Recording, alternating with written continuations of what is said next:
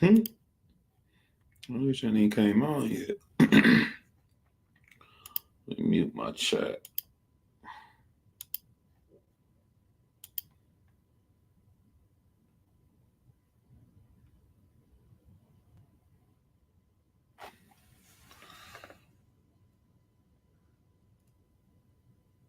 Oh, yeah, this is wow, yo. This is wow.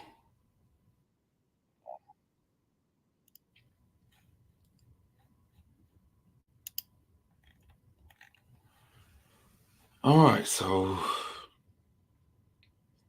let me make sure I got my right tabs open.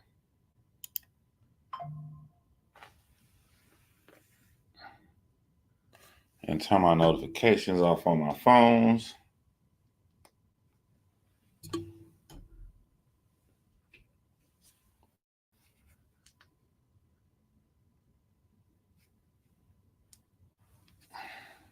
What's up, Larry? What's going on with you, man? Yeah, we about to watch this video together, I guess. Guess we about to watch this video together. You know what I'm saying? This is kind of wild, man. It's kind of wild.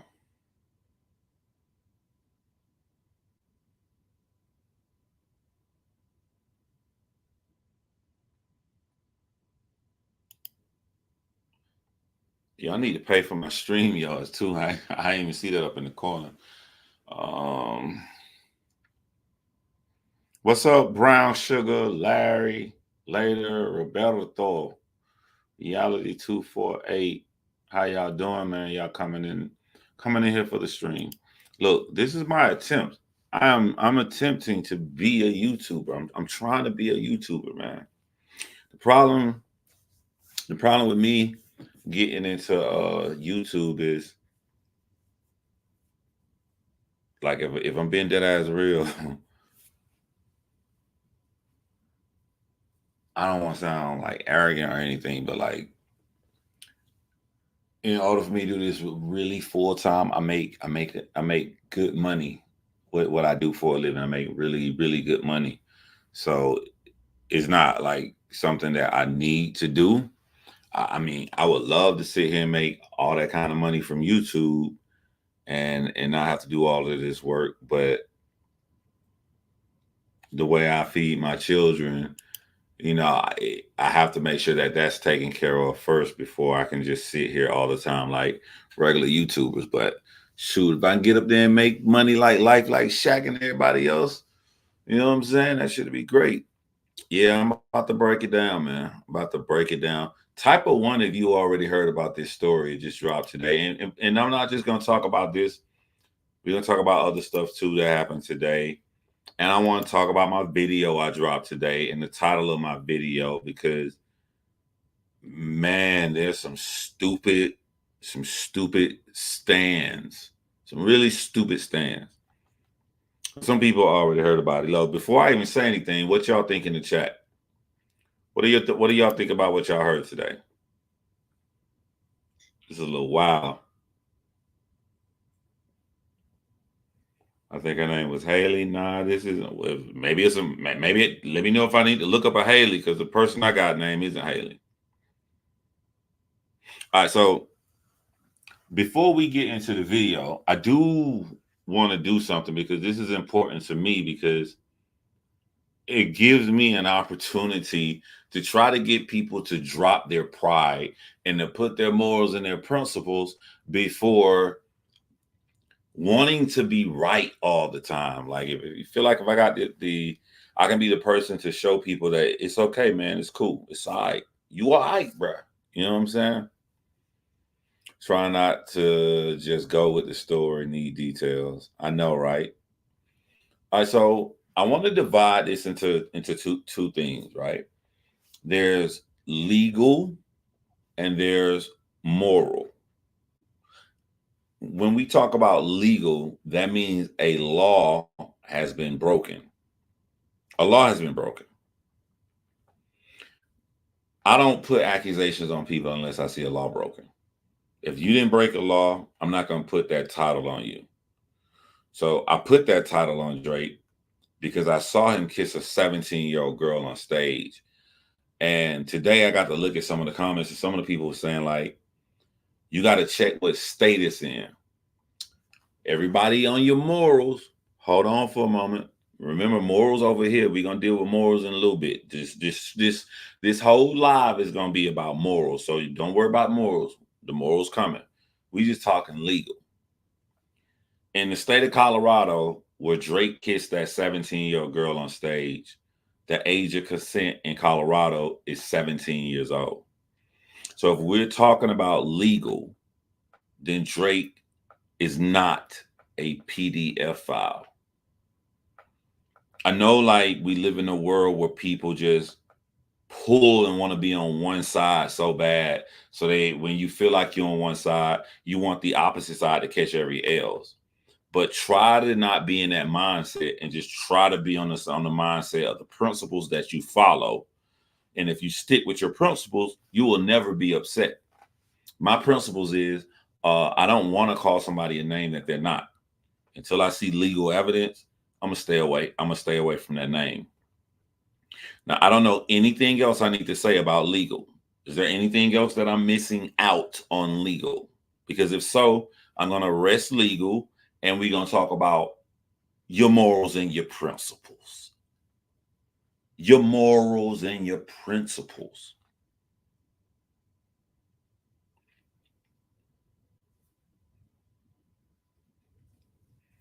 And Presidential Mike here just brought up something good, because, like, you got weed laws in California.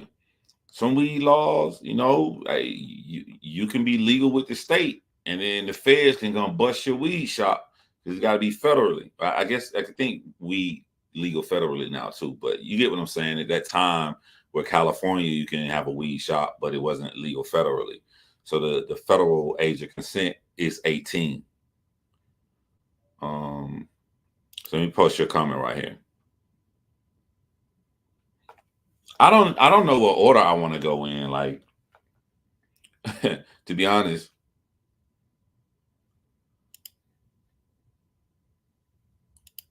all right. So I'm gonna tell y'all the biggest disturbing thing that I saw today, and we're talking about morals and principles, not legal. What I'm about to show y'all, I saw it on. Oh my God, I feel bad. I forget my boy Page. Carcino. I'm gonna look it up. I'm gonna give him props. I saw his live today, but he was watching academics watch the video I'm gonna show you guys. And this is what I mean when you put a human beings before your morals and principles. The video was damaging.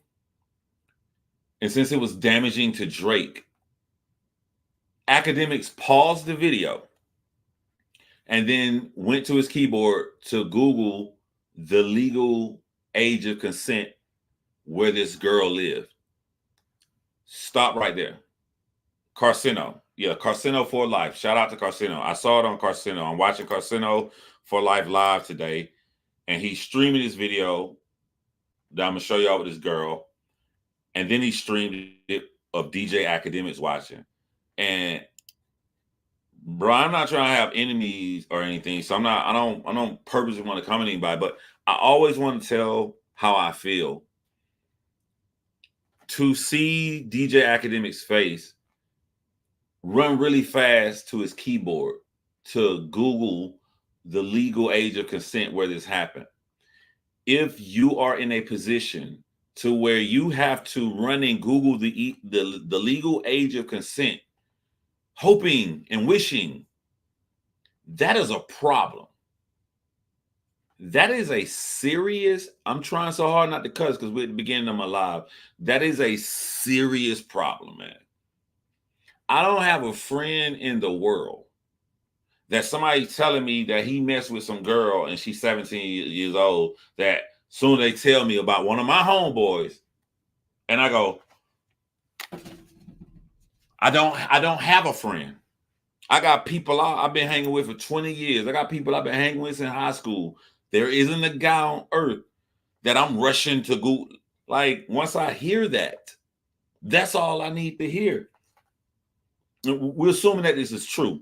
Like I'm saying that what they're saying about my friend is true. It's not a debate of whether it's true or not. It's only a debate of if it's legal in that state. I'm not riding with this dude no more. I'm not riding with this dude no more. Sickness of the highest order. That's funny because I was gonna play some Albert and Preach too to go along with this. All right. I want to go back to Drake kissing the girl on stage too, because we're done talking about legally. Nobody checked me, and nobody sent me an email, and nobody came my stuff. This is me and my principles. When I see that 17 is legal in the state of Colorado, I have to remove that title of the P word because he hasn't broken any laws. I still get to keep my personal opinion. And here's my personal opinion to everybody in that comment section who came in there saying that 17 is the legal age of consent in Colorado. Drake touches the girl's shoulder, right? He's rubbing on a little girl. And then he said, y'all gonna get me in trouble.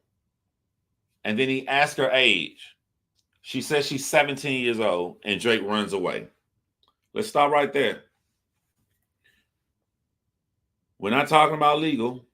We're talking about, do you feel like you're doing something wrong? Why did Drake run away? Why did Drake run away from her when she announced she's 17? That's one. Number two,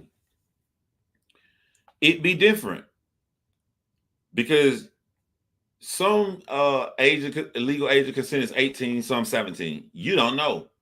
A girl announces she's 17. Drake is on stage. So Drake didn't get to do what DJ Akademiks did with his New Girl case I'm going to show y'all about. Drake didn't get to go and pull out his phone on stage and Google and see age of consent. You can't say Drake just knew the age of consent in Colorado because he ran away. So Drake don't know the legal age of consent. Drake feels that this is wrong, like she's a child, she's not old enough. He moves back, and then he moves forward towards her, and he makes the conscious decision to kiss her. This is sick to me. Nothing's changed. The only thing changes, Colorado 17 legal age of consent. Morally, looking at someone, how they move, how their actions are, and what Kendrick Lamar was trying to portray about someone and their character, absolutely zero has changed. That goes into the bucket and hold that there. Hold that there. I'm gonna put this comment up here.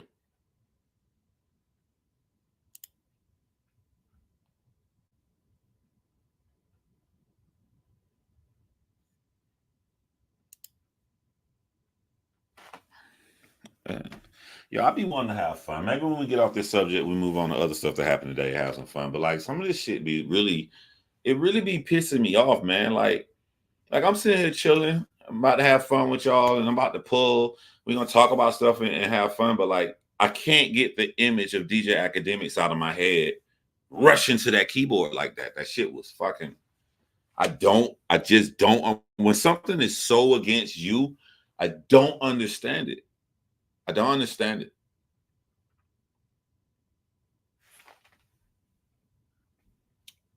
We got more than 217, yo.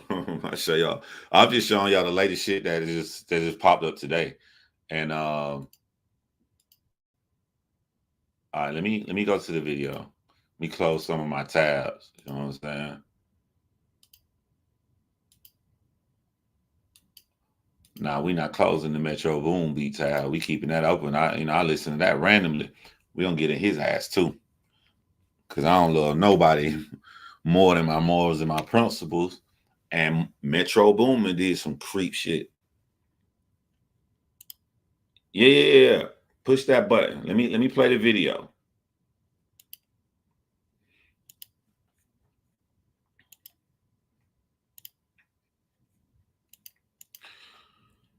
All right, man. Y'all tell me what y'all think.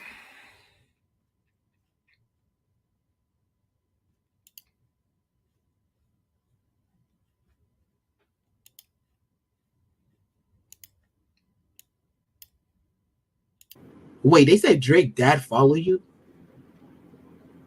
Who do? Be honest, what do you think about the Drake allegations?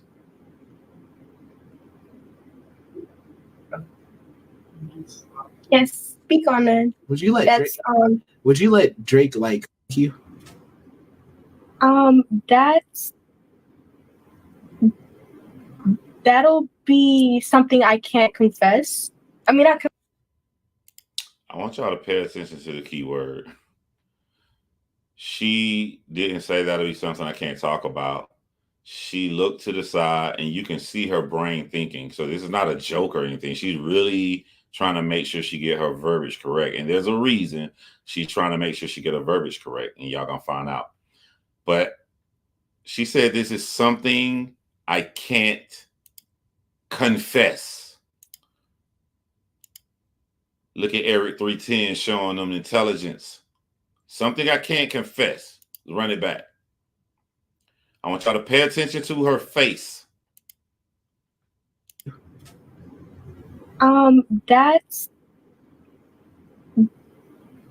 That'll be something I can't confess.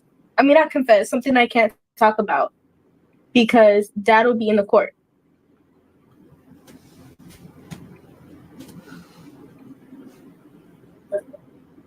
The court.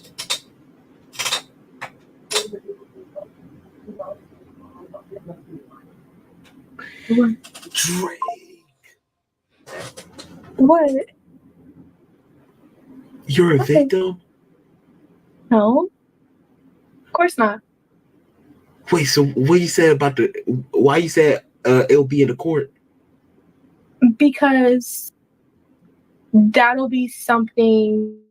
Oh, you can't speak about it right now? That I can't speak about. Yeah.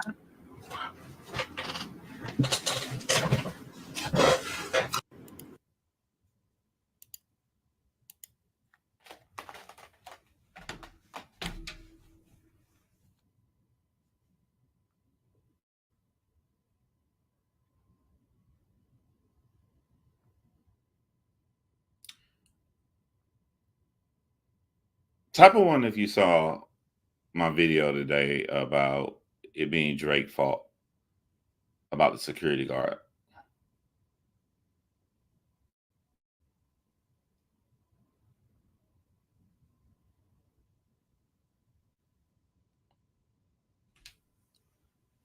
There was a part in the video I made today, right?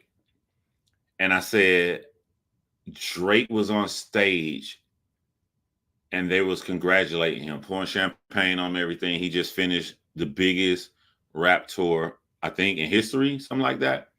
And I said, right at this moment, Drake doesn't understand how big and how important this moment is in his life. Because at this point, there's a Y in the road. Drake can go home, relax with his millions and hundreds of millions he made from the tour alone, be a father to his son, and do all of the good things in life. He can go that way, or he can go this way, go home and show his prowess and try to battle and come at every single person, right?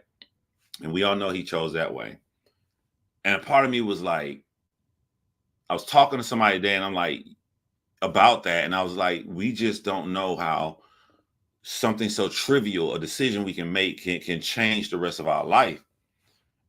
And I'm gonna be honest with y'all. When I was talking to somebody today and I said that, I was thinking like, damn man, like Drake should have chose the left side of the Y. When I see things that's coming out and I see videos like I just saw,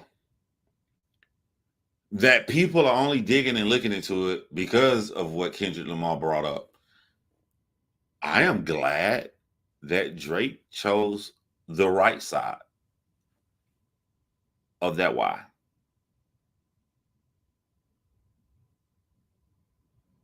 I don't want to. 11 days ago, she just turned 17.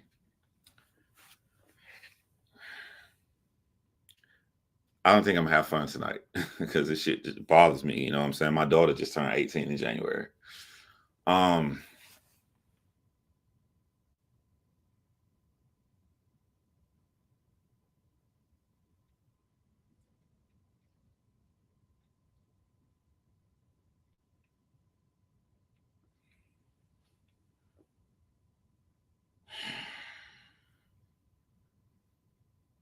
She just turned 17 11 days ago. Is that real?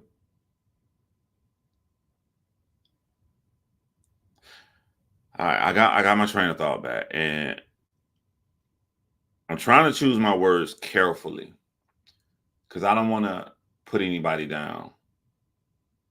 So I guess what I can say is from that 1 minute clip, what I gather is that this girl is naive.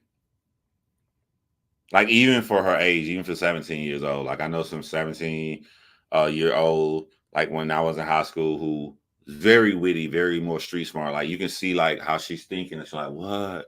Like there's a naivety about this girl. So when I see that naivety that can come through with a video that's only 1 minute and 20 seconds, I can imagine how easily she can be manipulated by a grown ass man in his 30s. I want to go play this one more time, and like we already know what she said. I want y'all to pay attention to her facial expressions and her pauses.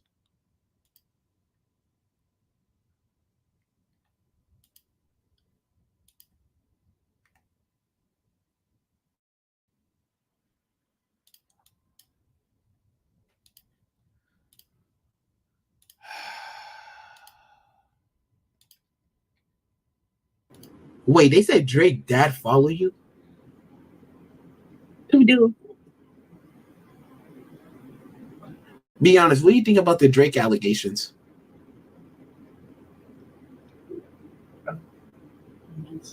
Yes, speak on it. Would you let That's Drake, would you let Drake like you?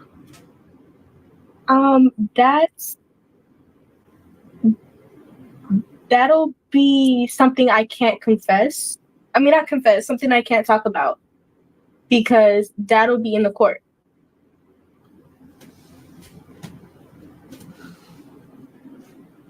The court.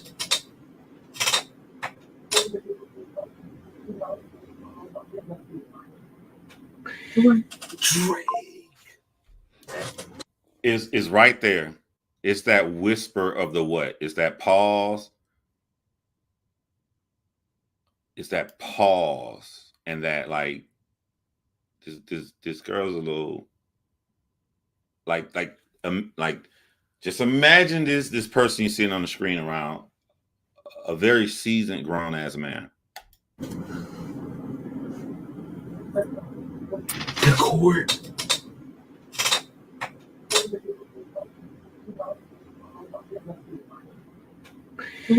Drake.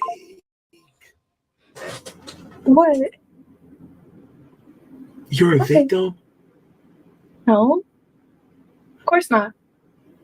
Wait, so what you said about why you said it'll be in the court? Because that'll be something. Oh, you can't speak about it right now? I really wish he wouldn't have said that. I see people do that all the time. Like if you just give the person you talk to some time to breathe, you get so much information. But he kind of gave her a way out when he said that. I really wish he would not have asked that question. Because that'll be something Oh, you can't speak about it right now? that I can't speak about. Yeah.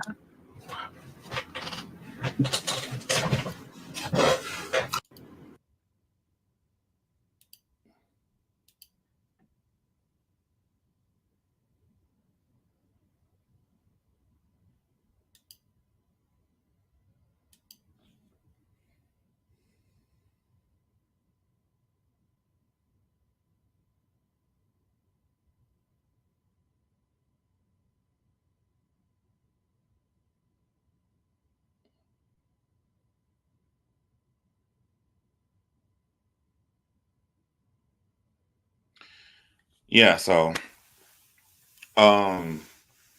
just stay level-headed. You don't know anything. This could be a skit. Could be somebody lying. As of right now, you don't know anything. I think that if I'm not mistaken, someone who saw Carcino live, I think they did like look at her followers. I think they showed that like Drake's father did follow her, some shit like that.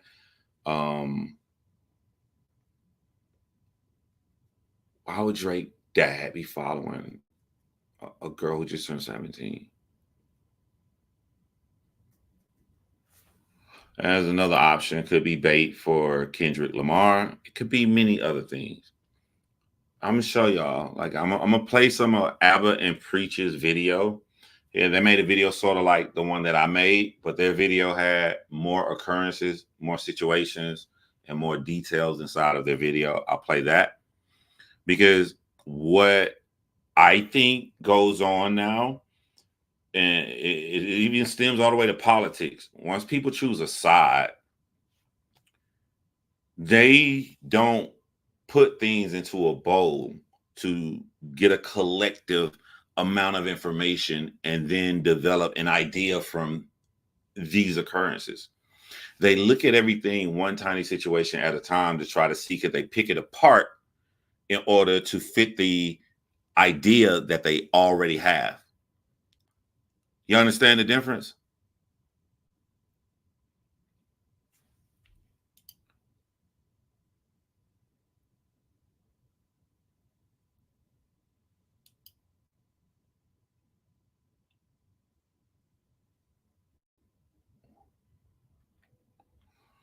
All right, let me go to Abba and Preach. I remember I used to call them Abba. Type of one if you saw Abba and Preach's video on Drake. Yeah, as soon as I saw the title, I was like, "Yo, this is gonna be huge," because they typically get like a million views on their videos.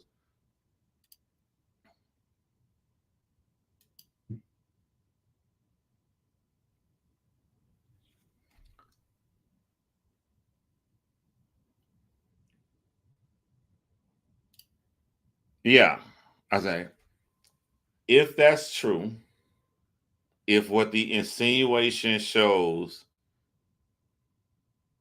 is true,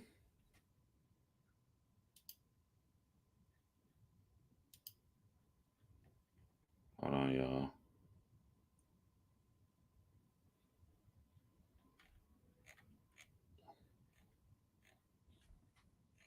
That's interesting.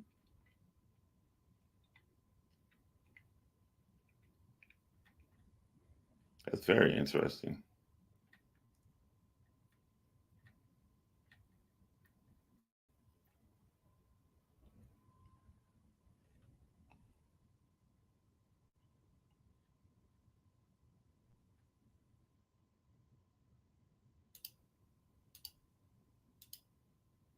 Hold up, y'all. I'm trying to see something with my chat.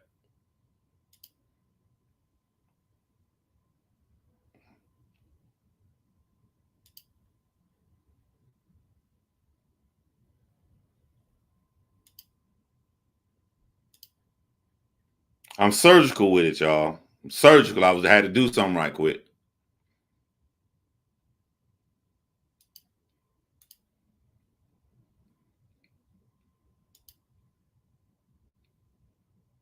Someone said that isn't the video DJ Academics ran to look up information on. Was it another underage video?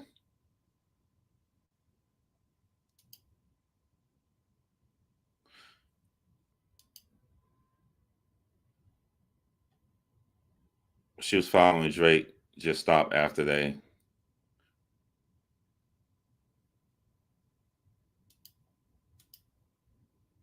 But it's a bad week for Drake, boy.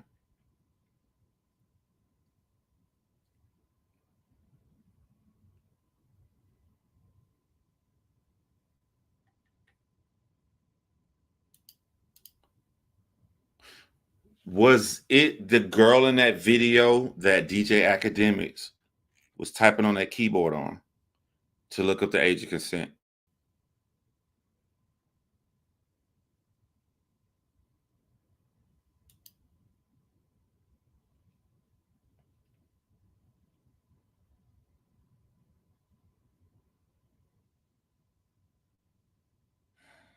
All right, hold on.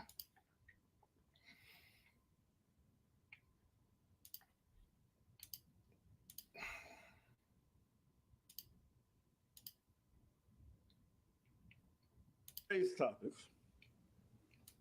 I have no kid. If somebody could find them, and then everyone's like, So that's what you respond to, but you don't respond to the kiddo stuff. And then on his latest track, he talked about it. It's so funny to me because I think he thought this reply track was going to be good, but all it did was dig his hole. He said, speaking of anything with a child, let's get to that now. The Epstein angle was the shit that I expected. Why would you expect that? Well, yeah, the internet don't play. So how about we start the one that he brought up out of nowhere for no reason? Miley Bobby Brown. Let's say y'all got a 14-year-old daughter. She talking about a man in his late 20s this way. What y'all think? What about your relationship with Drake? Tell me. Yo, so all right, we know this one, right? I'll let y'all. Maybe y'all didn't hear what she said because I don't think I played what she said in my video, so I'll play it.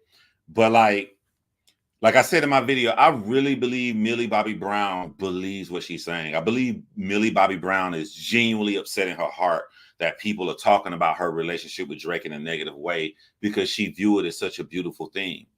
Nothing happened. He hit on her and everything. If I were to talk to Millie Bobby Brown, what I would want to ask her, I would say, if you see an occurrence of such and such who just was with a 16-year-old taking a photo, if I'd have asked this 16-year-old, that girl would have said Drake was just a friend. He didn't do anything at all. So that means she feels just like you feel. They went on a date when she was 18.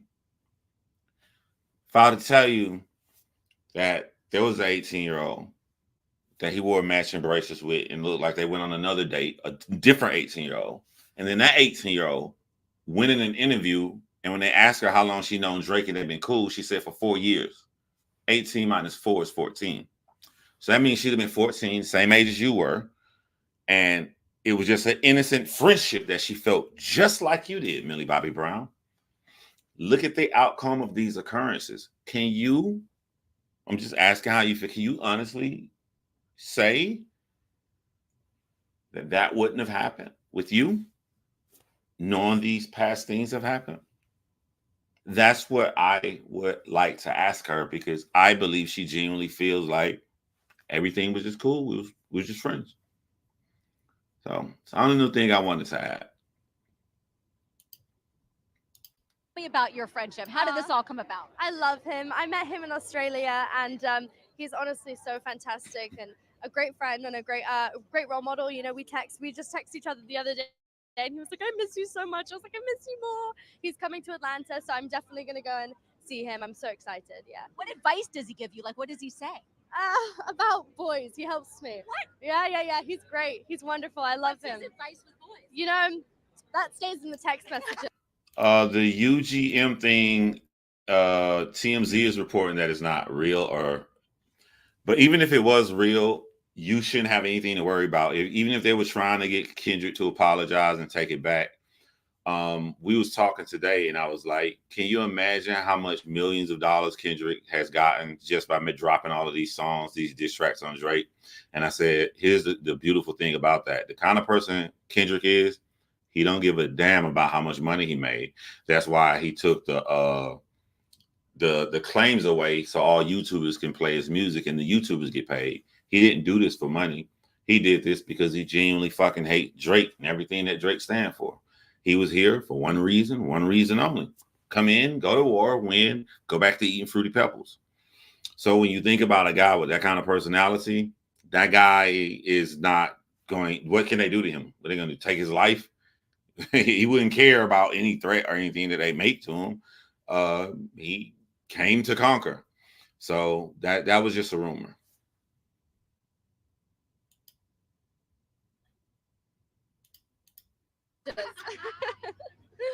So he out here texting 14-year-olds saying, "I miss you so much," and texting them about dating and boys.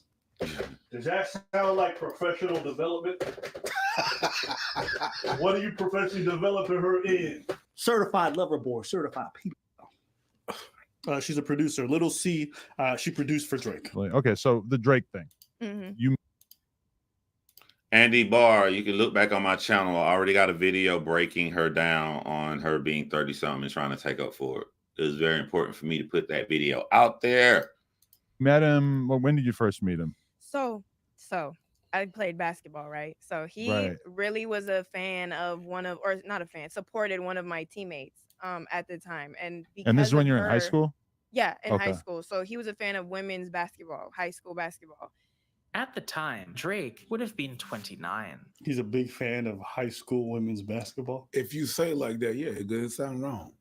What Abba is saying is if you're a man in your late whatevers, you can't be fans of no young woman things. So this is the trick. This is why they won't let me on their streams, right? Because they want to take each thing down and dissect each thing. I am talking about a pattern.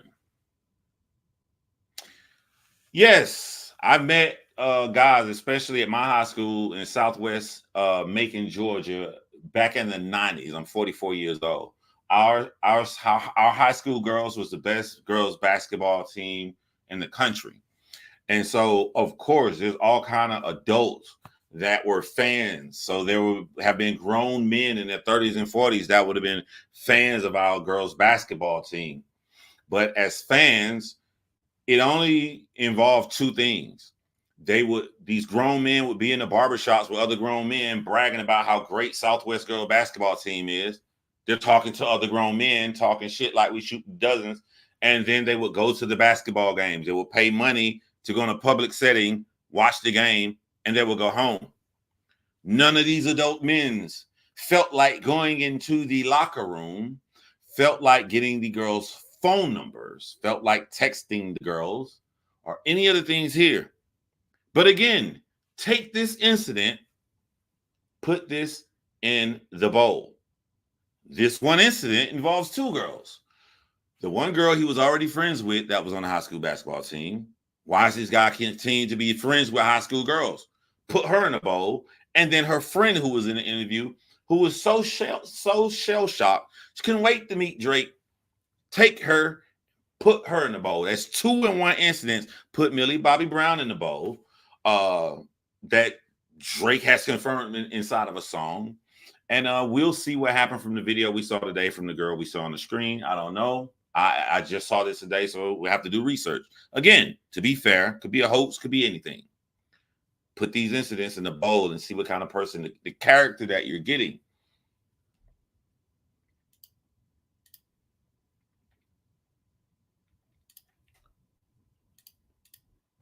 You can't. It don't look good. No matter how, hold on, no matter how, if something happened or since something doesn't happen, if someone has something to say, it's just not gonna look good. And that's a fact. It's just not. Yo, let me tell y'all something, man. It's a true story, right? In my high school, like, 9, 10, 11, 12, 9, 10, 11, 12, right? So you get to high school, you're a freshman, right? And like seniors are just so old. I mean, you're a 14-year-old, right? But when the bell would ring in our high school, you can look down this long walkway and you see these cars parked there. And most of those cars was so-called the alleged guys who had just graduated. So 18, 19 years old. So they graduated, and then it's the following school year, and they'll be sitting there waiting at the school. And this is why it's important to have your own brain and be your own self. Because if you are a follower, whatever environment you're born in, whatever this quote-unquote cool guys are doing, that's what you look up to. If the cool guys are gang members, you want to be a gang member. So the quote-unquote former cool guys would be outside of the school when the bell rang, who just graduated. So every year you're in high school, like, one day that's going to be me. One day I'm going to be the cool dude coming back. I'm going to graduate high school. So in 9th grade, you're going to be that dude. 10th grade, you look. 11th grade, you look. 12th grade, I'm like, I graduate. I go to the Air Force for that summer. I come back. When I come back, after I get out of boot camp, you come back home before you go to your first base. And when I come back home, my guys are like, y'all want to pull up the Southwest? Hell no, bro. Like, I don't know, it's because I went to boot camp and it just aged me. I'd only been gone for 6 weeks. But when you go through something like that and you make lifelong bonds and friends, you feel like you've been on another planet for 5 years. So when I come back, nothing in me wants to go back to this kitty ass fucking high school and just stand on the wall and well, what am I doing? Well, who I'm finna pick up? Like so when I was in 12th grade, the only people there, the girls that was in 11th grade, who now are seniors, man, I could have hollered at them when I was here. Well, no, I don't want to go back there. And the point that I'm making is, it had only been 6 weeks, and I was already over it. But you got dudes in their 30s. You got dudes in their 30s out here in these communities online and preaching and saying, like, go get you an 18-year-old chick. Ain't no way I can have any kind of sexual interaction with a girl that was born the same year as my fucking daughter. That's just me.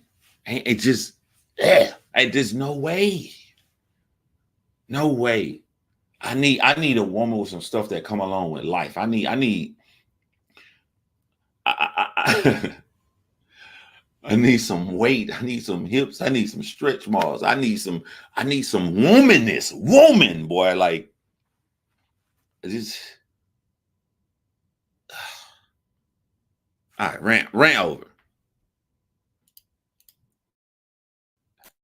Gonna look good. I'm not saying it don't look good. I'm just saying he likes hanging around teenage girls. That's it. That's it.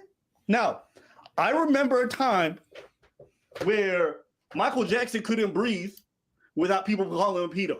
It's not. I feel you, Sheldon. It was not just the Neverland. It was all the allegation. It was not just the Neverland. It was the allegation of smoking Jesus juice, of drinking Jesus juice, and sleeping in the same bed. We're, I believe, a bit miles apart. I was just supporting. There was nothing sexual that was said and everything and stuff. I don't want to be someone that defends, but let's stick to the facts here. Okay, so let me ask you. Let's stick to the facts, right? Go ahead. Your daughter's texting, 14-year-old daughter's texting a 29-year-old man dating advice. Yep. They talking about they miss each other. The fact is he didn't do nothing that we can prove. That's correct. What you doing? What you doing? So this is where I would like to debate Drake stance. Now I know Albert and Preach feel like I do. They're just being fair, legally fair, right? All right. If you own a store and some creepy guy keeps coming in your store, he's not buying that. He just look weird. He got on all black. He got on black gloves, and he just walk around in your store. He been in there for 2 hours. And they keep coming doing this. They keep walking down every aisle. This man ain't did nothing. He ain't broke no law. You as a store owner, are you gonna have any worry in your mind? Are you gonna feel any unease at all? He ain't done anything. They're trying to take away a natural human instinct that we were scientifically born with. When you see a pattern of suspicious behavior, you become suspicious.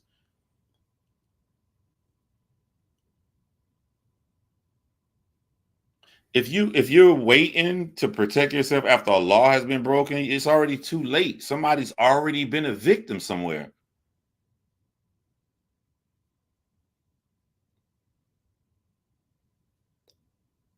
I haven't seen anything illegal except federally, I guess. You know what I'm saying? Like, he kissed a 17-year-old in Colorado.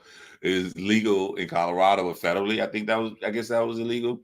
I haven't seen nothing on paper, but I'm talking about weirdo behavior that I have a right to feel uncomfortable with.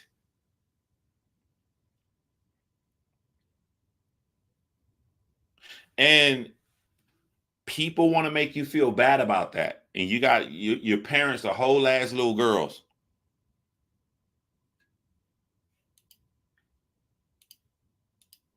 What you doing about your 14-year-old? You're 100% right. Okay. You have no business. It's not like I'm doing conjecture right, about something. There's no world I know of where a 14-year-old is texting a 29-year-old saying, I miss you so much, and texting them about dating advice with boys. I can understand that. But the same way, if it was a boy, it wouldn't be the same thing. Because in the eyes of the world, it's not really the same thing. Listen, sorry. No. If my 14-year-old son is texting a 29-year-old, they talk about each other, I'm thinking something sexual is going on. Absolutely. I'm mad at you. Yeah. And I think most parents would at home too. There is no time or place a 14-year-old is texting a 29-year-old woman, I miss you, and someone not thinking it's sexual, and they talking about dating all the time. I'm mad at that. There's not, it doesn't matter. That's not a gender thing. I'm mad at that. Now, you might say we might take one more seriously, sure. Yeah. But there's no doubt that we would. Yeah. There's no doubt that nobody Yeah. would see Cool. that age difference and think Cool. that's weird. Cool. Okay. All right. We're good. Okay. This is an actual lyric from one of Drake's songs on the screen. Sierra Canyon parking lot looking like Magic City parking lot. Sierra Canyon is a high school. Magic City is a strip club, just to add context. Put that lyric in the bowl with the other friendship with teenagers. Put all of this in a bowl. A man who had a close friendship at 29 years old with a 14-year-old made the rap lyric about Sierra Canyon High School parking lot looking like Magic City strip club parking lot.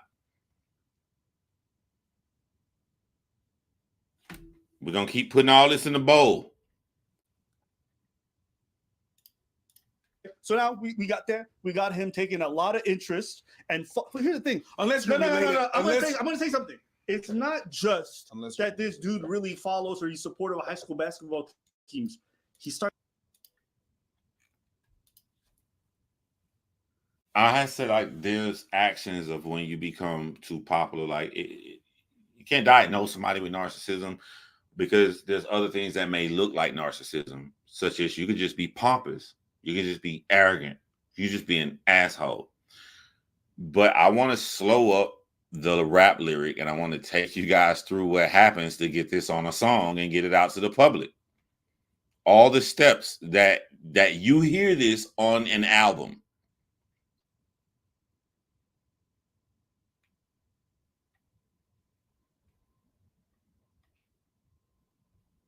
I'm sorry, I had to go back up and find the comment. All right.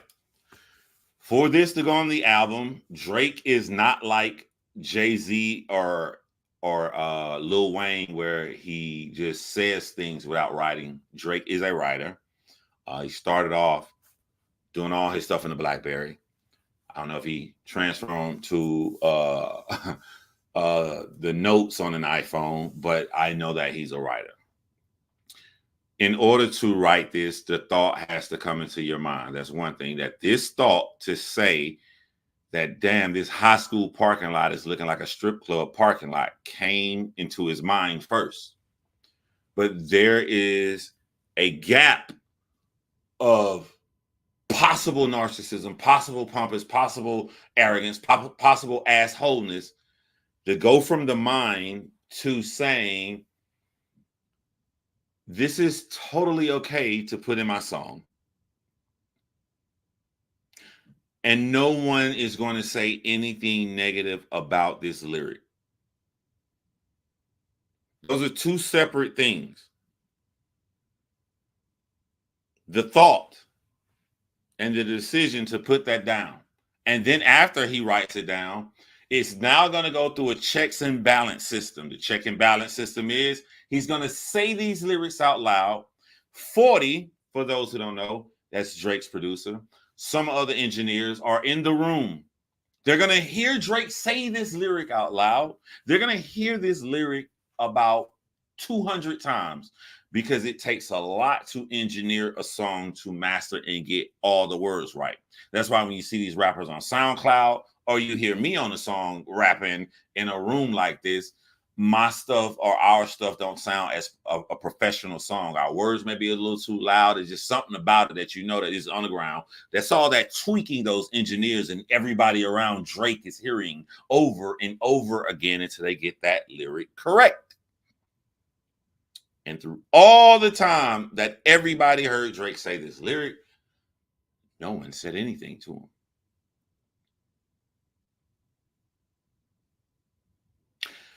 I'm gonna assume at this point, some point, Drake's manager is gonna hear the songs. They're gonna check it out before it goes on the album. I'm gonna assume at some point, the record company is gonna hear this album. They hear every album and listen to every song before it comes out. And through everybody listening through this, before it gets to your Apple Music, everyone heard this lyric, and no one asked Drake anything about it.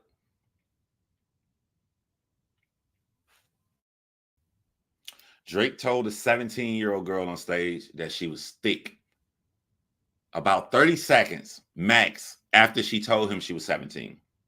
And then also in Drake's song, he wrote this lyric: high school pics, you was even bad back then. I'm not going to go through that entire process again. Just know everything I just said, what it took to get to your Apple Music or your Spotify for you to listen to it. That same lyric went through this same strenuous process from Drake thought to the decision. Fuck it, I'm gonna write it down and I'm gonna rap it, and everybody's gonna hear it 1,000 times before it gets to your ears.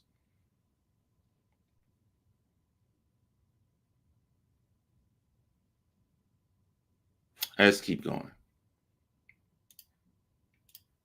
Starts following these girls. He starts contacting them. What business do you have contacting these young women outside of just being supported at the game? It's not like he. Oh, by the way, put that second lyric in the bowl. We gonna make a pedo cake today. Put that in the bowl, and then put this one on the screen. Put that in the bowl too. We putting all this in the bowl. We ain't even added the eggs or the flour or nothing. We ain't even added water yet. Just put this in there. Just put that in the bowl. I think right now we got 5 things in the bowl. We got the 2 cheerleaders in the bowl. We got Millie Bobby Brown in the bowl. We got 3 disgusting lyrics in the bowl. That's 6. And possibly, if this story checks out, 2 today from what we just heard from this girl who just turned 17. I don't know. It's fresh. No pun intended. We got 6 in the possible in the bowl right now. 6 in the possible. Let me know when y'all ready to add the eggs in the water. Was just in the stands. No, he can't do that. But let's keep watching. Unless you're relatives. But even then, that could be like fishy, fishy, fishy. So I wrote Drake would get the WNBA out of debt if it was full of teenagers. That's foul. Drake would get the WNBA out of debt if it was full of teenagers. And that's a fact. Yeah, you want to solve it? Put the young girls in, get Drake to be the face of the franchise. And it won't be Drake just like MJ just dunking. It won't be that. It'll just be Drake hiding behind the sheets. It's not dunking like that. It's dunking like that. And it's just some 14-year-old pigtails or some shit and a high school uniform. Why? Anyway, imagine that on the shoes. Oh shit, is that the new Air Gok Gok? The Air Pedos? Yeah, the Air Pedos. And I was like, yeah, the Air Pedos. The story's about to continue. I'm sorry, I already know the story. I thought they finished the story with the girl, the cheerleader. So y'all don't even know yet. I was her teammate, so he followed me because of her. And I was like, oh shit, bitch, you got Drake to follow me? Like, what the hell? Like, that's so crazy. Oh my God. He followed me, and I lost it. I'm like, I have to meet Drake. Like, I love Drake. I've always loved Drake, still love Drake. So basically, yeah. I'm gonna start right there because the admiration she had for Drake as a child, as a teenager, you know, like I couldn't imagine me when I was 16, 17 years old, like, and I'm trying to be a lyricist in the South because I was listening to only New York music. If I'd have met Jay-Z, somebody, I'd have been ecstatic. I was a kid. I got to meet the dude. He's like, this nigga right now somewhere. He's at the table with a bowl of Apple Jacks. He's reading the cereal and he's writing some shit. That shit motivated me so much. I was like, yeah, but I'd have been ecstatic. So a lot of y'all don't know I do true crime, right? So I went to Crime Con one year. I got a true crime YouTube channel, and I make true crime documentaries. I'm telling, I'm not feeling big. I went with my friend who's kind of big. She's huge now. She about to get a million subscribers, but she had I think she was pushing 40,000 subscribers then. So I was pushing like 10,000 subscribers. But my documentaries was getting a lot of views, right? When I went to CrimeCon, I'm just standing there at the hotel outside. We dressed. We about to get ready to go out. Crime Con over with. We about to go. You know, all the YouTubers that do true crime is all together. So we about to go have fun drinking stuff. And someone said, John Crimes. And I turned around and it was a little 14-year-old girl with her mom. And she was jumping up. She was so ecstatic. She was like, Mom, can I please go meet him? And I was standing there and I was seeing my friend who was much bigger than me. She getting all these people to come to her. I ain't think nobody knew me. This little girl was so ecstatic to just meet me and get my autograph. And I'm a nobody. I'm a nobody. And I saw how happy that little girl was. Gave her autograph. She went back to her mom. Now just take my little nobody ass and multiply me times a gajillion to be on Drake's status as this girl, when she was a teenager, saw that Drake followed her, and what that does to the mindset, what that does to the, there's nothing that girl wouldn't have done that he would have asked. Nothing.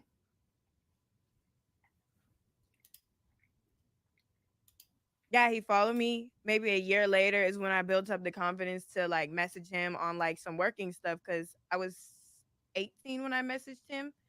And I DM'd him like, hey, He knows what the he's doing. Why is he following her on Instagram? For what reason? Just to be clear, I'm saying this because this is not just conjecture. I don't care who this is from, irrespective of the beef. This dude is a straight up weirdo, certified. Call it like it is. I like the fact that certified has become the man version of period. Yeah. He said, I never looked twice at no teenager. Only fucking with Whitney's, not Millie Bobby Brown's. I never looked twice at no teenager. Started when footage from a 2010 Drake concert began circulating the internet. Footage where a 23-year-old Drake invites a girl from the crowd on stage, dances with her. We already know that one. I'm gonna skip it. Somebody asked for my true crime channel. I'm gonna do what I did in the last live and post the link to it and just keep it at the top.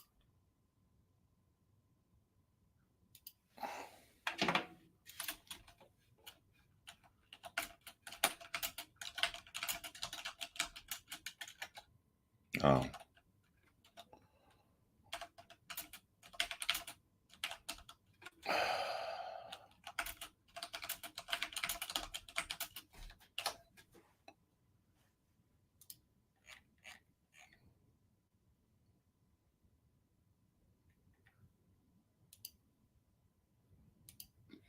All right, it's pinned at the top.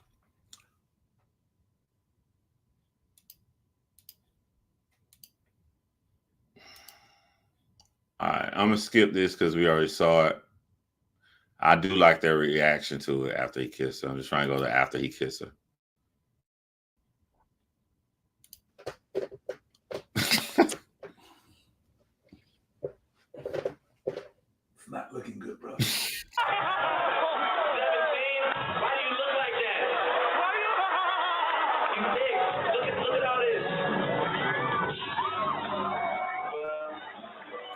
Yeah, I'm not showing that on my channel. I know it's on YouTube and everybody else show it, but I'm not showing it.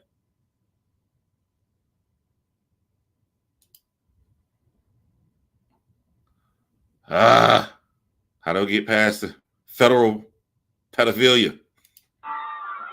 No!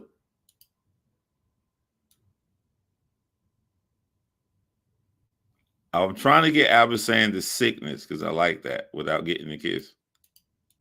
It is a sickness of the highest order.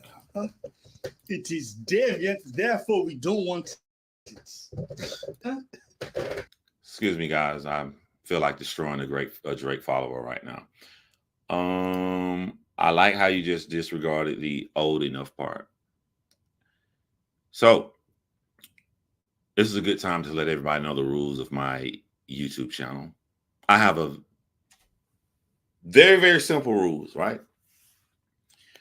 I will let anybody come over here and you can stay in the chat and you can talk shit all day. I'm gonna let you have free will to do it under certain conditions. You cannot come in my chat, say one little tiny generic thing and think you're gonna use that because you're too pussy to say how you feel. You're gonna get blocked and kicked out. I'm gonna force you to be a grown-ass man. I need you to type and be detailed and say how you feel so that way I'll know specifically what to respond to and we can have a conversation. But I don't do that little trick shit because you pussy. You really scared.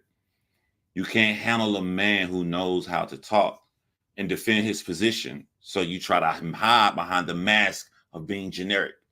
You can't do that on my channel. If you do that, I'm going to block you. Now, here's the 2 rules. If you want to troll, I will let you troll on my channel all fucking day. Put this up here just in case I want to lose it. I'll read that when I'm done, letting everybody know the rules of my channel. You can troll on my channel. My mods will not delete you. We will let you troll this motherfucker all day long. My theory on trolls are you want attention, and there's 2 kinds of troll.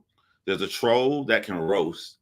So if you're a troll that wants to be funny, I'm going to block you unless you make us laugh, because I don't believe in nobody being mediocre. If you're going to do some shit, be the best. If you say some whack ass fucking jokes, we blocking the fuck out of you. If it's funny, I don't give a damn if it's about me. Roast the nose, go in deep. I'm going to laugh with you. You have to be a talented troll.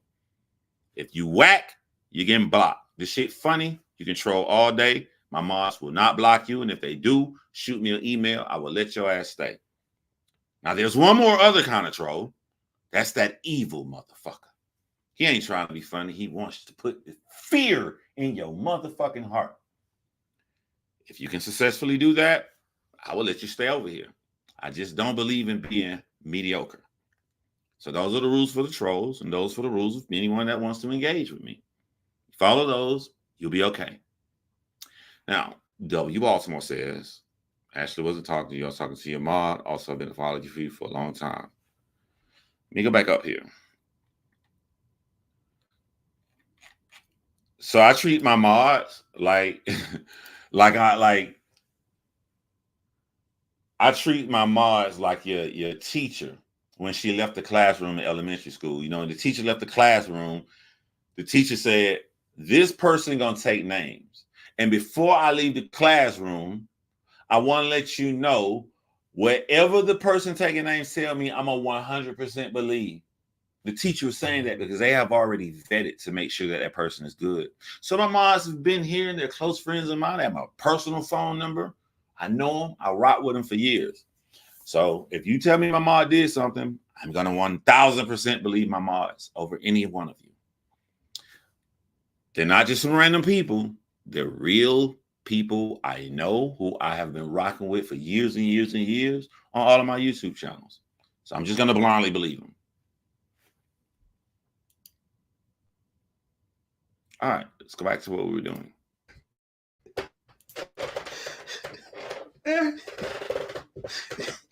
You know what I think is papaya. This one is lost, my friend. He has done it on camera. You know what I like about this shit is that you're the Ugandan Shazam. The minute I say Stagafula, and then boom, you turn it into this. And you guys remember one of his associates, Little Baca, was referenced a few times in Kendrick's song saying he's a predator or whatever. The same year, Drake would post on Instagram celebrating the release of Baca Not Nice, a rapper, friend, and member of Drake's record label, OVO, following a stint in jail for allegedly forcing a 22-year-old woman into prostitution, a weapons charge, and... Can you guys save me some time? Because I know that he went to the jail, right? Was the charges dropped, or did he only have to do a year and a half? I will look it up.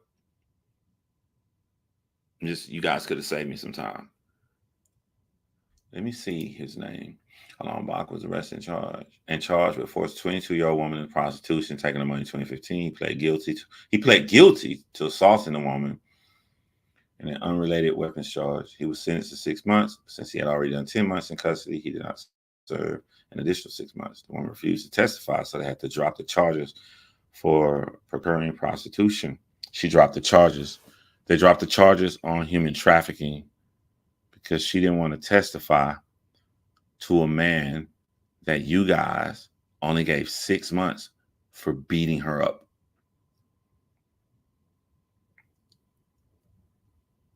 She was an escort and an on and off again relationship with Baca. She moved from Toronto by the time the trial was underway. So she left the entire city.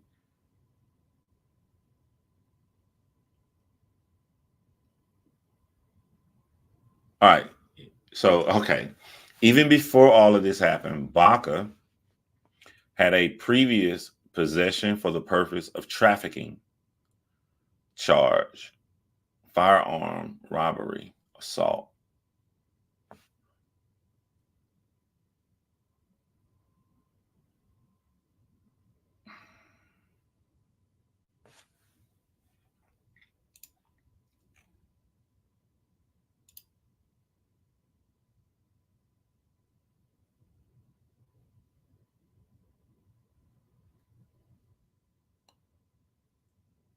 Okay.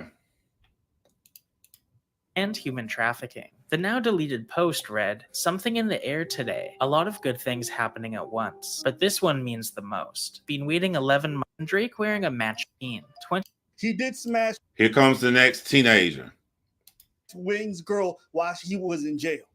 Well, he wasn't there. A year later, in May of 2016, 29-year-old Drake was spotted eating dinner with 18-year-old Hailey Bieber in West Hollywood. Due to their allegedly flirty interaction and Drake wearing a matching H necklace, rumors of them dating began circulating, with Entertainment Tonight even alleging that the two hooked up at Drake's interaction and How old was Drake in 2016?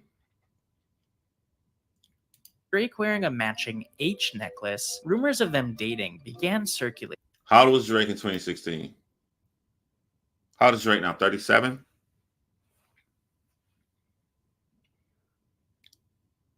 So he'd been 29? So he'd been 29, right? Do I got it right? 29 is such a all right. Nah, he would not have been 20. He'd been 29.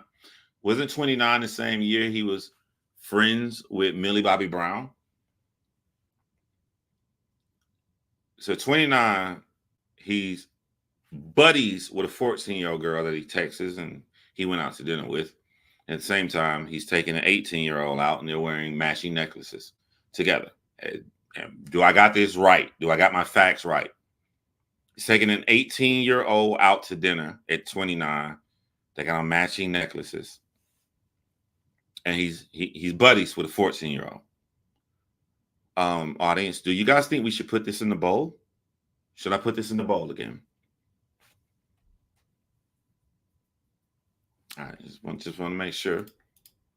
With Entertainment Tonight even alleging that the two hooked up at Drake's Memorial Day party. However, during this time, Hailey did an interview with E! News, revealing that she'd known Drake for around 4 years at this point, meaning that a 25-year-old Drake first met Hailey when she was just 14. Another 14-year-old? My bad. That article must have came out late because that would have been years prior. He's 25 years old. So this wasn't the time he was friends with the 14-year-old. This is around the time. It's a couple years after he kissed the 17-year-old. My bad. But she said they had been friends prior 4 years, which would have made her 14 years old. So this means she's the first 14-year-old that we know of that he was buddies with. And he never changed his pattern of behavior because years later, he would be friends with Millie Bobby Brown as she's still 14 years old. Okay. I'm definitely putting that in the bowl. Putting that in the bowl. Another 14-year-old? You going on dinner dates with her when she hit 18 in public? Another 14-year-old? How many more y'all need? Let's keep watching. What, you got more? A now 32-year-old Drake released a song titled Nice for What, featuring the line, "High school pics, you was even bad then." 3 months later, on July 22nd, I'm sorry, bro. That's already in our bowl. That's crazy. No, that dude is a little twisted monster. Later that month, Drake would release a song titled Jaded, featuring the line, "We coulda waited. I wasn't Russian. Differences in ages. You're old enough, but you're still a baby." Self-snitching. Just to reference, you're saying that no parents would let their daughter, they would think it's weird. She said like, oh, okay, I guess it's real, and kept on driving. So just to go back on what you were saying that no parents would have let that shit happen. She did. She was driving and they were chatting in the back, and she said, oh, I guess this is weird. What I said was very different. I said no parent would let the daughter talk to a 29-year-old man. What I didn't add to that caveat is if they're famous, because famous people let their kids do weird shit. Exactly. Yeah, they do. That's a whole different thing. Cool. But they operate in weird ways. You know what I mean? Some of them stop parenting and leave the managers in charge of everything. The weird thing that I get what preachers say. don't do secrets then. This, If you're supposed to go to jail, you're supposed to go to jail. this, If it was over a beef, too bad. On top of that, you self-snitch in song. yeah. I'm not saying You can't even it's be not mad at something Kendrick. that I went. I thought they "Excuse put the other me, girl on here." Mr. Prosecutor, this is what I no. It's like go look at that song and look into it. Bro. That's what he did. Bro. That's what he did. It's my fault that you got pictures of you holding on to ladies like grooming. The word is grooming. This is actually grooming. You think This is actually grooming. Think about what's happening. He meets them when they're 14, grooming? talks to them about dating. So he's inserting himself, okay? And then once they hit 18, they're going on dates and they hugging up and shit. I've never been with no one underage. Yo, I have a question to ask you guys. What do you guys think that Millie Bobby Brown would still feel the same way or change her stance if she saw this video? If she saw a pattern of being cool with people that's 14 and all of a sudden, allegedly, they're going out on dates when they turn 18, do you think that? Because sometimes shit can be so ingrained in somebody's head. Yeah, I heard the rumor about Daylight wrote back to back, but that's such a big bombshell that will destroy Drake because people are saying how much they love that diss track. I would want to wait for the evidence, or hopefully Drake does something, and if it's true, Kendrick Lamar would release it.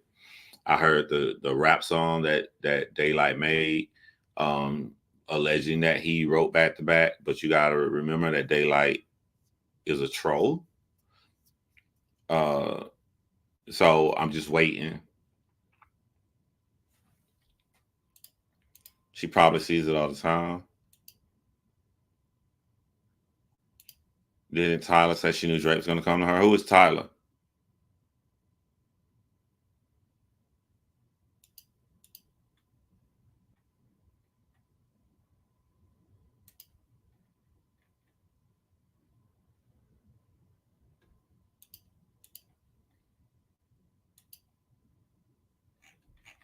So anyway, bro,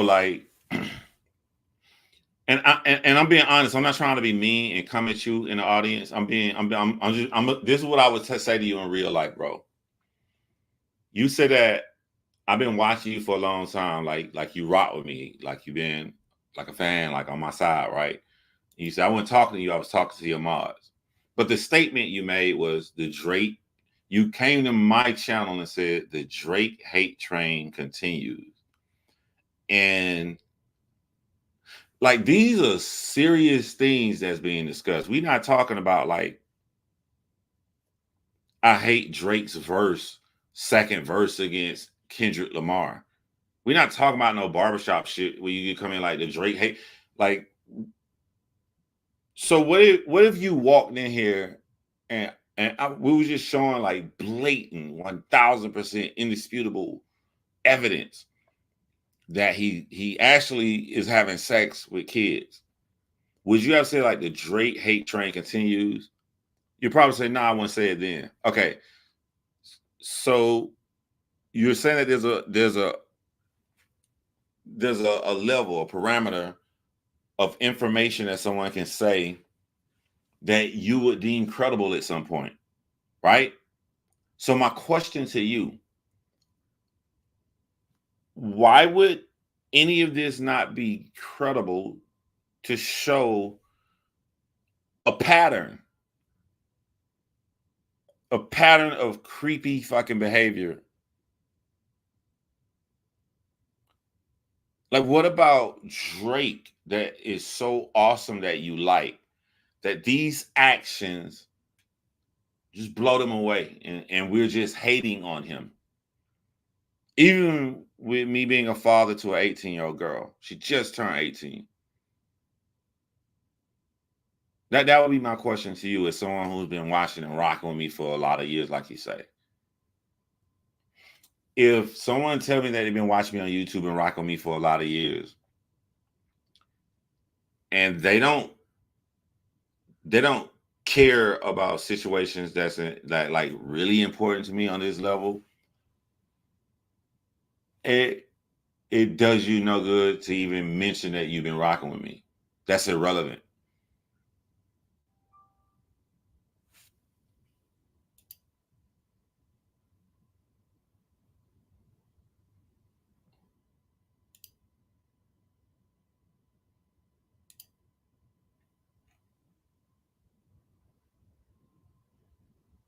She might see what happened to her when she around 40s. Oh, y'all still asking the questions about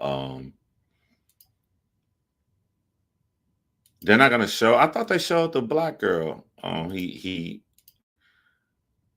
allegedly was friends with when she was 16, but then took her on a date when she was 18.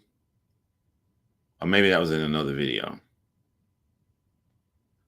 Because multiple people have made videos like this. So I don't know. Let me see.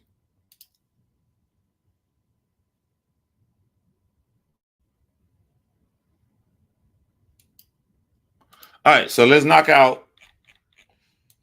I think I'm hurting my channel because it'd probably be better if I just made separate videos on every topic, but I'm gonna put them all in this live. Whatever. There is an alleged website that's supposed to be made that's going to put all the evidence that Kendrick Lamar put his hands on his wife. So I just want to say this right here.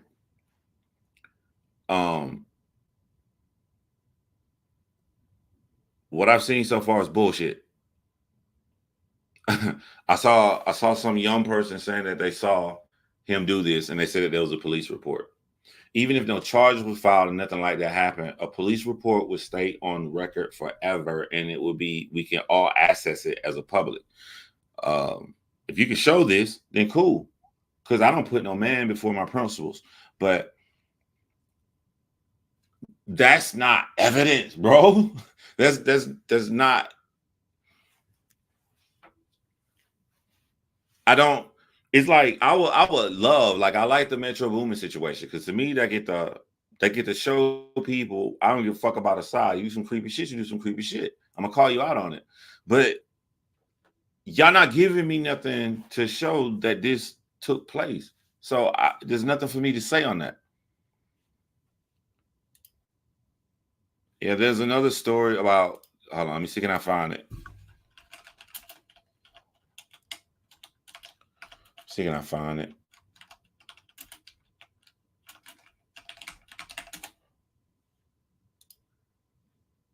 All right, let's check this out, y'all. And let's see what we got here.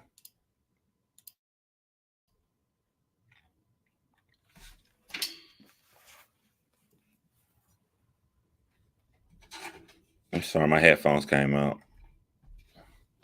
Not that I need my headphones to read an article. Drake's $350,000 settlement to alleged sexual assault victims, subject of complaint filed by woman against attorney. June 18, 2019.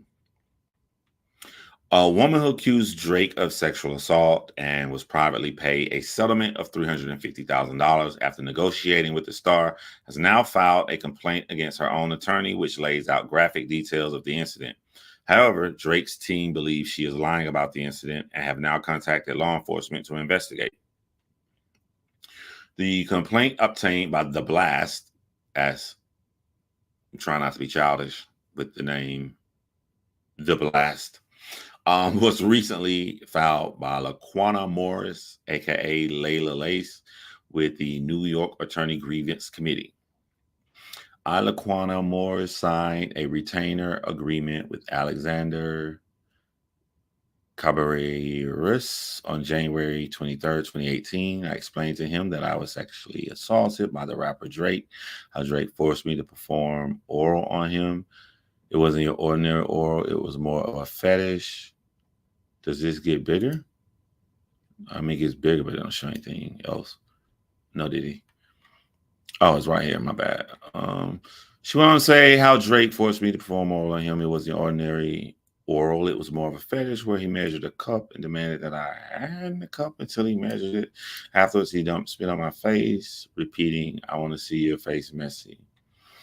Being that the incident happened in Manchester, UK, I had to file a police report over there. I called the Manchester Police Department in June 2017. Drake was investigated by authorities in the UK based on Moore's complaint. The rapper was eventually cleared of any criminal wrongdoing. Sources close to Drake tell us he was cleared by law enforcement because the story simply isn't true. Afterwards, the lead investigator sent Laquana an email explaining that the reason he wasn't prosecuted is that they couldn't secure a 100% conviction. They said, "Hi, Laquana. As you were aware, I produced a write-up for my inspector outlining the evidence gathered throughout the investigation. He has now looked through the write-up and the decision has been made that no further action will be taken. I know this will be disappointing for you, but unfortunately, the evidence isn't strong enough to secure a prosecution. The CPS would only take the case to court if there was a 100% chance of a prosecution, but this is not the case. I know the reason for reporting this was so that Drake could be spoken to, so he realizes how this has affected you, and so he wouldn't continue thinking he could do this to anyone else.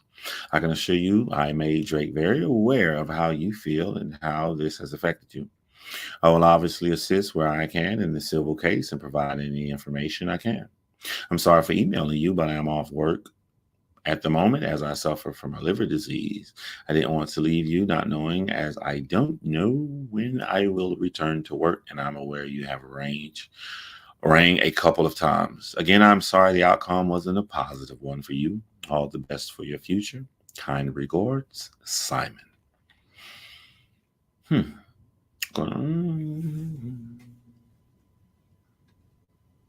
According to Moore's during the investigation, her lawyer, Alex Cabarrus, began negotiations with Drake's attorney, who she claims begged that we didn't file a lawsuit and suggested that we wait until Drake is done with his criminal case to discuss mediation.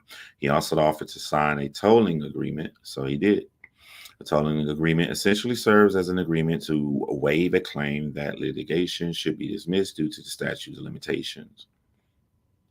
The legal documents described in the ongoing negotiation of the settlement amount to be paid by Drake to Moore's between the two parties. Specifically, a July 2018 meeting is described in New York where she claims an offer was formally made by her attorneys, advised her to decline by saying it's not a good enough offer and to not accept the first offer. Laquana then alleged she was blindsided by Drake after the hip-hop star filed a lawsuit against her for civil extortion, emotional distress, fraud, defamation, and abuse of process. In the suit, Drake claimed he and the Instagram model hooked up at his hotel after a concert where the two had consensual sex. Specifically, Layla also voluntarily and seemingly happily performed oral sex. The lawsuit detailed how Drake believed the attempts to cash in started with a pregnancy claim. After she allegedly refused to do a paternity test, Drake claimed Moore changed the story to a sexual assault and went to the authorities.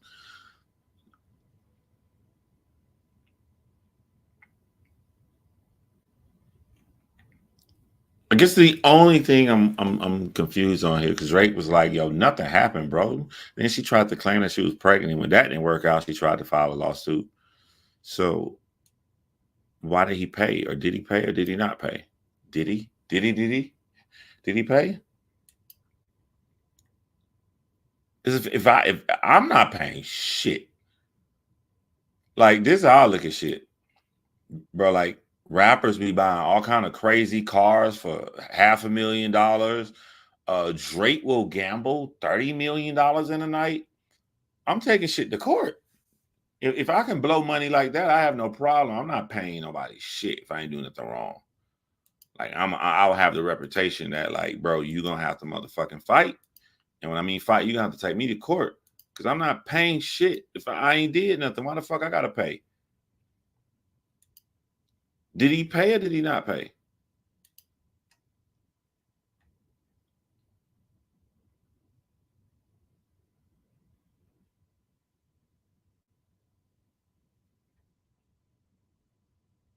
So she tried to commit suicide after the suicide attempt. Negotiations started back up, and Drake's team agreed to a settlement of $350,000 to be paid in several payments over time. The deal included a confidentiality agreement and also agreed upon a joint statement. Then how did we get this check? So his first installment was $75,000. After the attorney subtracted their fees, the total amount given to her team was $125,000. Damn, the attorneys took most of that shit.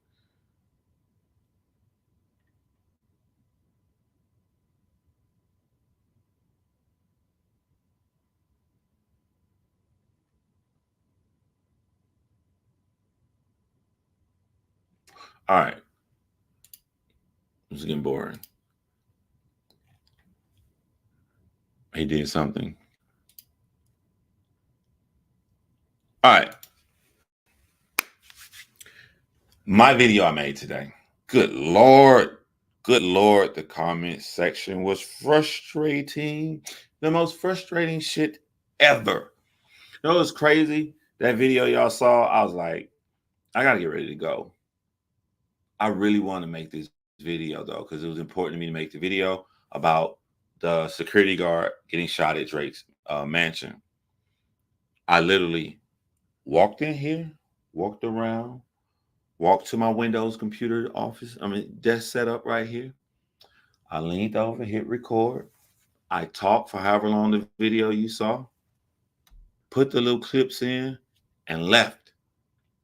I was gone out the house before the video went up on YouTube. So I'm riding in my car and the comments start coming through. And sometimes when you're not really talking to people, you forget that the audience ranges from 60-year-olds, 50-year-olds, 40-year-olds, 30-year-olds, 20-year-olds, and people in their teens. I ain't gonna lie to y'all. I was completely shocked and caught off guard when I started reading comments saying, your title is wrong. Your title is so misleading. Drake did not shoot his security guard. Like, I was in my car, and I that's the one thing I didn't expect. I was like, is this real? Is this real? And another thing I hate when people ask questions or put you down, assuming you didn't say something that you literally said in the video. How do you know the dream didn't do it? I literally go through every scenario in that video. I literally go, if the dream did it, it's right there. You can have some beef with another, R&B singer that could be in Toronto. I literally say that in the fucking video. And I can just looking at the comments. These motherfuckers is crazy. Like, let me tell y'all something, man. Let me tell y'all something, bro. I don't care what happened to you in life. You need to look at your motherfucking self. Like, let me paint a scenario where you're 100% the victim. You didn't do nothing wrong. You still need to look at yourself. What? Let's say,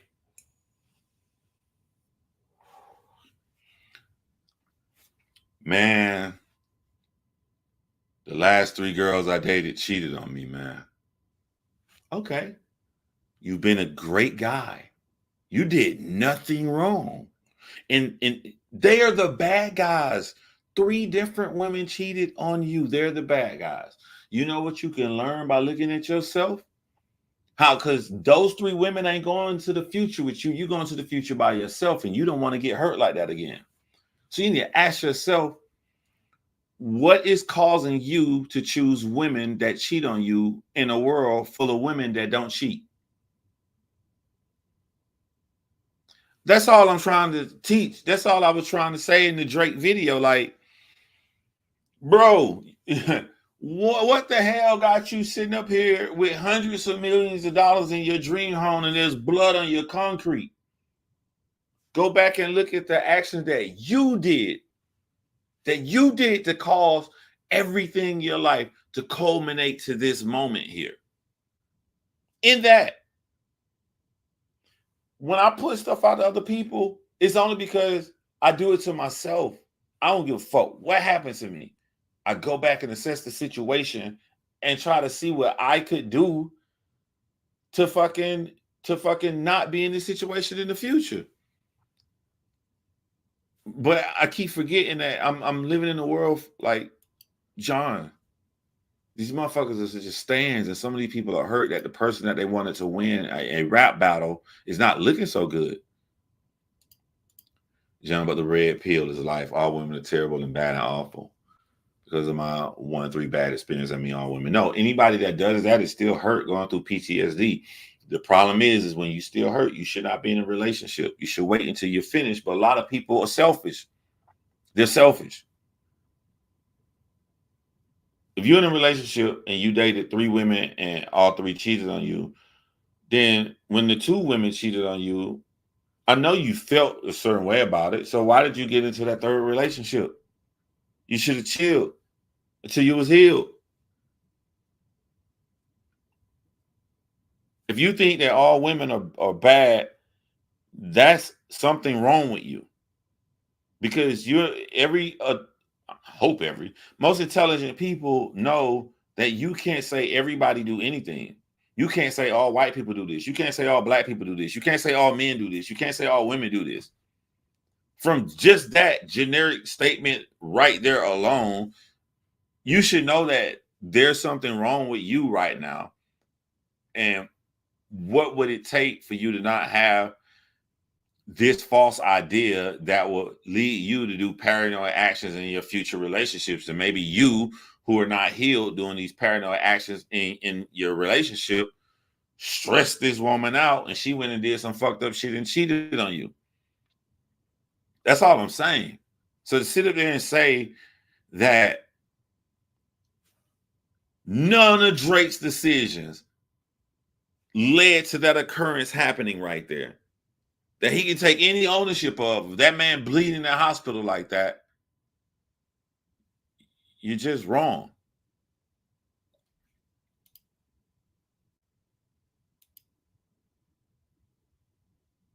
No, I get you, Flo.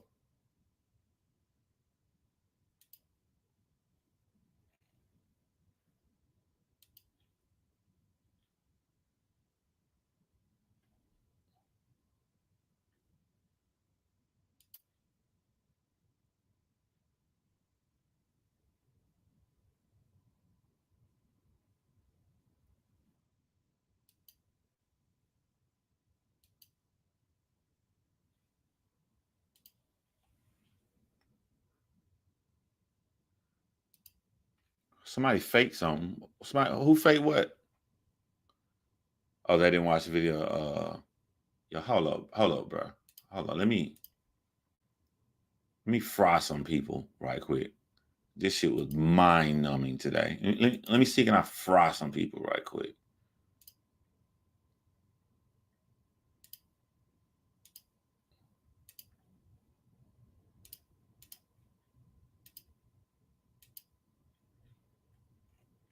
Yo, why I had to pause it on my face looking like that? Hold on, man. Let me get a better. Drake will post. That ain't even, what's wrong? Clips. He posted a clip. Bro, let me just jump to a whole different side. Now I look like I'm chewing on some shit. I don't make no normal face in the video. Let's just leave it for right there. That's about the best we gonna do. Share how my brain works. Yo, even my top pin comment, I said, for idiots, I think I'm saying Drake actually shot a security guard. This video is Ice Cube mom and Boys in the Hood yelling at him in the living room when Ricky died. Yo, everybody know that scene when Ricky died and they threw Ricky on the couch. Ice Cube mom immediately turned to him and said, "You did this." And what was powerful about that scene, I was young as fuck the first time I saw that, and I understood what she meant. I completely understood that, even as a little ass fucking kid. She not saying that he killed his brother.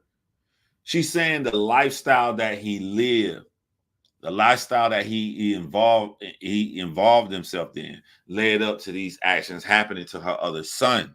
So that's why I use that as an example. And I forgot that I'm old as fuck. People still didn't get it.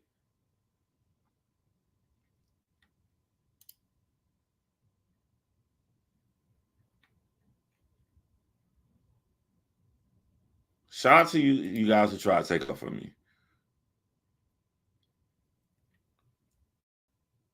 Who the fuck is Quail 2010? What did Quail 2010 say?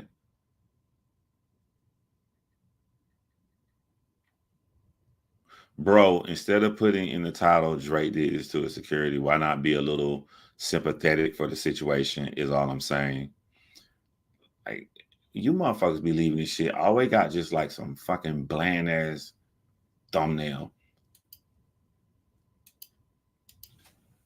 My sympathy for the situation is to try to do what I can on a video to stop situations like this from happening again, since in our community, we do have a lot of people that have pride. We do have a lot of people that have ego who try to live a lifestyle that they are foreign in because it makes them feel better about themselves, to try to prevent situations like this from happening again. So I did do that. You think this whole beef could have a darker agenda linked to it, in the sense that by throwing around the word PDF file is normalizing and making it less of taboo, Drake could be the scapegoat?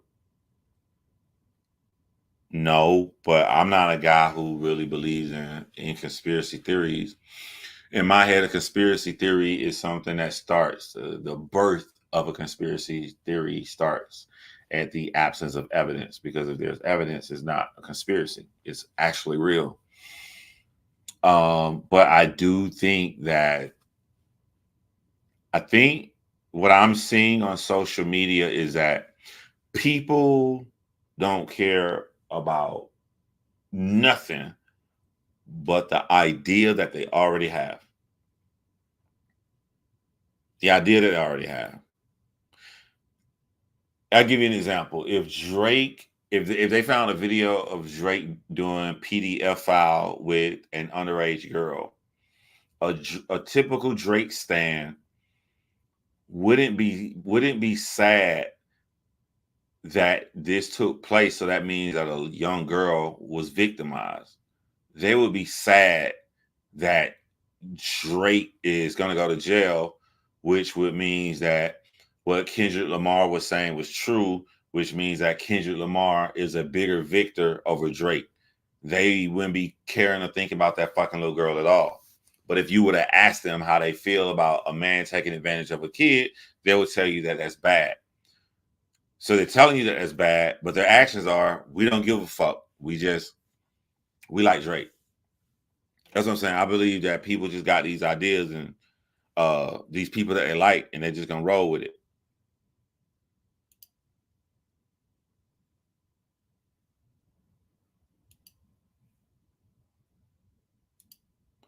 Yeah, I saw Apple Podcast with Nadeska, who used to host with DJ Academics. She did the podcast on Apple Music with Ebro, which was interesting because Ebro is biracial. And Ebro, I remember I was driving this morning, and I'm glad that a biracial person said it. Ebro said, they said, like, what do you feel about Kendrick Lamar talking about biracial and trying to use, colorism? And Ebro said, that's not what I got. And I'm biracial. He said, I'm biracial and I'm well respected. J. Cole is biracial. He expected. He said, that's not, he's saying Kendrick Lamar wasn't trying to say that Drake's not a part of us because he's biracial. He was trying to say that Drake comes into the community and uses the black community and then dips and walks away and go changes his accent and try to be fake around whichever group of people he's around. He comes in and he benefits. He goes to Future and he gets the Atlanta club sound. And then he goes to such and such. He just benefits off our community and run away. He's specifically talking about Drake as a human being via Drake's actions, not via the color of his skin. And this came from a biracial man. And then I also like that Nadeska pointed out, she said, they was pointing out the mistakes that Drake made in the beef. And she said that one of the biggest mistakes he made was the slavery line. And like, I thought that slavery line was stupid. But in hindsight, I didn't get just how stupid it was. Like, sometimes you don't know your opponent's angle and they can shock you. But Drake clearly knew Kendrick Lamar's angle by this point because Kendrick Lamar had already dropped Euphoria. You clearly see Kendrick Lamar's angle. He's trying to paint you as of not of the culture because Euphoria had the lyrics in it. You can't even say nigga no more. And he got people chanting that shit online. So why would you write down the lyric? Why would you think of the idea and you rap like you're trying to free the slaves? You call the hip hop community, Black Americans, starters, foundations, our music, everybody else is listening to it. It's our shit. You thought to say that, and you said it while knowing the angle he was coming from. And this is why I said that I don't think Drake is fucking smart. I just don't think that Drake is fucking smart. Like that was some dumbass shit to do. It's like Drake threw Kendrick Lamar a layup for him to easily dunk on him. By the way, Joe Budden, on a call out, Joe Budden podcast talked about this Drake saying the slavery line. They saying it was fucked up that he said it.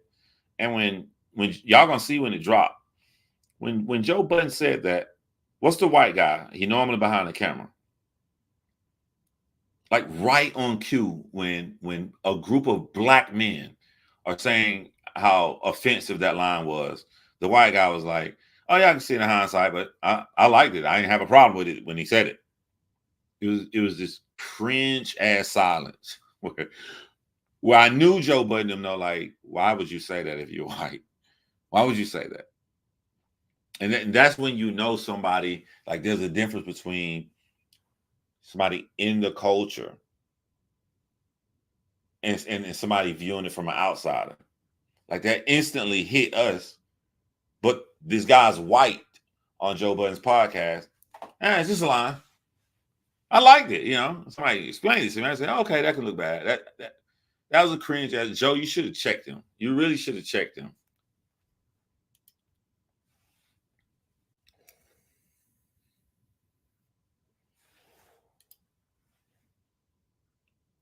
The shooting at Drake's house being fake.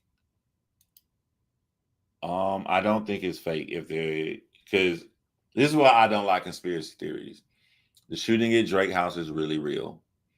Think of what it would take to be fake. You're not just talking about Drake and his friends. You're talking about multiple Toronto news networks all getting behind the scenes to come into a huddle with Drake to plan this out to dupe the entire world. I mean, really think about that. Sounds like deep and exciting news, but I'm a more realistic person. A man is in the hospital, shot. Like, and you ever notice on my page, you don't really hear me talking about conspiracy theories. Parks is on the Joe Budden podcast. Yeah, Parks. Yeah, Parks said some stupid shit today.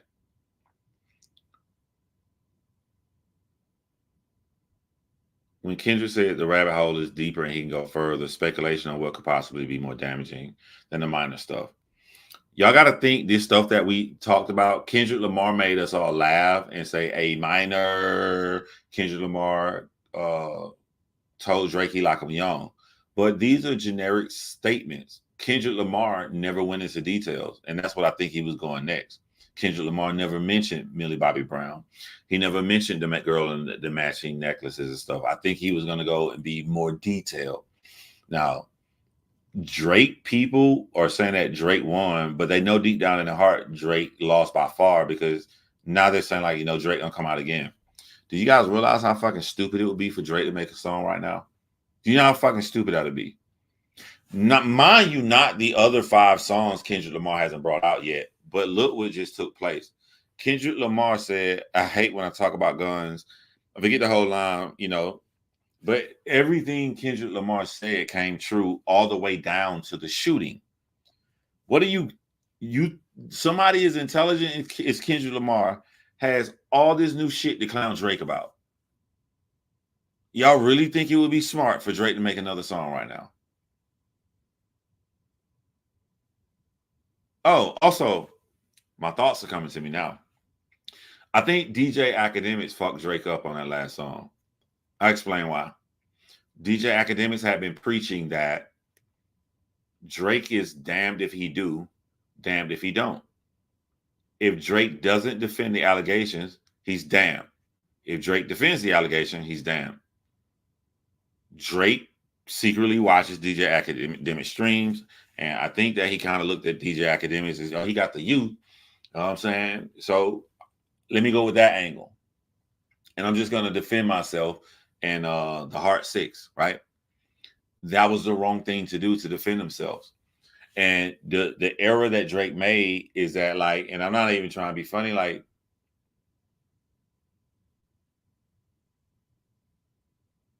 how do I put this?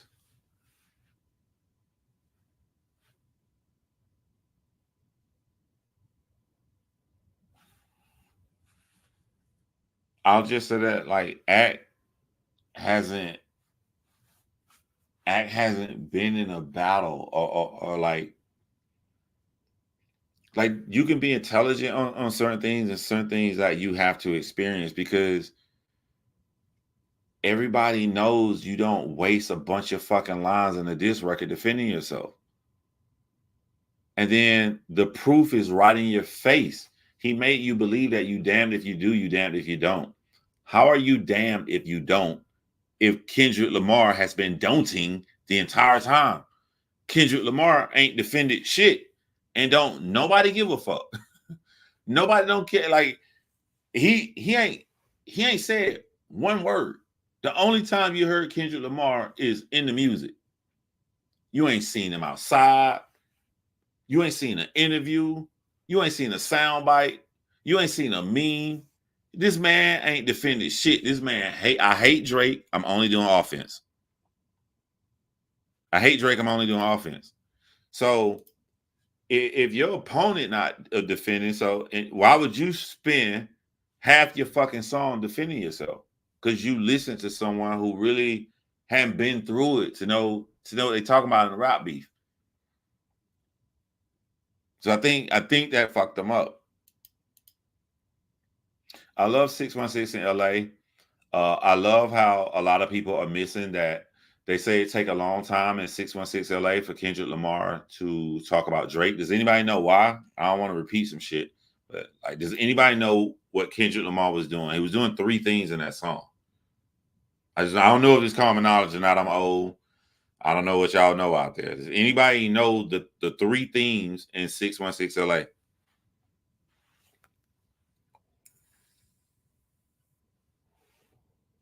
I don't think Ish was being biased, because Ish looked like that nigga that hate the popular song everybody's smiling to in the club. Like, he looked like that. I'm like, this nigga, he really feel that way. The 3 themes, and I tell you this, go back and listen to 616. In the song, he talk about money, power, respect. So when the song comes on, he talking about his yachts, his boats, and everything. He's giving you money, power, respect. He start the song off talking about money. Then he talk about the power and oh, why, Lord. He talk about the curse of the power. And then when he get to the respect part, that's when he starts dissing Drake to gain his respect. He tells you in the song that respect is the most important thing. So that's how that song is structured. Money, power, respect. I go back and listen to it again.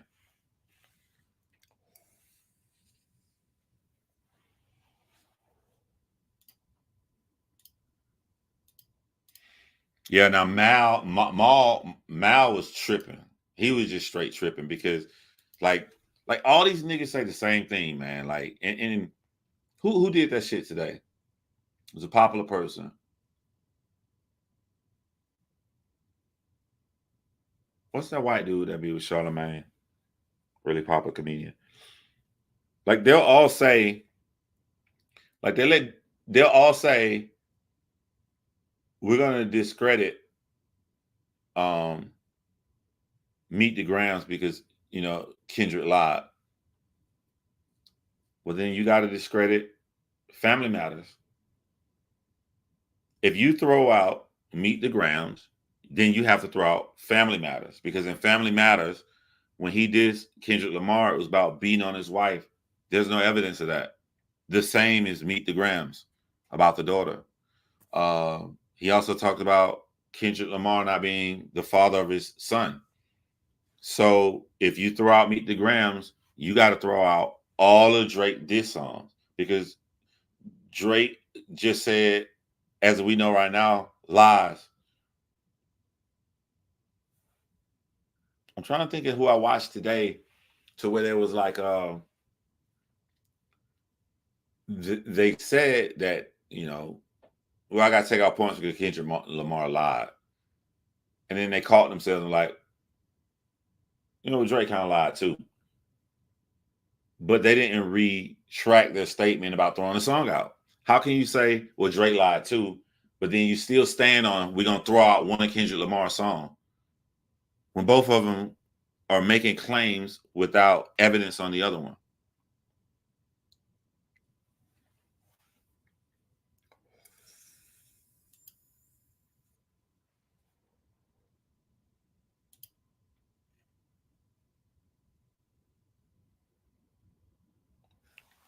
No, I'm not a fan of Macklemore.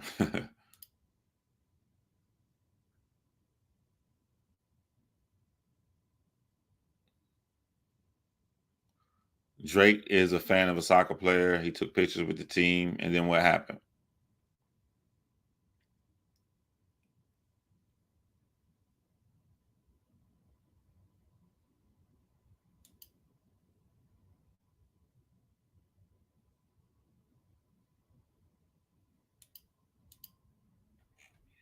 Maul, is it Maul or Mal? Maul is an example of what happens when you simply don't hold someone accountable. He gets extremely upset saying that Kendrick Lamar lied. Just bring up Drake lied. Just every single time. Just don't let up. Every time he says about Drake's daughter, just say about Drake saying about Kendrick Lamar not being the father of his son. Every single time.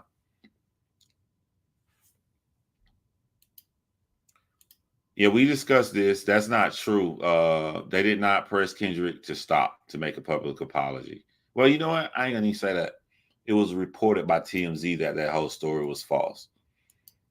So I don't know. OVO Mall is what he's called. So everything is in no Vaseline was true. This how I feel, bro.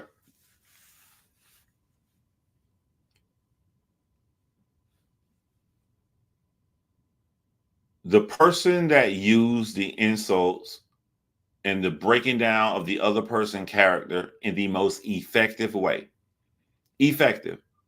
was Kendrick Lamar. So Kendrick Lamar won. I don't care if it's true or not. And I want to be clear, because people will cut you up in segments. When I say I don't care if it's true or not, because people are idiots, in their head, Drake told all truths and Kendrick told all falses.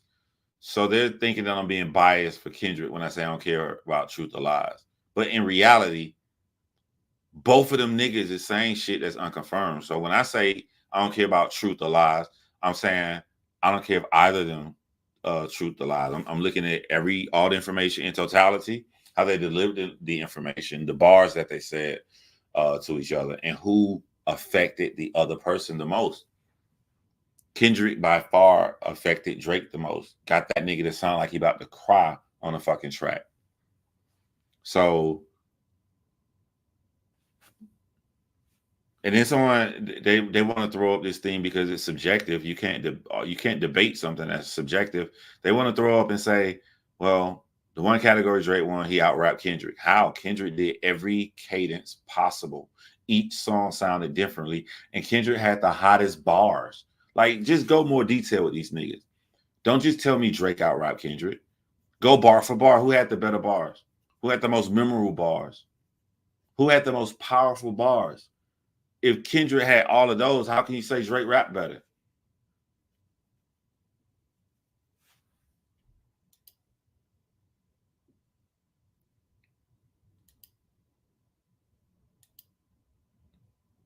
Then say, well, Kendrick did a strategic thing. He knew that if he made it free for all the YouTube content creators, they're going to play his stuff more. They're going to get more spin. All right. Who gives a fuck? That sounds like a brilliant marketing plan to me. What is I'm supposed to take off points that he didn't beat Drake if they start playing it? First of all, Kendrick Lamar did that this week. I think he did that Sunday night or Monday. All the songs were dropped by then. Kendrick Lamar did that shit after Drake dropped the last song. So the battle already over with. So you can't say he did that to influence the battle. My decision was already made. The last song dropped, Drake got his ass whooped. And then now that it's over with, everybody can eat free and make money off of playing Kendrick Lamar music. So that had nothing to do with anything. Even if it did, why y'all talking about how Drake do these great chess moves when he battle and people and do shit? Then you're telling me that Kendrick Lamar did a great chess move. More power to him.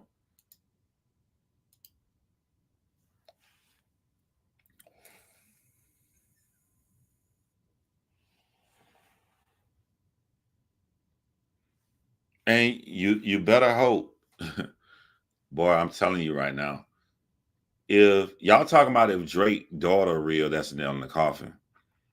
I don't know, man. Like, the one thing Drake will get praised for after he retires, he's going to always get praised for back to back. If it comes out with a reference track and real evidence that Daylight wrote back to back, it is fucking over for this kid.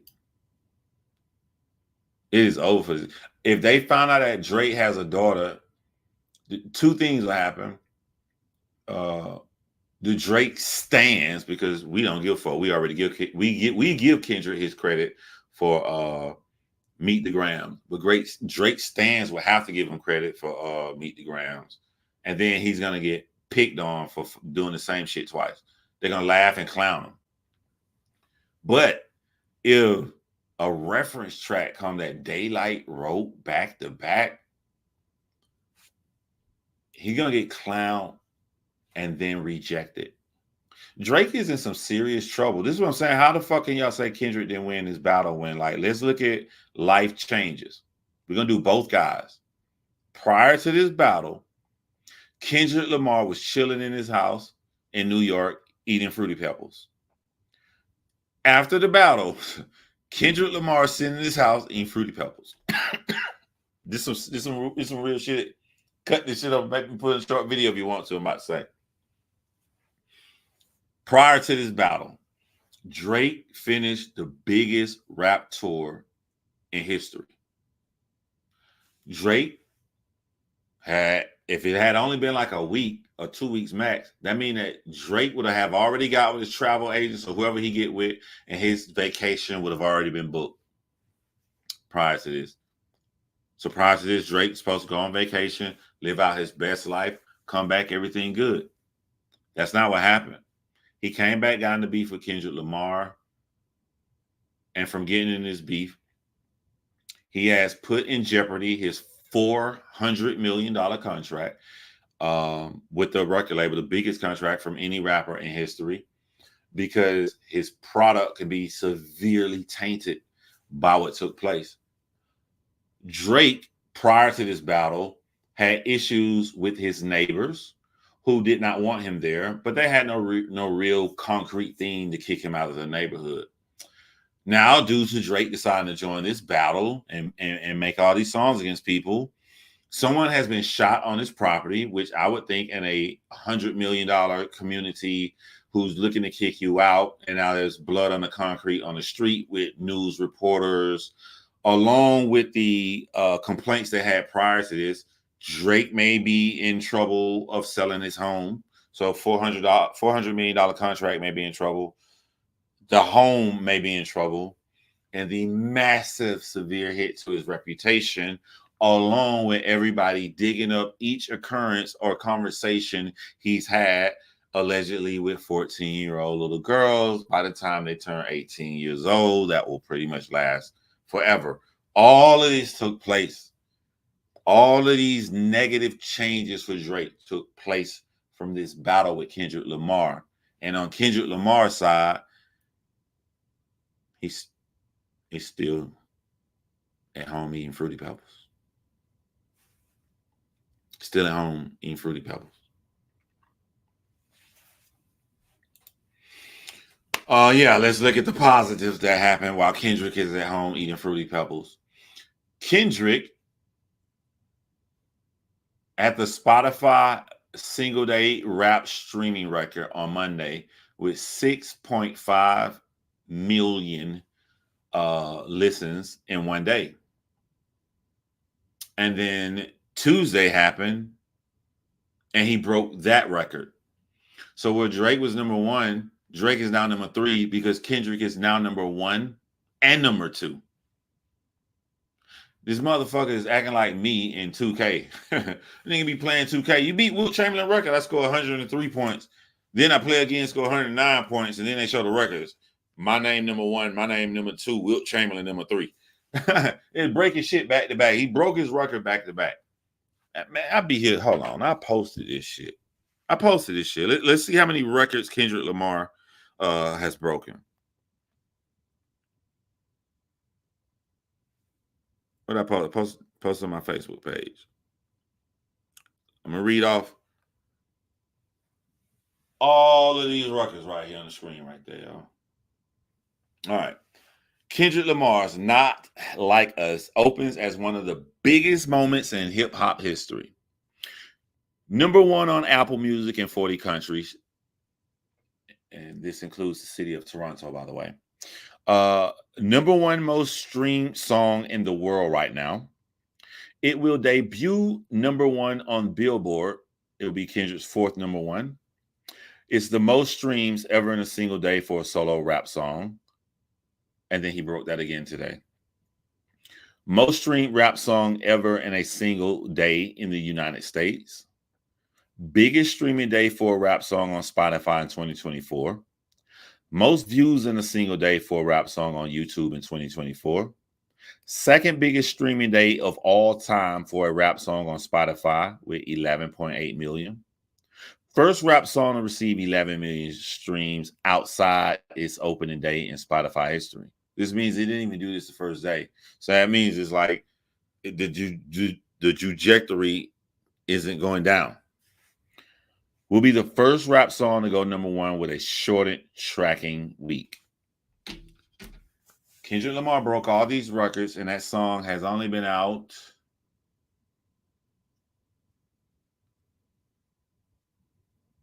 five days. It came out Friday, today Wednesday. 5 days. It hasn't even been a fucking week.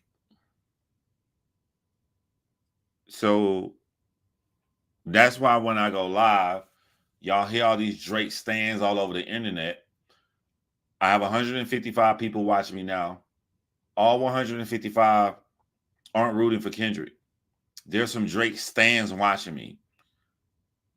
But they're not going to say anything because they know there's no way you can really say in details, which I will hold you accountable to showing details of how Drake won.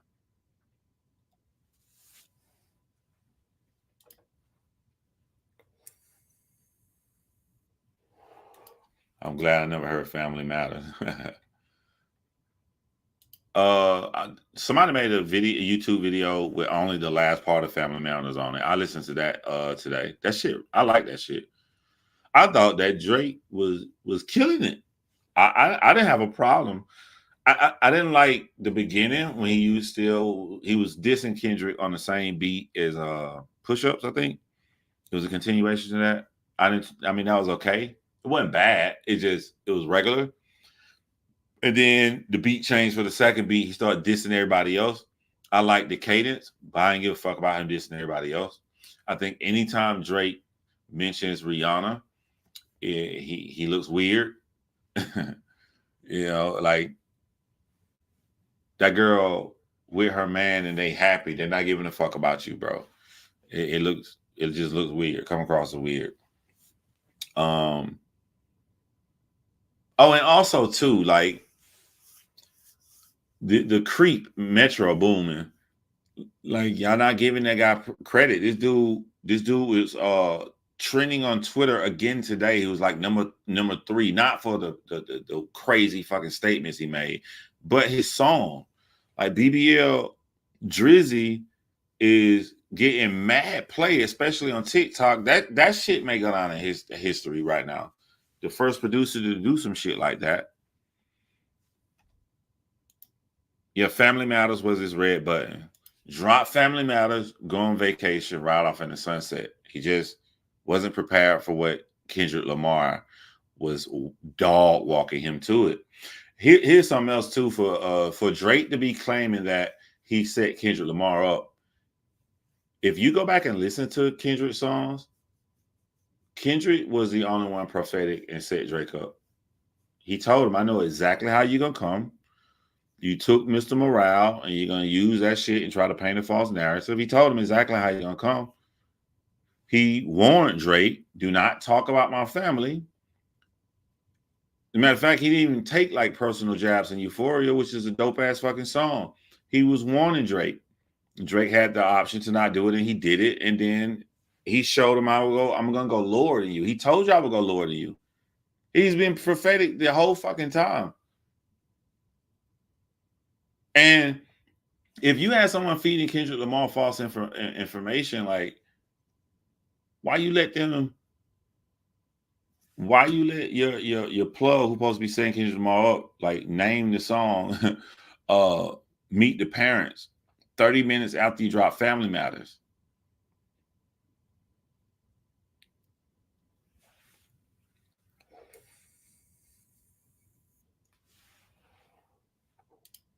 Go listen to Drake, Member Only something. It's not adding up right to that song. What you mean, Member Only? What you trying to say? Sound like he was expressing Daddy had everything Drake wanted without having to sell his soul. Yeah.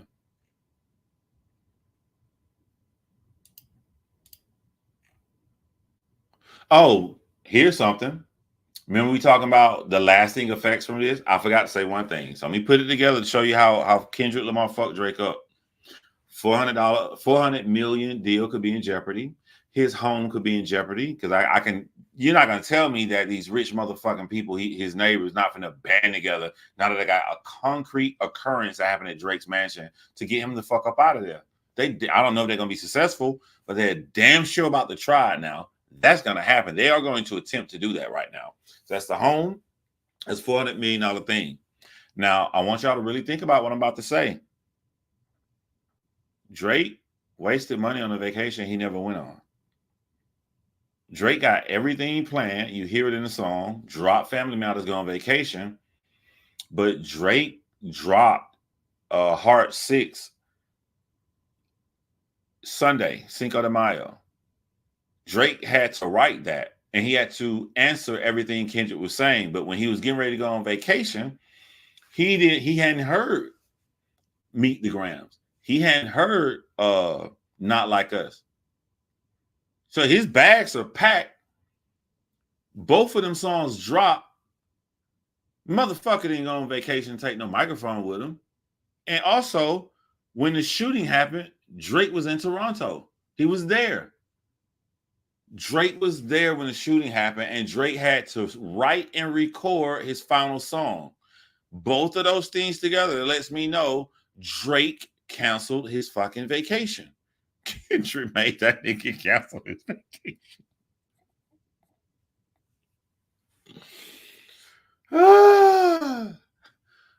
Who won again?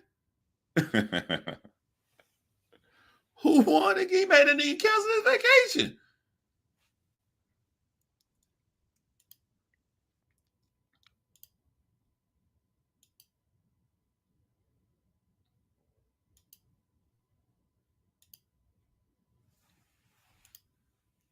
I'm gonna tell y'all how effective Meet the Grams is gonna be over the years, right?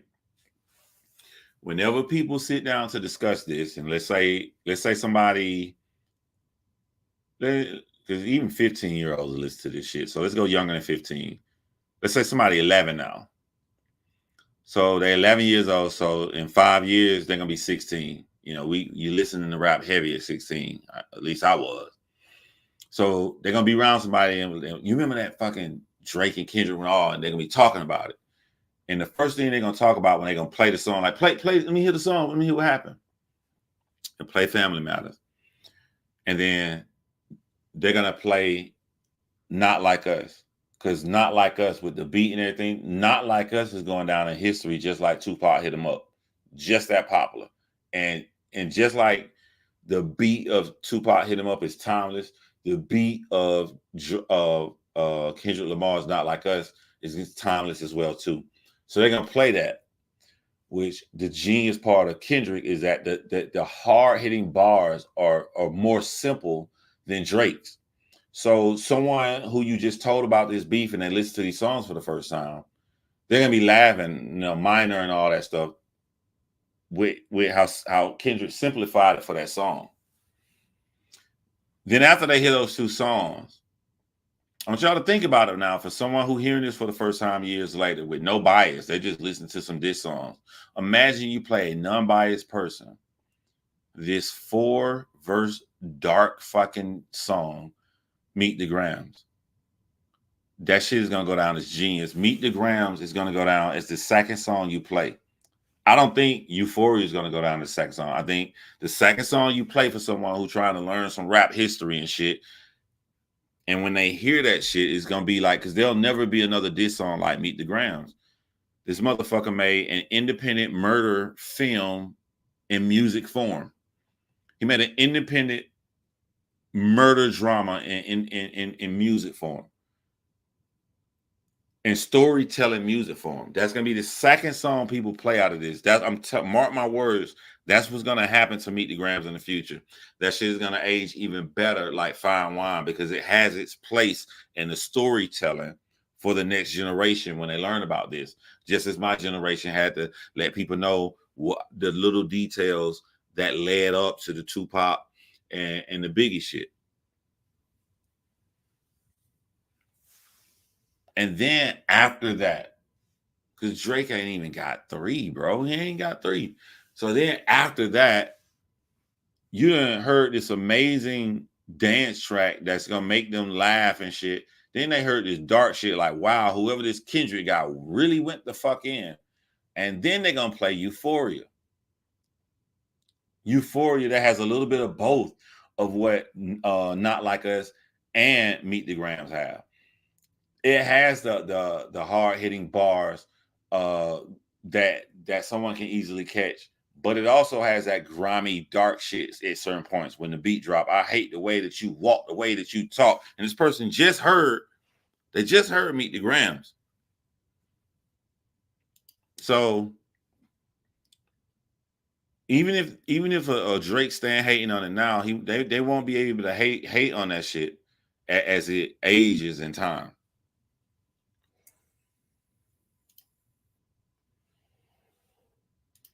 Yeah, each song sounds different. They were all dope. Kendrick is crazy talented. I believe he converted so many of Drake's fans. Yeah.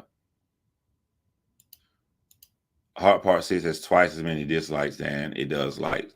This is what I'm saying with being effective at hurting somebody. Like, right, when you're a stan, like, you're gonna keep making excuses. You're never gonna admit defeat. But the negative comments and the dislikes on the Heart Part 6. If you imagine a lot of these niggas with felonies in Toronto and the street niggas that Drake kept around, they're not around him right now with that crazy shit going on. He's gonna distance himself and gonna double up on legal security. This motherfucker's at home in his mansion, cancel his fucking vacation, sitting there stressed, worried. Somebody else tried to climb the wall. Somebody then got shot. 2 separate occurrences. And Drake lives online and watches everything. Him reading those comments and seeing those dislikes on his final thing in the battle that he thought he was gonna win easily. Trust me, y'all, that shit hurt. That shit hurt. Trust me on this.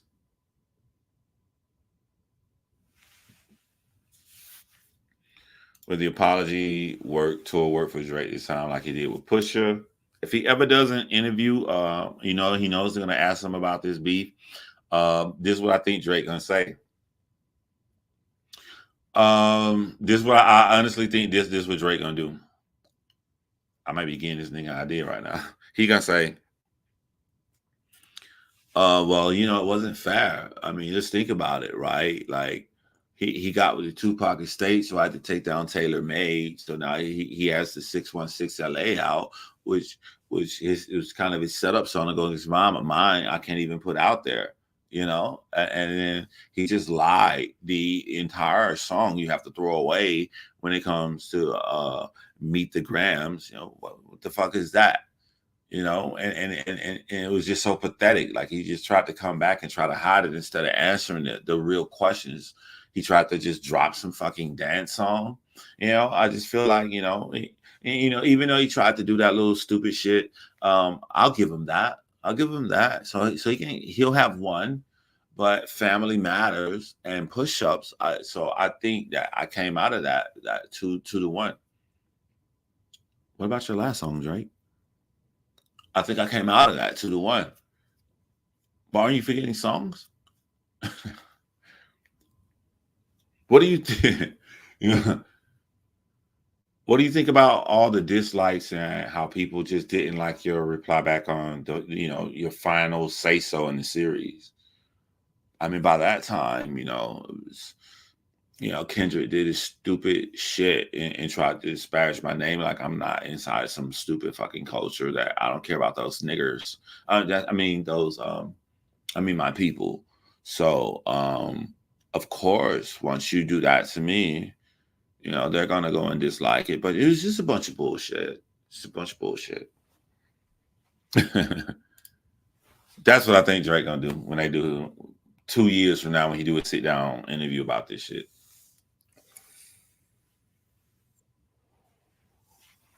He is not going to say Kendrick beat him. Drake has never said Pusha T beat him. To this day, he never said that.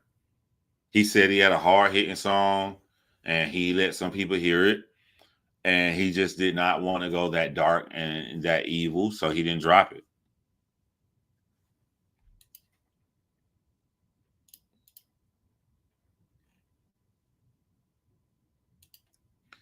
No, I didn't see that, although I totally believe it. What did Darian say?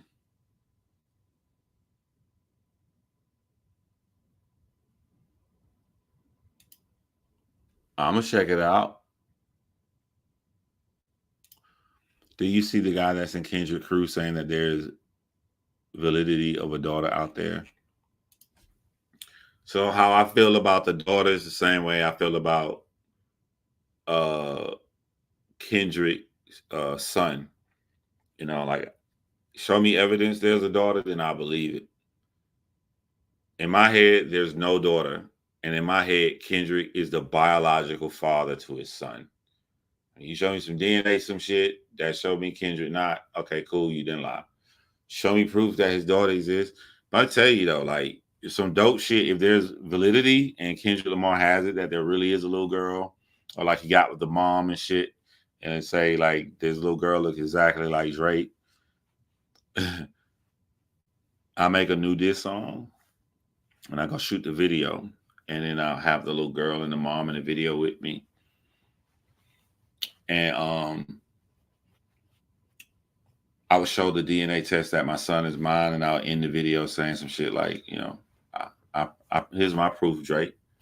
Come take this DNA test on this girl, and let's see your proof. There's some shit like that.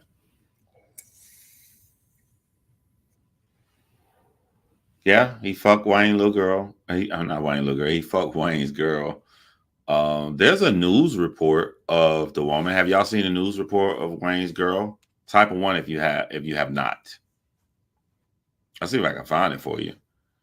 They ask her about having sex with Drake and Wayne. I got an interesting question for y'all.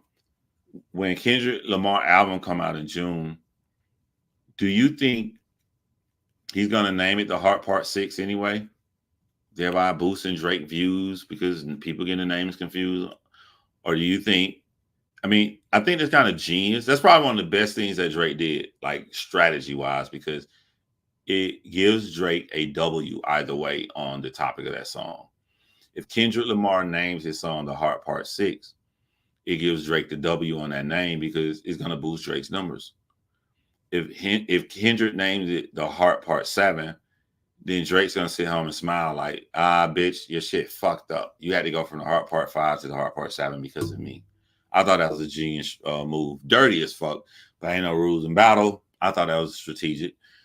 But the one thing Drake gonna have to live with is that the title was an excellent move, but the song was shitty. The Heart Part 6. He should call that bitch the Heart Part 69. He been with Wayne Daughter too? You sure? The Heart Part 69 God. Drake doesn't want boosted numbers on that track. I wouldn't.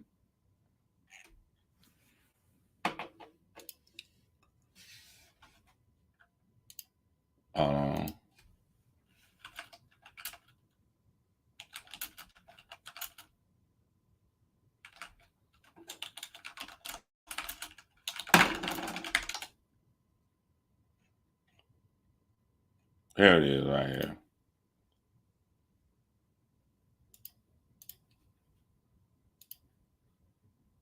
This is the woman that Drake slept with while Lil Wayne was in jail.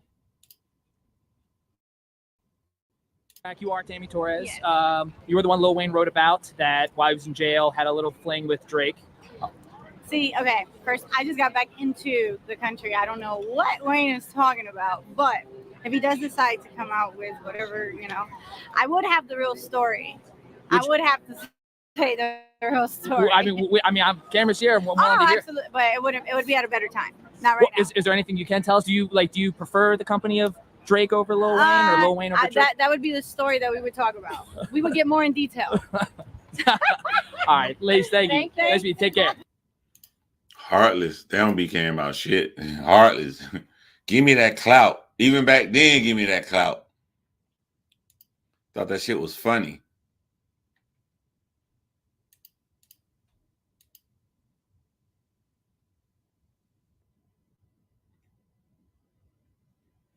Which battle?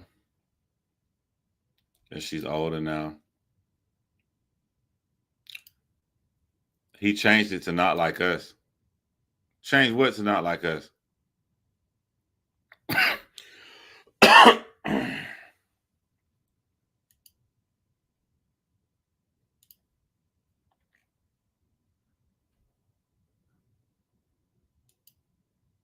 He took the Heart Part 6 off streaming platforms, or was it never on streaming platform? I'm be honest with y'all. I give YouTube a lot of money, like membership with YouTube TV and shit, YouTube Music. My streaming platform is YouTube Music, and I rarely use YouTube Music because I just be in YouTube. My car connects to it, and I just play the fucking videos or whatever I want to listen to in the car. So I never use Apple. I fucking hate Apple Music because I can't stand the fact that as soon as I cut on my car, it's gonna play a song. It's the weirdest shit ever, and I'm surprised that hundreds of millions of people are cool with that shit. Like, I be arguing some shit. Man, I told your ass I'm motherfucking coming over. That man, don't call me no more. Don't call me, man. Get on my motherfucking nerve. So I hang up the phone. A fucking happy ass pop song come on. Like, they're just totally the different vibe that I'm in. And you can't stop it. There's no way to stop it. It just automatically plays the fucking song. So I took that shit off my whole phone. I've never had Spotify.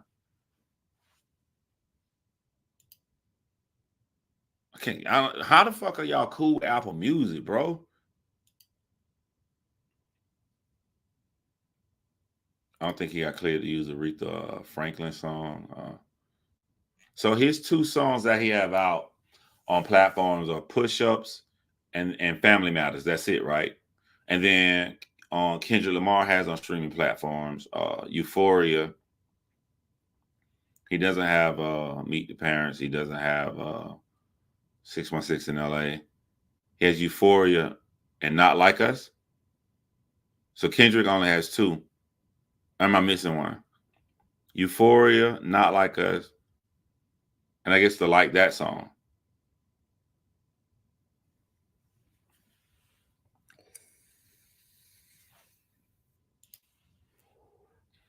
I don't know if I'm gonna believe that true, because I think Wayne might not care about no fucking girl he was fucking, but he gonna care if he's trying to push up on his daughter.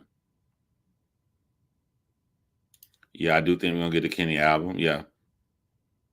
And to boost his numbers, I think that Not Like Us is gonna be on the album. So all the streaming numbers will automatically go towards that album on the first day it come out, guaranteeing him a #1. Oh, Joe Budden did say this shit right here. I ain't think of this, boy. This if y'all think it's over if you're a Drake stan, Joe Budden said Drake should be lucky it's not HBCU season.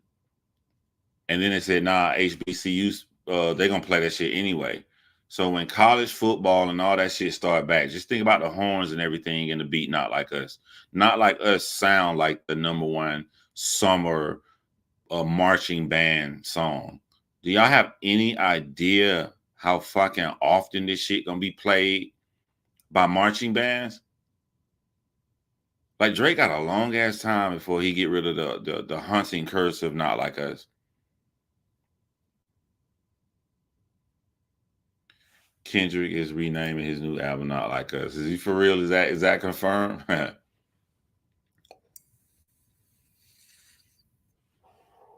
Meet the Grams popped up on my Spotify today. So Meet the Grams is on Spotify.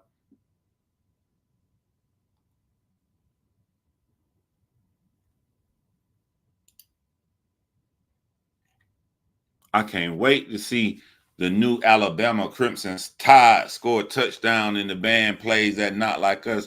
Bum, bum, bum, with them horns. Euphoria, 616 in LA, Meet the Grams, and Not Like Us. Those are on streaming. Sir, I thought that, I didn't know he put them out. I thought they were just used. I thought 616 in LA was just YouTube.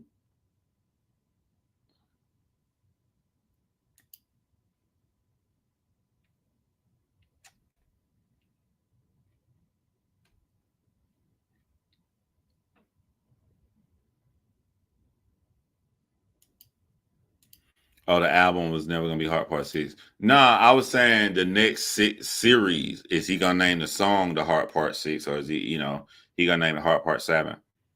Either way, if he do a heart song in that one category, it's no matter what he decide to do, is gonna if I'm Drake, it's a W. You're either going to name it a Heart Part 6, and once you do that, I know that you're going to be reminded that I took your fucking title, or you're going to name it Heart Part 7, then I know that I made you pivot and do something different. What's the court case?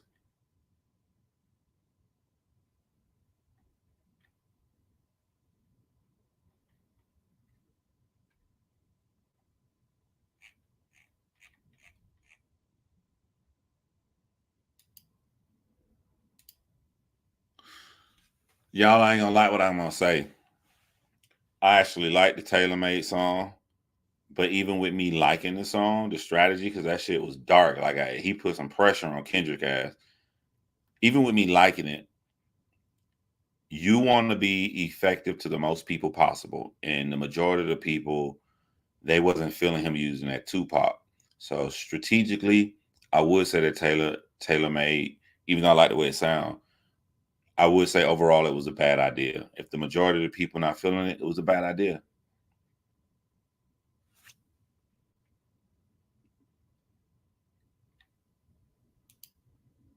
You can turn that feature off, chill, bro. No, you cannot turn that feature off. To my Apple Music, you can't. That bitch gonna automatically play, bro.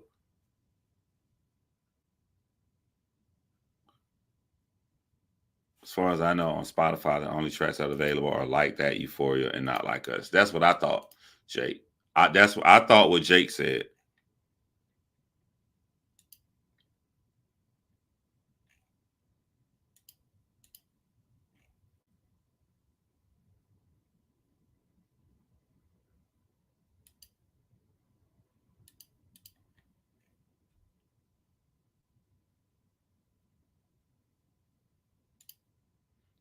Oh, the Hard Part 6. I'm naming it that way. Yeah.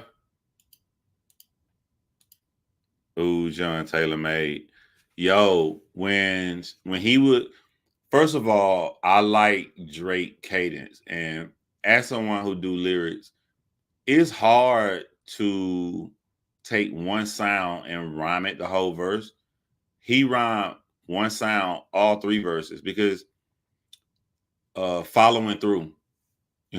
Nah, you follow every word in that song rhyme with following through. What's hard about that is every time you write a line, you're eliminating how many more times you can rhyme following through. He did it the entire Tupac verse. He did it the entire Snoop verse, and he did it his verse, and he applying and putting pressure on the nigga. That shit is hard to do. And I don't know what word I can't say it worked since people didn't like it, but like, I don't know, that shit worked to me. I pretend I was Kendrick Lamar. That shit would have put pressure on me. Like, damn. Like, this nigga really rhyming. I like Taylor Made. He got a team of dudes doing that. Yeah, you might be right, Antoine. We got to stop with the he stuff. Hey, that's what happens when you have tell y'all what I saw today. I don't want to put it on here because I may get flagged. Someone put a collection video of all Drake songs with all references, with all the reference songs, the real way it's the real person rapping it before Drake got it. And I was just watching that video today, and I was just like y'all black people, right? Y'all black. And the only reason I'm bringing up race is just like, you are protective of your hip hop culture. And you totally fine with a nigga having this many songs he didn't write? Like, how? That shit is wild. That shit is wild. Soulja Boy wrote all his shit, but you can't, Drake. Soulja Boy wrote all his shit.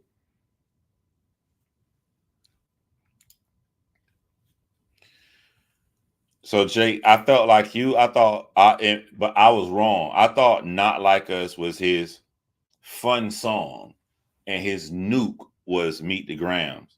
And I saw these numbers today, and I had to rethink. I had to go back in hindsight and rethink everything that happened. And I feel like I was wrong. I feel like a setup song to piss Drake off was Meet the Grams, but I felt like now, the entire time, Kendrick knew he had Not Like Us. I think that was his nuke. I thought Meet the Grams was his nuke, but I don't think that Not Like Us is a fun song. I mean, it is a fun song, but I think in Kendrick's mind, because he is destroying him. He destroying Drake with the words. He's saying catchy shit that people are going to be saying. He put the OV ho at the end. He knew that shit was going to land. And he put a history lesson in that motherfucker. I now think, what do y'all think? When I'm saying, before Kendrick Lamar dropped these, when he got his song list, what song do you think in Kendrick Lamar's mind he said, this my nuke? You got to also think the Drake having a daughter, because we're not talking about when it dropped. We're talking about before it dropped. So he got the song list right here. Yo, this man is so good. Kendrick Lamar is so awesome that a lot of rappers, lyrically, Euphoria would have been a nuke for them. And that was a setup song. Euphoria was Euphoria. All the lyrics, all the words he put inside that shit. The way he breaking Drake down inside that shit was just a setup song. That would have been somebody nuke. That's how good this dude is.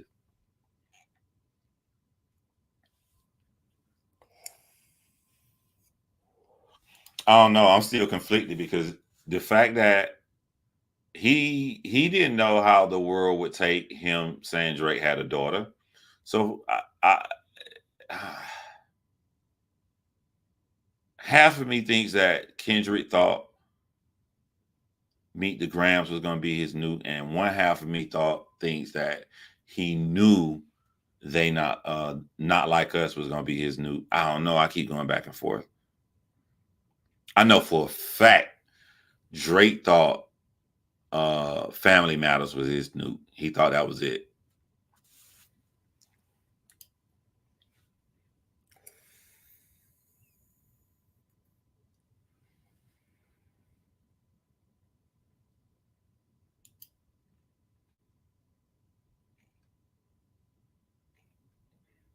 Bro, he ain't right that though. He ain't right. Family Matters. They play a guy. I forget. I don't know who the guy called. They played his song, and then they played the end of Drake rapping on Family Matters.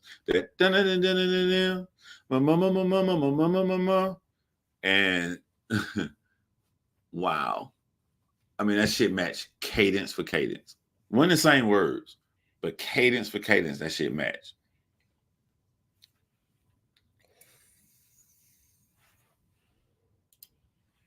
Meet the Ground was for immediate damage. Not Like Us was for the summer to rub lemon. So, but Complex CS, even with what you said, which one of those songs do you think Kendrick thought was his nuke, his red button? Which one of those you think, even with what you said?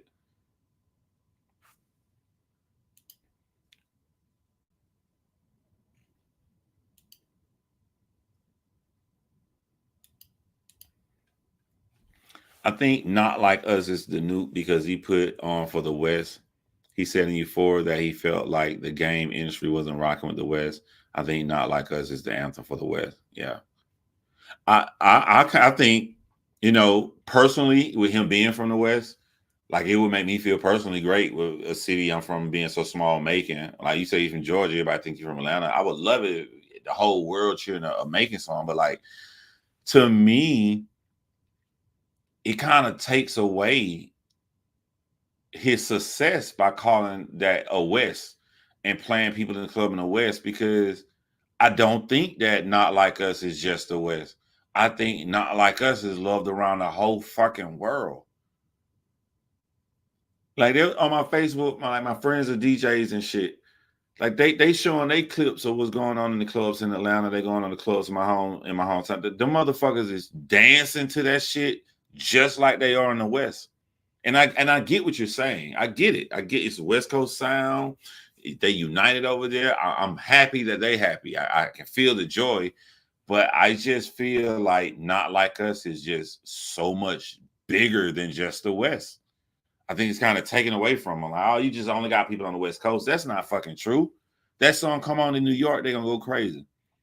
That song come on in Indiana, they're gonna go crazy. That song come on in Atlanta, they're gonna go crazy. That song come on in Texas, they're gonna go crazy. I think it's bigger than that. So I say I think the nuke isn't out yet. That could be true.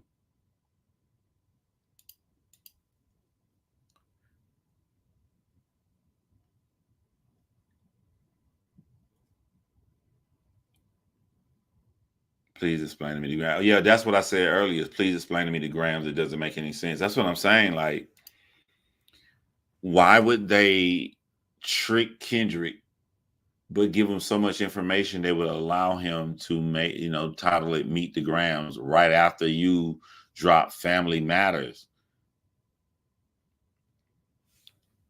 Yeah, that shit funny. And then the long pause before he said, and that motherfucker paused. John Stockton beat you on Hot the Bible. Like, God watching. That shit was dope. We love it in Houston. Yeah. There are 2 writers credited on Family Matters.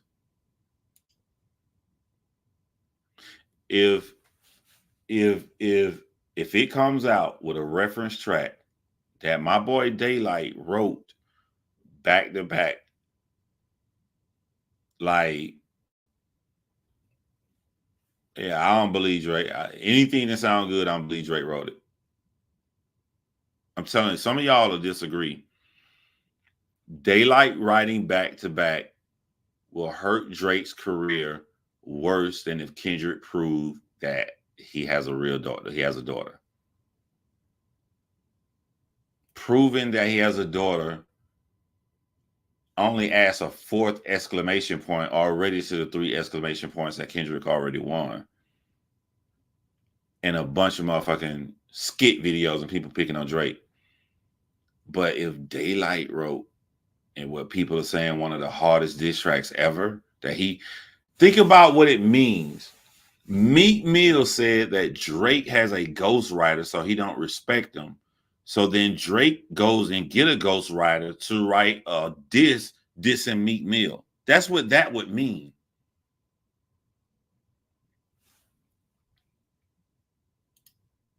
Facts.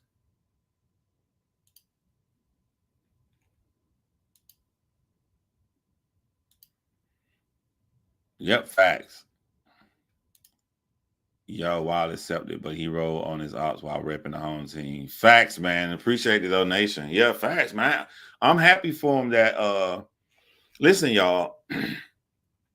You can write something and think it's horrible. Like, you don't even want to put that shit out. And the world love it. That's what happened with Andre 3000. Hey, y'all. And that's what happened with Drake. What's that song Drake had? I'm just saying. Marvin's Room. Drake didn't think Marvin's Room was a good ass song. He put that shit out. Motherfuckers love that shit. Big ass hit. And then by opposite, you can have a song that you think this shit is easy money. Everybody gonna love this shit. And then people may not like it. You don't know until you put it out. So there's no way Kendrick could have felt like Not Like Us was gonna be as big as it was. Let me tell you something. When I first heard Not Like Us, I was leaving the Mexican restaurant headed home, right? Then I was visiting my kids, so I had like an hour drive. I listened to that shit all the way home. I didn't even realize it. I was pumping gas and got back in my car while it's pumping and just still listen to it. Like, oh my, I was sending that shit to people. Like, I listened to that shit all the way home. Just one song on repeat.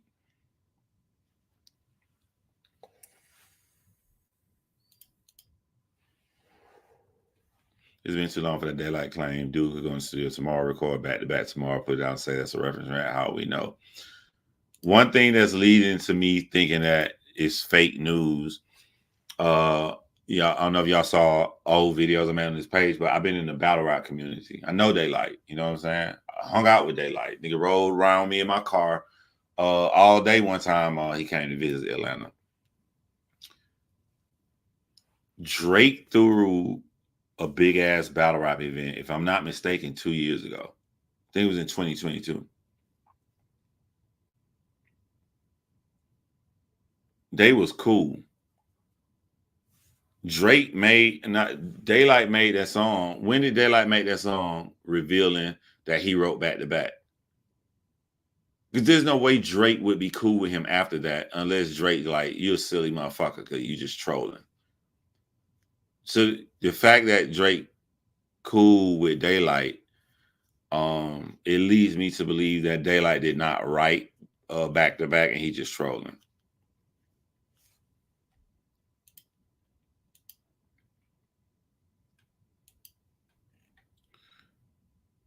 Hell yeah, I ran that shit back way more than 5 times.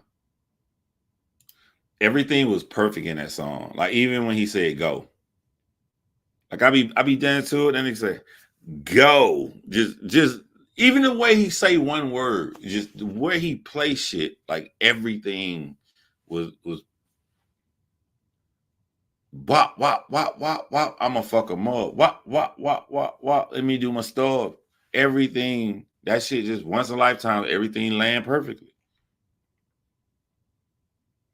Did y'all see the compilation of all the YouTubers? Type of one if you saw the compilation of all the YouTuber video mashup.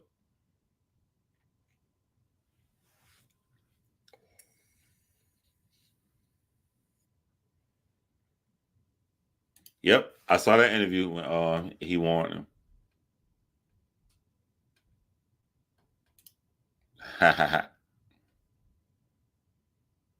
That Daylight song is old. If the Daylight song is old and Drake was cool with him after he announced to the world that he wrote Drake's biggest diss song, then that makes me, it's plausible to believe that Daylight just trolling and he did not write back to back.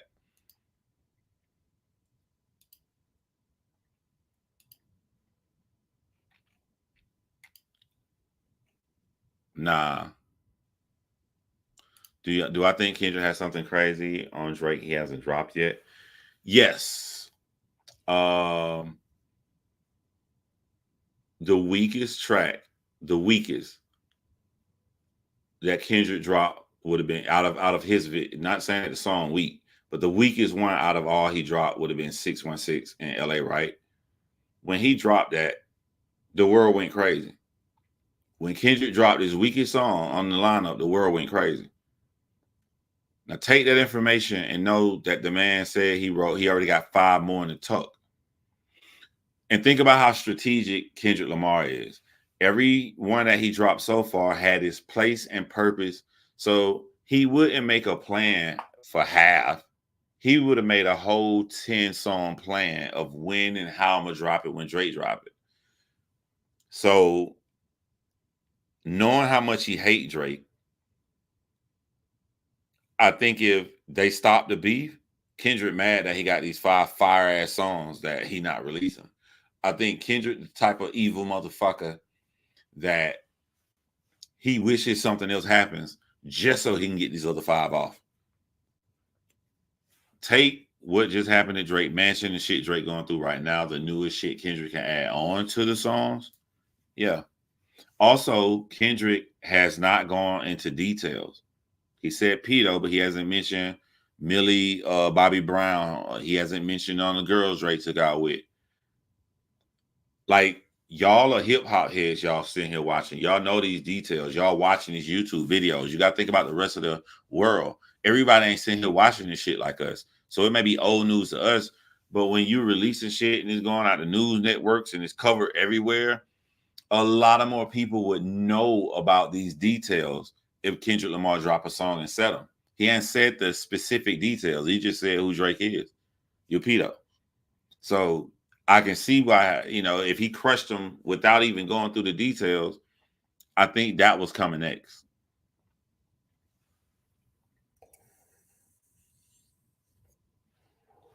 Nah, Denise, you ain't catch it. Sean C was being sarcastic.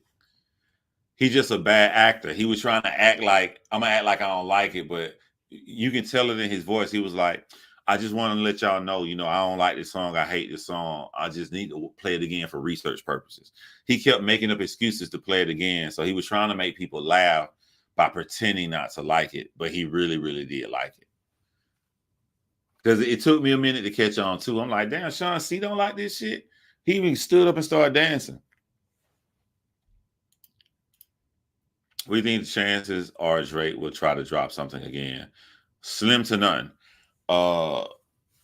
Drake lies and don't want to admit when he's under pressure because he's an arrogant prick. So I think Drake did tell DJ Academics he's gonna drop something else. It's just my opinion. I think Drake kind of sick motherfucker that don't really care that the security guard got shot, and he looked at it like, hold on, with all this shit happening, this is a perfect excuse for me to say I ain't gonna drop nothing else because I really don't want to drop nothing else. If I do, this crazy motherfucker gonna drop some shit and I don't know what it can be. He's unpredictable and his shit is crazy and smashing me. So I think Drake got the excuse with what happened at his house not to engage anymore. But I also think this. You can't give Kendrick Lamar this amount of time. So if Drake drops something in about 5 seconds, Kendrick Lamar gonna unprivate the video and drop his shit. I find that not like us mashup. So if Drake damned if you do, damned if well, he not damned if you don't. He shouldn't do it.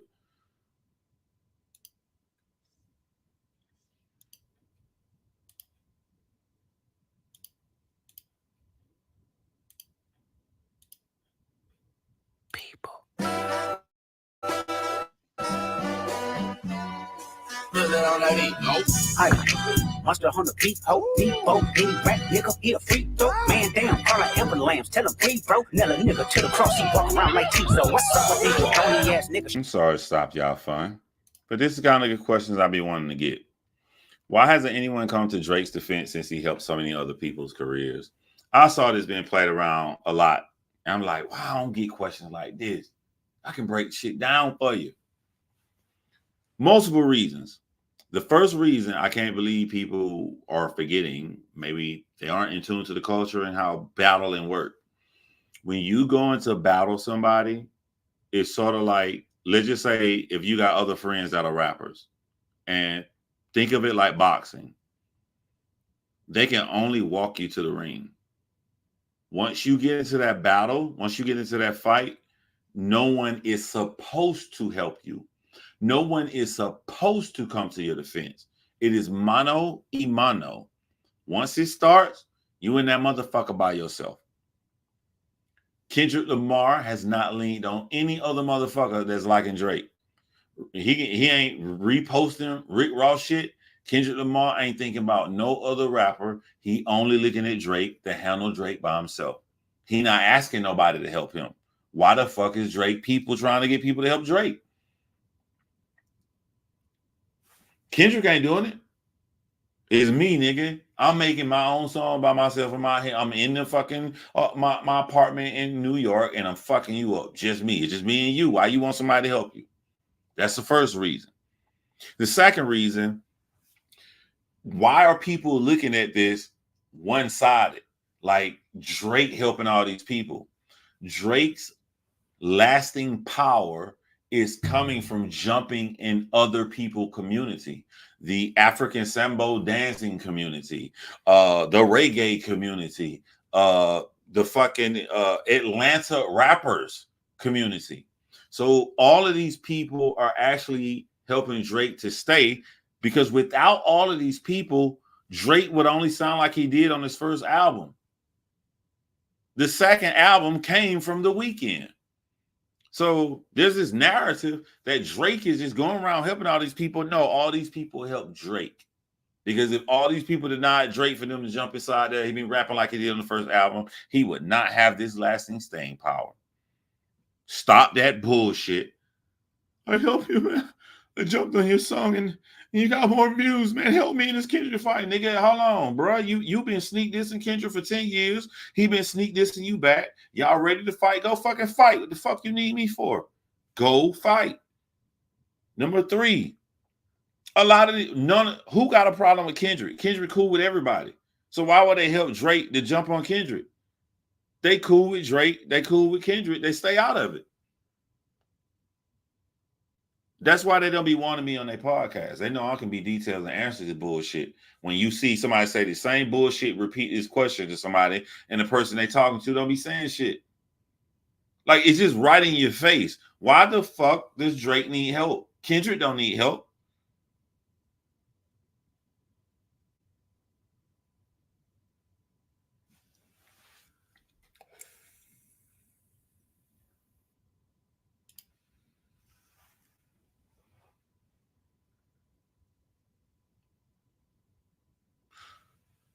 Like, shout out to the Lil Yachty. I ain't got no problem with Lil Yachty. I'm just saying my opinion, right?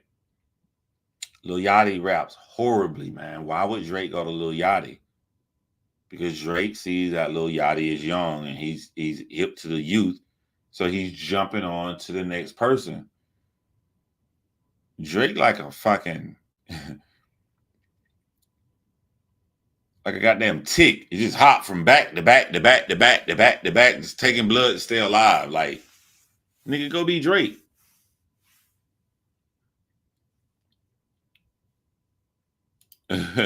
Like, Drake, your fans out here begging for people to goddamn take up for you, but they saying you won.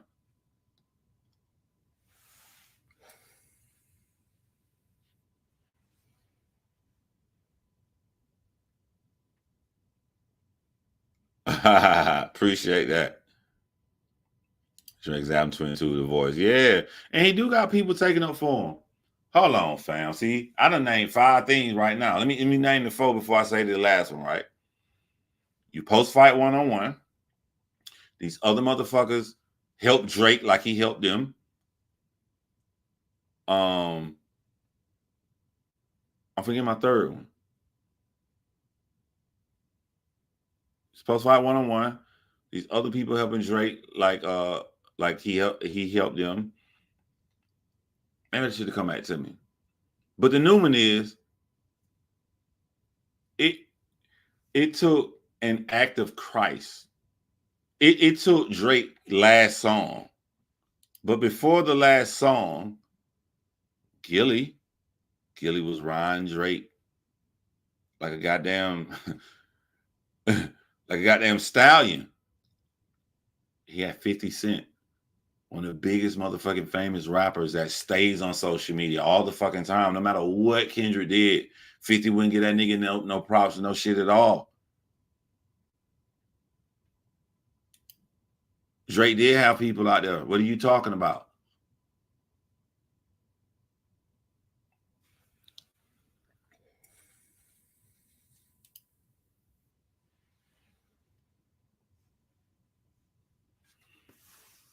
There's a good thing about signing a deal for $400 million.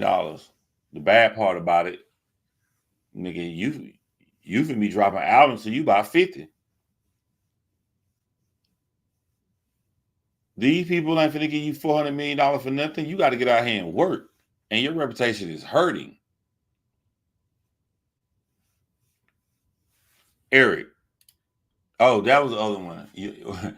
Drake got his fans out here begging for help. Why the fuck are you begging somebody to help Drake? What do you want them to do? You so used to Drake did have help. He had 30,000 ghostwriters.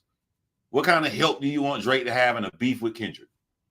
What kind of help do you want Drake to have with a man who's sitting in his apartment eating Fruit and Pebbles and writing rhymes, recording them, finding a picture to put with it online and sending that shit out? No interviews, no memes, no words, no nothing. He's just sitting in his fucking room, making songs and putting them bitches out. What? I'm gonna flip a question to you, Eric 310. What kind of help would you like for Drake to have? I'm curious. Answer that question for me. I answered your question. You answer mine. What kind of help would you like Drake to have? Are you saying you want somebody like Savage 21 or somebody that Drake make a song with to come out here and to go on an interview and say something bad about Kendrick Lamar? Tell me. I don't think you can tell me. I'm challenging you. I think you're repeating shit you heard from somewhere else, and it only sounded good because they had nobody like me that can talk. I don't think you thought this through. So tell me, what kind of help would you like for Drake to have? Not help with the bars, but to defend his PDF file claims. All right, so let's go into detail about that. I like this conversation.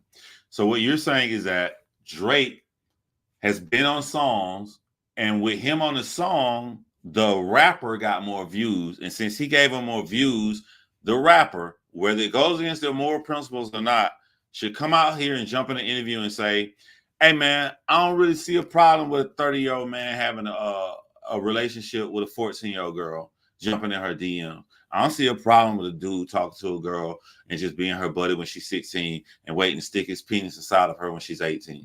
Is that what you're saying that you would like for these rappers to do because Drake jumped on the song with him? This is a conversation. You're enlightening me because I don't know. Help me out. Help me out, bro. Is that what you're saying?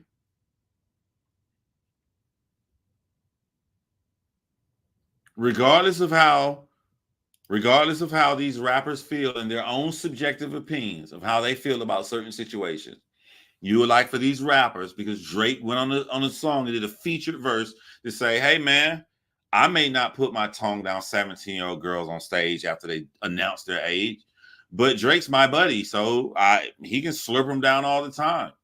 Is that the kind of help that you like for Drake to have while he's battling Kendrick Lamar?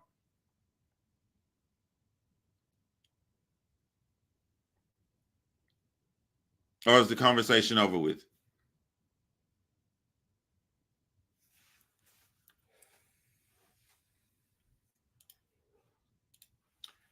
Eric 310 said, if there was no validity to those claims, I would think someone would come to his defense and say that's some BS before the narrative goes even crazier. So, Eric, let me ask you this, right? When Kendrick says something like that, it don't do shit, but kind of like opens the door a tad bit like this. It just opens the door.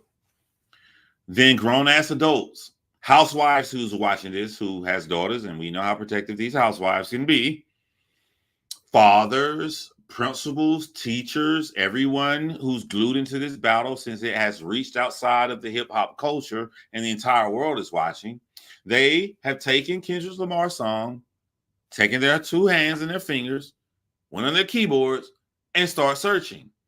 From this point on, Kendrick Lamar doesn't have anything to do with it.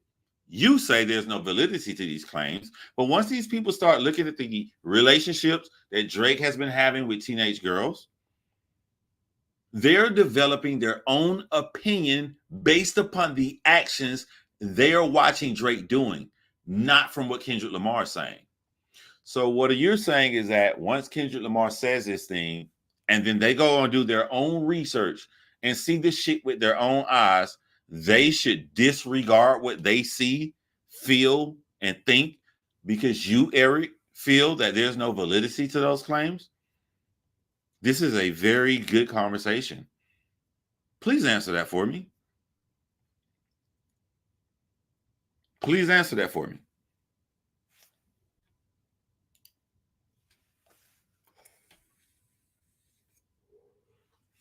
Eric, I'm gonna be real with you right now. And this is the realest shit, right? Nothing Kendrick said made people cringe. What Kendrick said made people laugh. A minor laugh.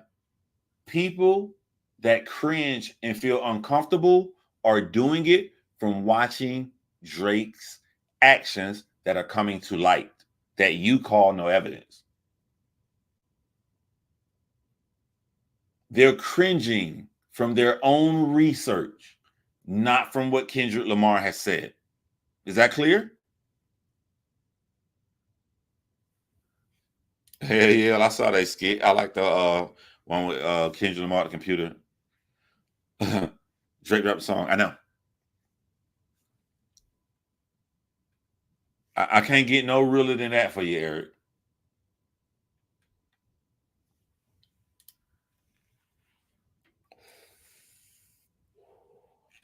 Also, Eric, since you say there's no evidence, there's no anything, let me ask you a question before I read that.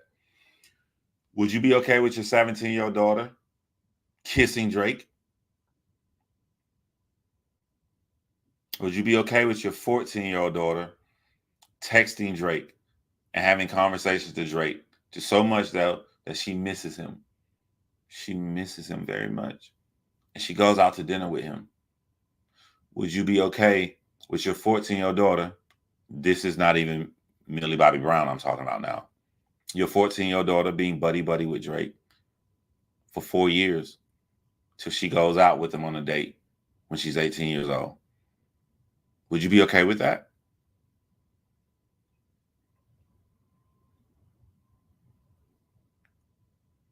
So everything I just said goes right into what you just asked me on the screen. Everything I just asked you, do you think, what about that I said that you feel another rapper should come out here and defend that? What about anything I just said? Do you feel a rapper who has nothing to do with this fucking beef should come out and defend those actions, not what Kendrick Lamar is saying, but what they're seeing of Drake and his own actions?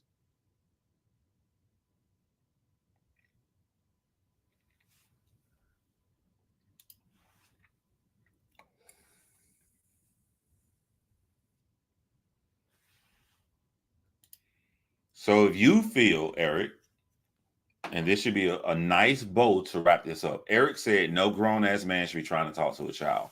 Eric, why is it okay for you to feel like no grown-ass man should talk to a child, but it's not okay for a rapper to feel the same way you feel simply because Drake featured a 16-bar verse on their song? Answer that question for me. Why can I feel that way and you feel that way?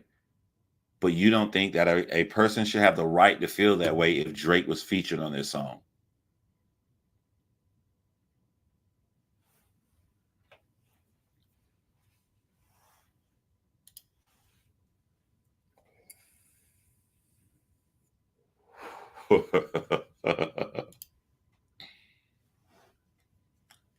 Guys, I'm sorry.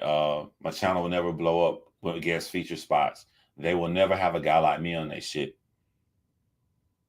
Because it don't sound good when you say them dumbass questions to me like you say to everybody else.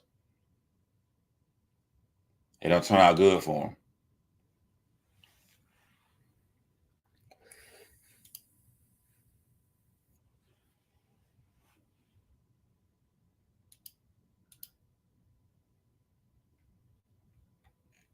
Appreciate that, Chris. Great.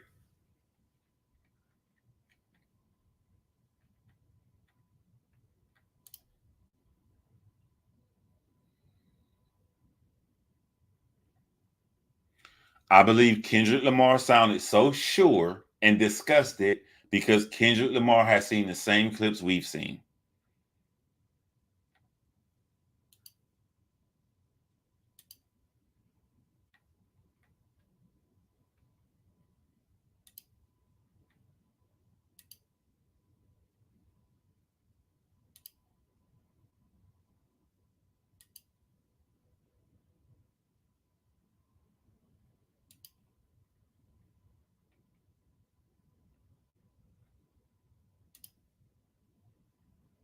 So I was just posting y'all comments because I was, deep into educating Mr. Eric 310.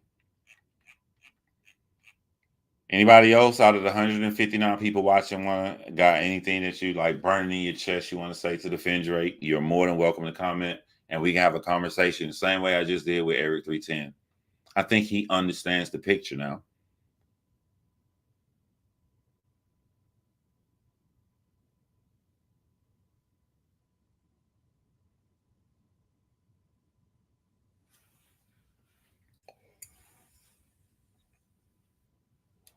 He a fan. Freaky ass me. 69 God. Hold on, let's play this shit. Hold on. Trying to see Compton. The industry can hate me. Fuck them all and they mama. How many options you really got? I mean, it's too many options. I'm finna pass on this body. I'm John Stockton. Beat your ass and hide the Bible if God watching. Sometimes you gotta pop out and show niggas. Certified boogeyman, I'm the one that up to score with him. Walking down whole time, I know he got some hoe on him. Pull on him, extort shit, bully the flow on him. Say Drake, I hear you like I'm young. You better not ever go to cell block 1. To any bitch that talk to him and they in love, just make sure you hide your little sister from him. They tell me Chubb's the only one that get your hand-me-downs and party at the party playing with his nose now. And Baca got a weird case. Why is he around? Certified lover boys, certified pedophiles. Wop, wop, wop, wop, wop. That fuck him up. Wop, wop, wop, wop, wop. I'ma do my stuff. Why you trolling like a bitch? Ain't you tired? Trying to strike a chord and it's probably A minor.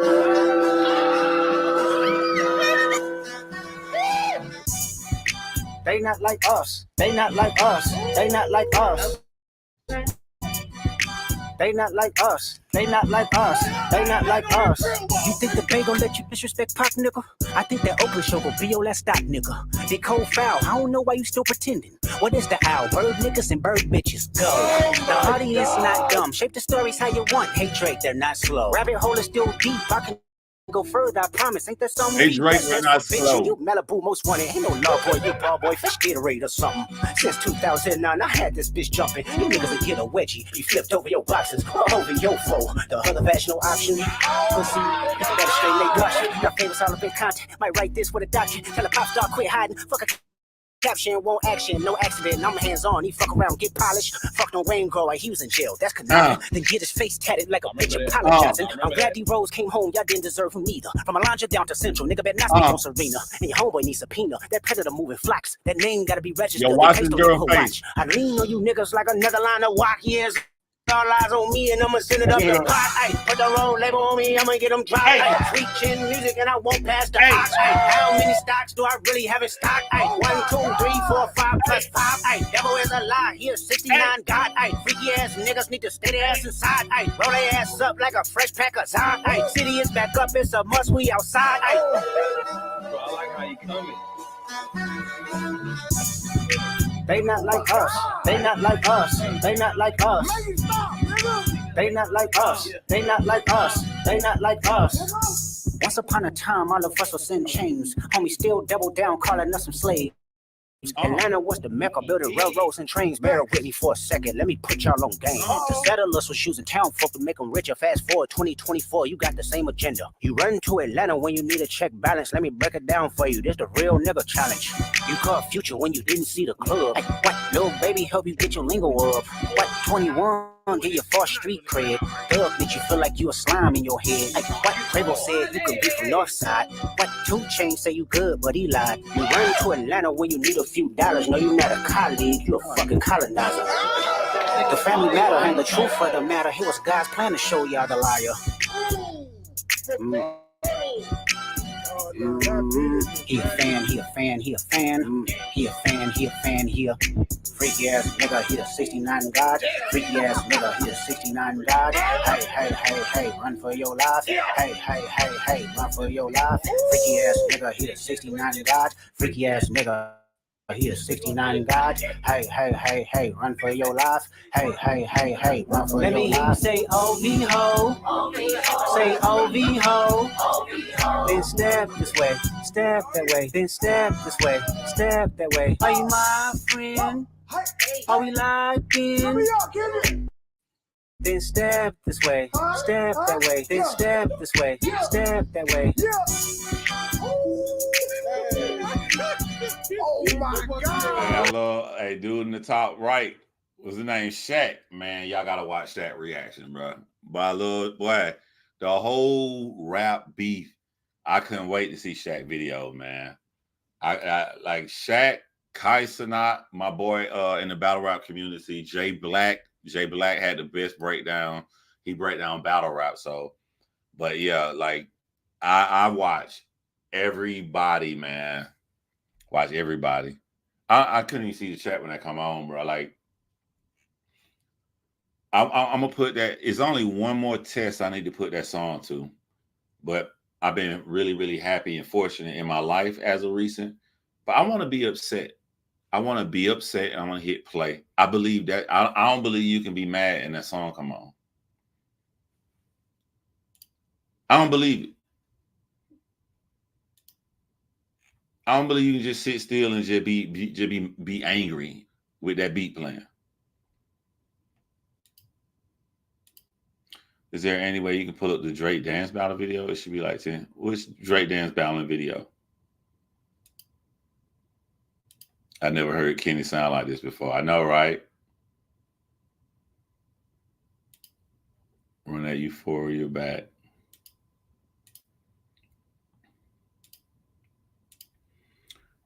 I put it another way. Would it be okay to condemn a 30-year-old for befriending a 14-year-old without any context? I say no, but there's lots of context in Drake's case. It's not even like this. This is what people don't want to admit, bro. Let me be serious for a second.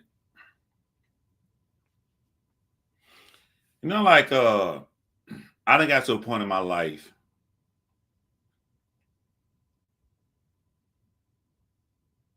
Like if you, for 1 second, you could have had a bad day. You could be the nicest person in the world.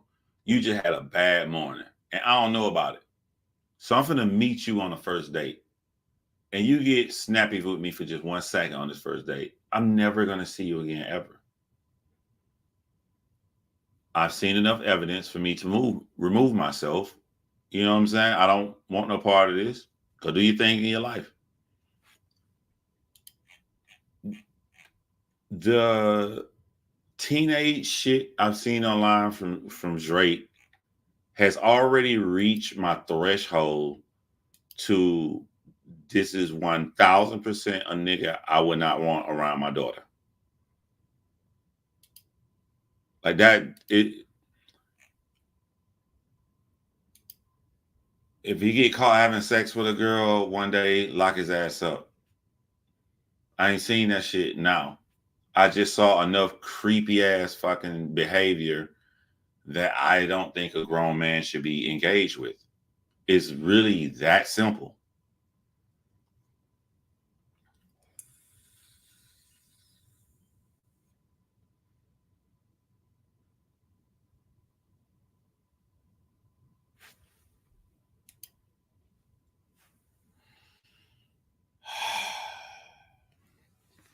Hello, Kiki W. Do you mind elaborating on your comment? I'm trying to make sure I understand it correctly.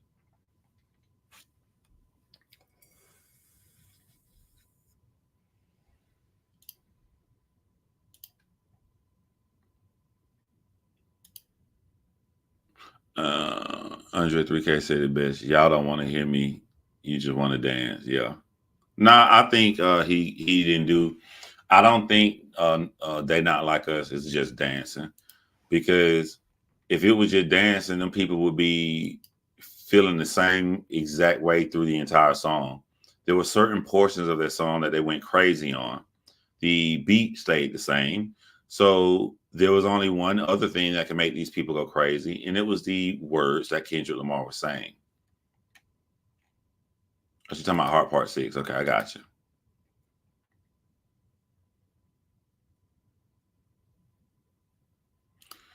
If I can go back in time this morning, I was rushing to leave when I dropped my video about the security guard being shot with Drake. I would have played Kendrick Lamar's end of Meet the Grams. Right after I told Drake at the end of that video, it was your fault, and the screen face of black, I would have played that rap. Fuck a rap battle. This is a long life battle with yourself. Oh, I'm so mad I didn't do that. No, I don't think Kendrick would go for the rest of the industry. For 10 years, Kendrick wanted to defeat Drake and have it on his resume that he defeated Drake, and he did it.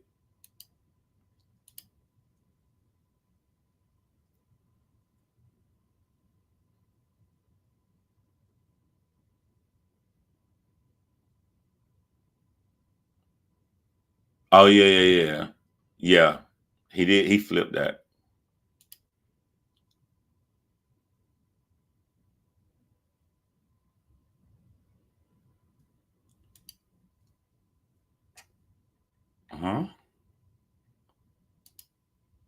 As a teacher, I even had to have very specific, clear reasons to even have a child in my classroom outside of class time. I taught middle school.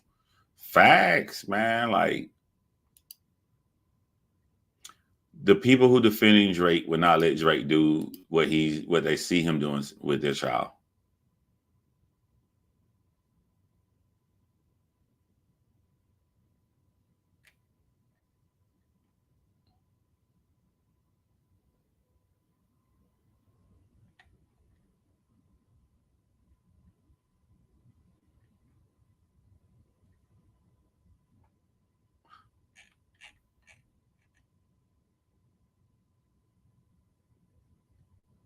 Cash from EXO House was shot up in Kendrick State in 616. The mole was not Cash, and he wanted Drake to think. He was shot after 616 dropped? I knew he was shot. By the way, shameless plug. Make sure y'all follow me on Instagram. Wait, do I need to plug, or is my shit showing? Oh, my shit is not showing.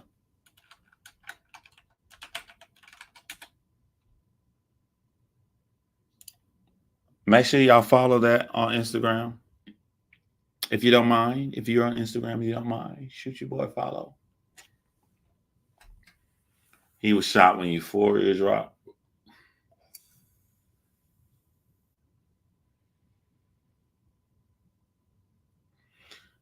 Hey, here's something nobody caught on. Like, I just thought it was funny. Family Matters.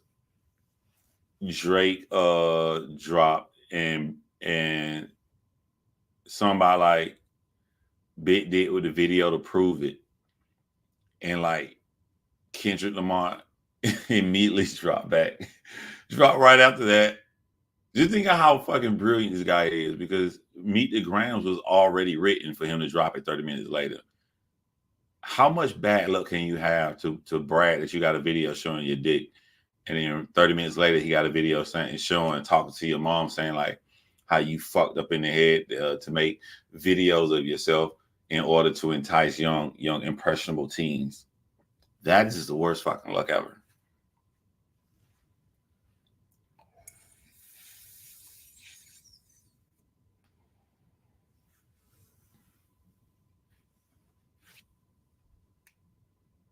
I'm so sorry that happened to you, Kiki.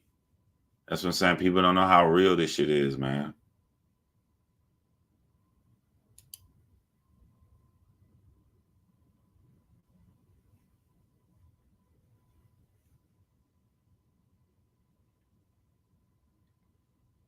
I don't fuck with them Metro Boomin tweets though. I do not fuck with them because, like, bro, like,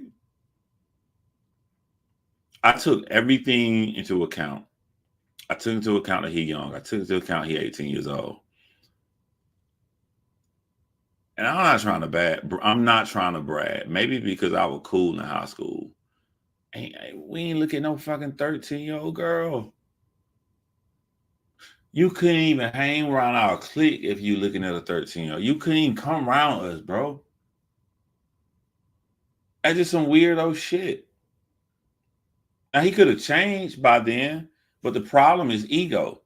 If you change, you say, I fucked up. You know what I'm saying? I'm not like that no more. But your ego won't allow you to do that because you're accusing Drake. And so since you're accusing Drake, you feel like you're down where he at. So your ego is more important to you than doing the right thing. I don't fuck with that Metro Boomin shit at all. Nice ass fucking beat. Nice way he came at Drake, but them old ass tweets is weird as fuck, man. I don't put no man before my morals and my principles.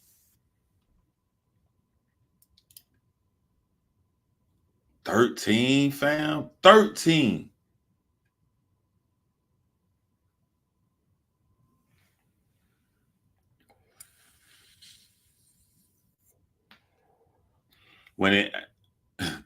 I don't know these.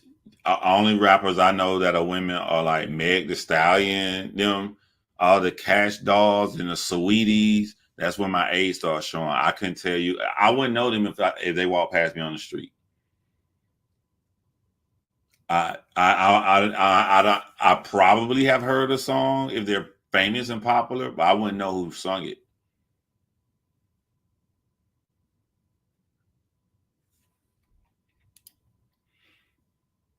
Now, I don't think Euphoria hit Drake mentally because after Kendrick dropped Euphoria, Drake called DJ Academics bragging like, yo, if they like that shit, wait till they see what I'm about to drop. I don't think that's when he got worried. I think he was like, oh shit, nigga can rap a little bit. Because we ain't never heard him battle. Okay, I think Drake felt like he got some skills. But I got him. I think Drake got worried when he heard Meet the Grams. I think Drake knew this ain't finna go how I want to go, how I thought it was gonna go. Can I do a reaction video to Maul defending Drake? It's probably gonna be some shit already said. You know what I'm saying? Like,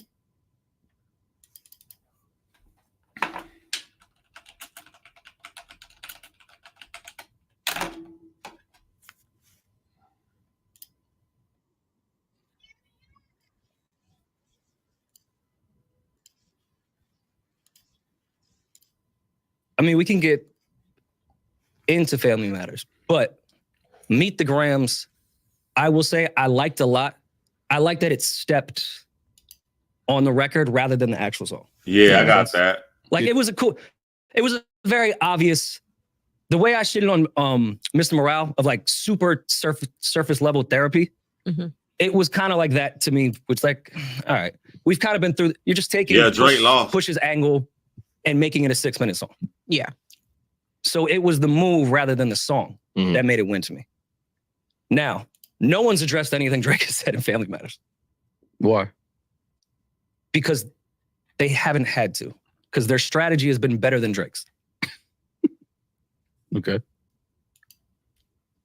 I'm still waiting on your opinion for Family Matters to that move. Listen, fuck all that. Drake is smashing this nigga, man. He's Oh, punishing here we this go. nigga. He's out rapping this nigga. It's not even close. The music is way better. The visual is way better. I fed you fake shit and you ran with it. You thought I had an 11-year-old daughter. You're a clown. You digging for dirt. You should be digging for proof. He gave you I everything. was just trying to get to this. He That was gave you the long-winded. No, just no, no, waiting because- for you to get to this. So we No, can argue. because I'm sitting here talking, just talking. Let's just talk about the bars, the music. Let's get to that. Who's putting out the better music? I don't care who's putting out. All right, so you know what I'm saying? Like, when people be saying the same shit over and again, I be trying to see where they come from. I heard push-ups 3 times in my life. Of course, I heard it when it first dropped, and then I replayed it again a second time. You may not catch everything first time. I remember exactly where I was driving in my car by myself, which is the best place to be to hear a beat. You by yourself, you can totally soak it in. I did not make a I shit myself face. You know what I'm saying? Give me my real first impression. It felt like the typical like Drake song, The Way He Gonna Come. I didn't go crazy. Ooh, I like, oh fuck, Kendrick in trouble. As a matter of fact, I'm one of the rare people out there that like tailor-made freestyle better than I like push-ups. I wasn't moved by that. Of course, I felt like he played in the club, but maybe it's because I'm from Atlanta. The bass line, how the bass line is going in Euphoria. They were saying that Drake had like a club hit with push-up, but to me, when I think about a stripper shaking her ass, it just seems like it's better on Euphoria. I don't know. I must be wilding or some shit, or I must be weird because I'm in the A. But to me, the fucking dancing shit, it just seemed like Euphoria. Like that bass that he rapping over, like I can clearly see motherfucking girls dancing to that shit. So, but anyway, that's just me rambling. But people are building this narrative that Drake had the best song. The best shit I liked from Drake was 2 minutes and 19 seconds. And that was the third beat in Family Matters. I absolutely love that fucking third beat in Family Matters. That's pretty much it. That's pretty much it. So like, this is something I used to do. And y'all young people may not catch this, but people my age know. In the 90s and 2000s, if you want to seem like you know everything about rap, all you gotta do is say my favorite album was Illmatic. That's the go-to thing back then. So you say, oh yeah, Illmatic, greatest album of all time. I always said I like Nas' second album way better than Illmatic. And I went upon what I bought the most. I listened to It Was Written. The CD gets scratched up, I'll buy it again. CD gets scratched up. I bought that shit like 4 times. I cleaned up my room. I'm playing Illmatic. I'm playing It Was Written. So if I'm spending the most money on It Was Written and I keep playing it over and over again, that means I like It Was Written more than I like Illmatic. So I can't say, I don't give a fuck how it make me sound. I have to tell the truth. So when mama like, who made the better music? When Euphoria dropped, I listened to that shit like 20 times. I kept listening to that shit over and over again. So it's not about trying to look good online or none of that shit. It's about like you gotta follow your ears. Your ears are telling the truth. Why the fuck am I keep playing Euphoria? Because I like Euphoria way better than I like push-ups. When Family Matters drop, and I clearly see everybody going crazy, they got big reactions. Everybody loving that. Kudos. I think I heard Family Matters twice in my life. Now, I've gone back to listen to the end, the last part of Family Matters. I probably listened to that 10 times. I probably heard Meet the Grams maybe 25, 30 times.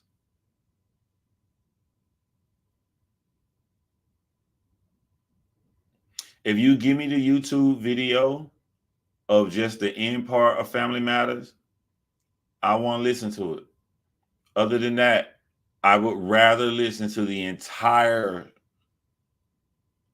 Meet the Graham song.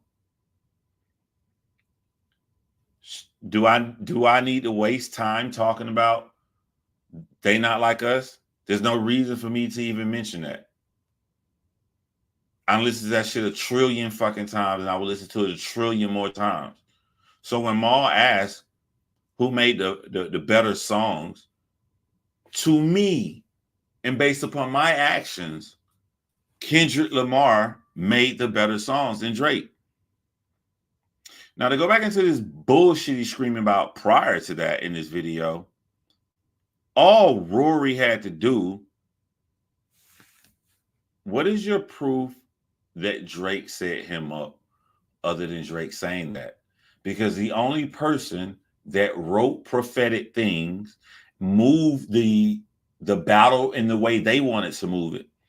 Drake had it set up to perfectly go second, which is when you want to go in the battle. Kendrick Lamar flipped it and made Drake go first to where Kendrick is answering him. So all Ma had to do is like, yo, okay, what makes you think that Drake set Kendrick Lamar up? That's number one. Number two, every time he mentions about Kendrick said that Drake had a little girl, all Rory had to do is say, Drake is a fucking liar. Can you show me any proof that he put his hands on this woman? Or can you show me any proof that Kendrick Lamar is not the biological father of his son?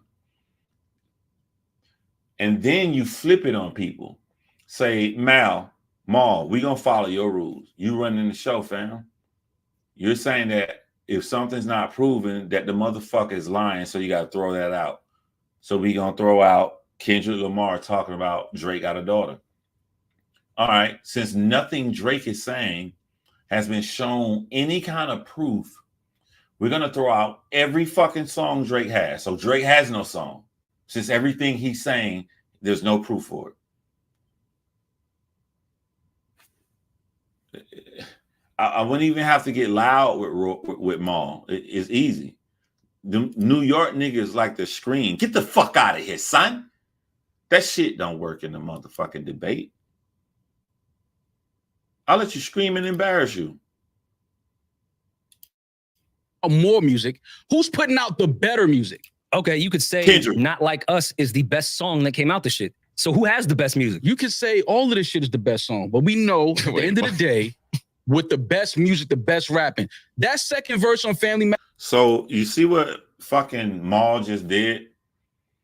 Rory said, you can back up what Rory said with major evidence. All the accolades that I listed off earlier in this live that They Not Like Us has achieved to show that it is the better song. Maul is not debating.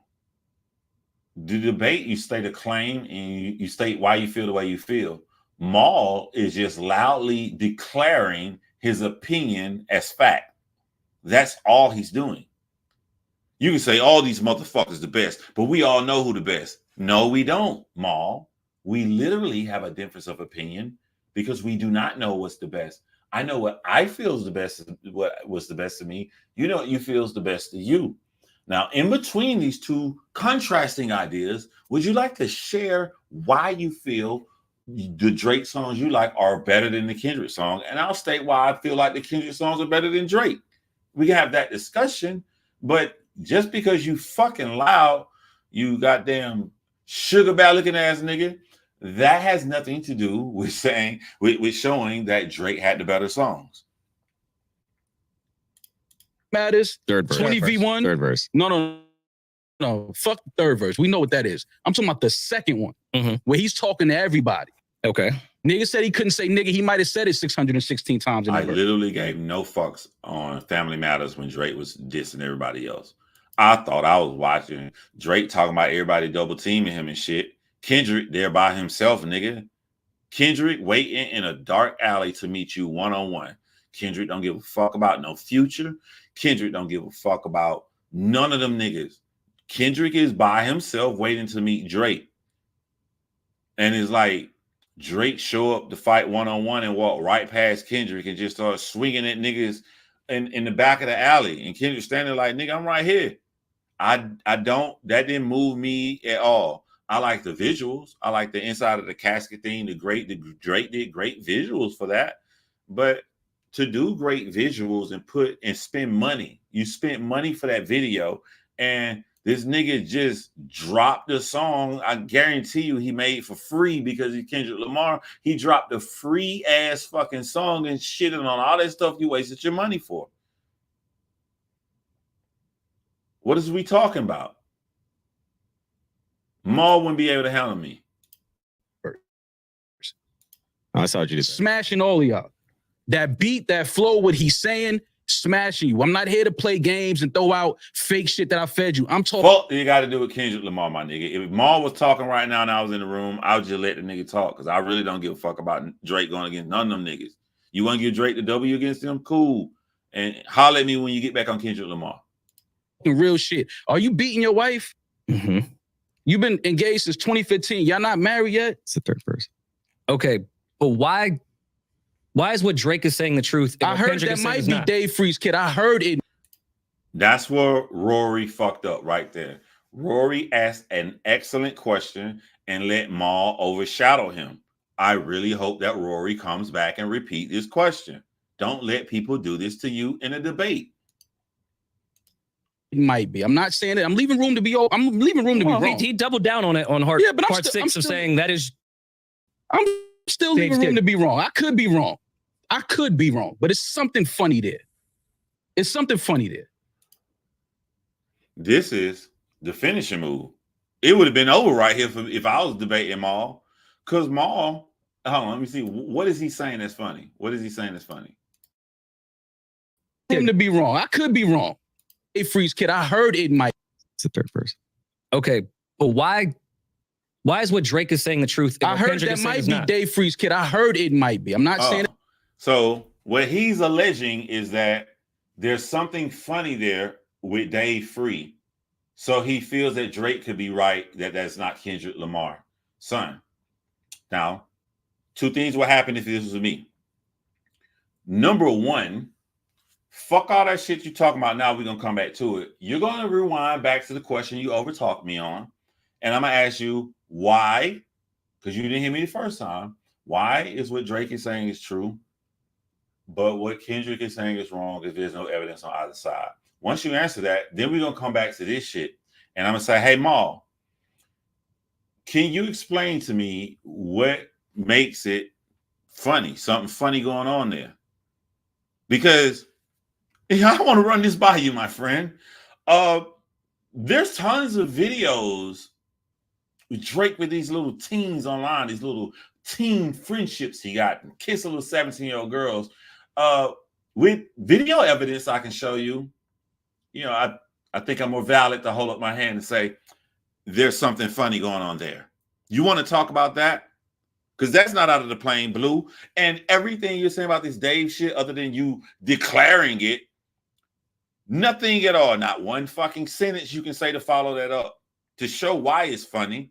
I can show you why I feel the Drake shit is funny with these girls. Let's watch it together, Maul.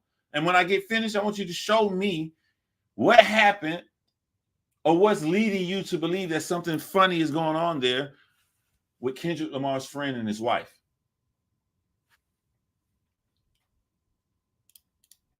I'm leaving room to be. I'm leaving room to be wrong. He doubled down on it on part 6 of saying that is. I'm still leaving room to be wrong. I could be wrong. But it's something funny there. It's something funny there. Because he likes a photo of Kendrick's wife and their kids? It's more than that. Why are you not following your fiance? Why does that matter? I don't see. I'm not doing that. Niggas come the same reason y'all picking apart dumb shit that Kendrick is saying. I'm just throwing shit out there. Hey, Maul, don't cut me up, my nigga. So I just want to ask you a question. It's about connections, right? Connections. Maul, what do you think is a more solid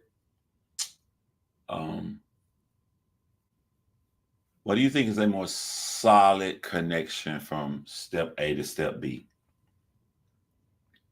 Someone's friend clicking a heart on a picture, or a man who is so brazen he would kiss a 17-year-old girl on stage, that he's been friends with two 14-year-olds, waited till both these 14-year-old girls turn 18 to take him out on a date, and then had another friendship with another 14-year-old girl to fucking them. Which is a more plausible connection to a dot to fucking? You've been friends with this dude? To the world, we don't know no beef, no nothing. We have no details. It's just one heart on that photo. By the way, they cool. Not only that, but his wife's brother came to take up for him. I don't know anybody brother who gonna come and take up if you beating and punching the shit out their sister. So what's more plausible to leading to fucking someone? A man who told a child she's thick after she announced her age and then kissed her, and then went out with two girls who was 14, well, was friends when they was 14 and waited until they was 18. What's more a plausible connection to fucking the girl? I would ask Maul that. I went into this. We know rap beefs are filled with lies and cap, like the whole car seat and the condom. I fucked your bitch. You fat. Like, I get it. I'm just assuming everything is either the truth or a lie. That's where I try to look at it. I'm not trying to pick apart what Drake said, right? Is what Kendrick said, right? I'm just blanket statement. Let's say everything Kendrick said is true and everything Drake said is true. Mm-hmm. And why would Kendrick wife follow him? That'd be bored as fuck. The nigga got 3 photos on his Instagram in goddamn 10 years. Ain't shit popping. Ain't shit going on. Ain't shit going on there. You know you're mad. Like me, I'm a heavy social media user. I have a girl, then they gonna know that shit. But if I wasn't, they gonna know this shit. Motherfucker don't care. Matter of fact, now I think about it, I do know husband and wife that don't follow each other. I'm friends with both of them, but I'm more closer friends with the husband.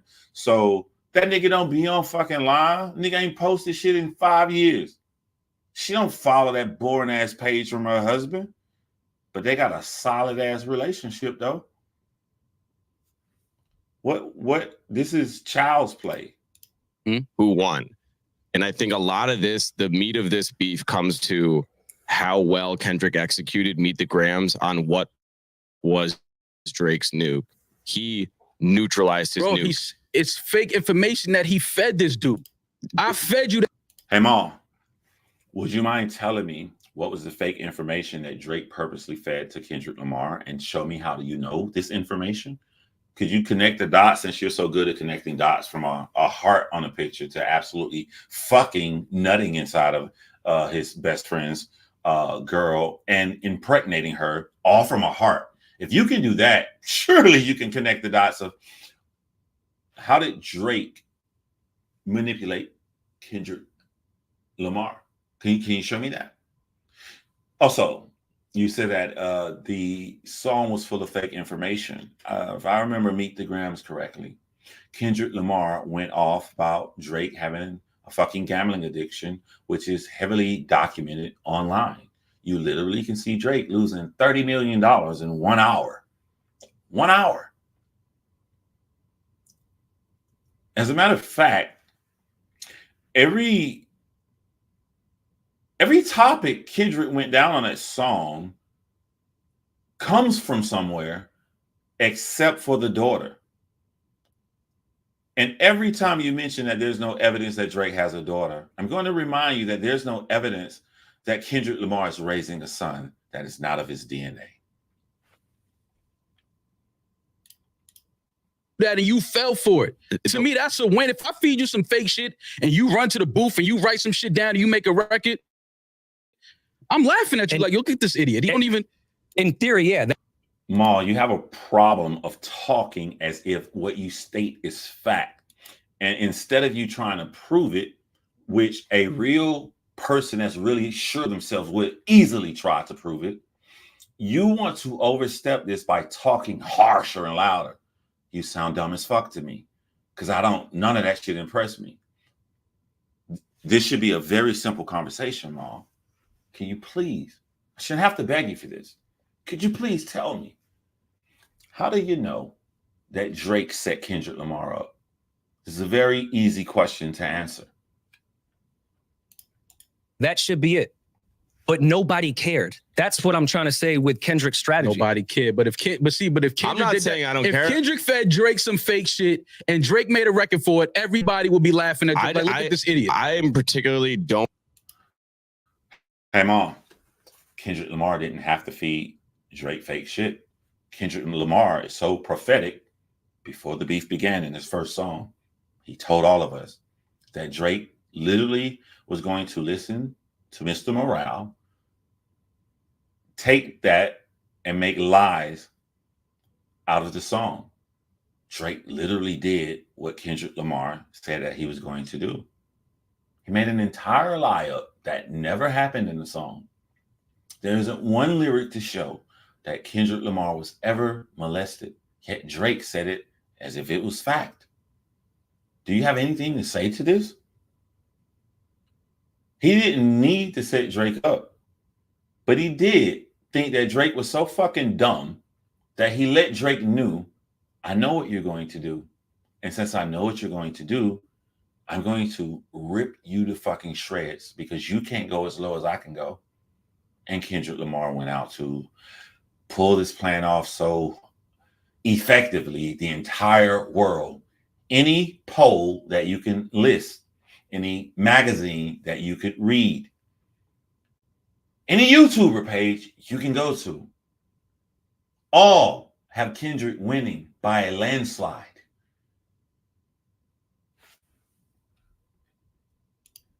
I don't really believe Drake when he said he fed him all this fake information. That's where I'm at. So you thought they found that in Drake's dad's suitcase? You thought that? Oh, I'm not even fuck the artwork. I'm not even worried about the artwork. I don't care about the artwork. Actually, just discuss that part. You thought Drake had 11-year-old daughter? No, bro. We convince people. We can no. See, it's niggas like this that I can't. You think the biggest artist in the know? You think the biggest artist in the world, after going through what he went through, a battle in his battle with Pusha, you think that he would have had a kid older than that kid, and we would have never known about it until So he would have been hiding that one already. Hey, Ma, I just want to let you know, me personally, I have no idea. But I just, in my heart, I have no evidence, but I don't feel like Drake has an older daughter. I would like to add this on.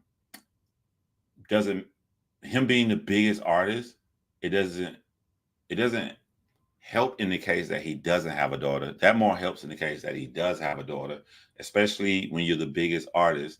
You've never been in a relationship. You've been single. You've made it a point to fuck every goddamn fake booty, light-skinned Instagram model there is on earth. You've made it a point to try to fuck everybody girl or everybody ex-girlfriend. This is a lot of sex. This is a lot of fucking, and using math and probability on the percentages that condoms do break. And I just want to preface that I don't think that Drake has an older child, but if it came out that he did, it would not shock me at all. So I don't know why you're professing so hard to say just because he's the biggest artist, he would make the same mistake. Let me ask you this, Maul. Do you think that Drake stopped fucking random thoughts after he had a baby? After he found out that he had Adonis, do you think that in his thought fucking reign? If not,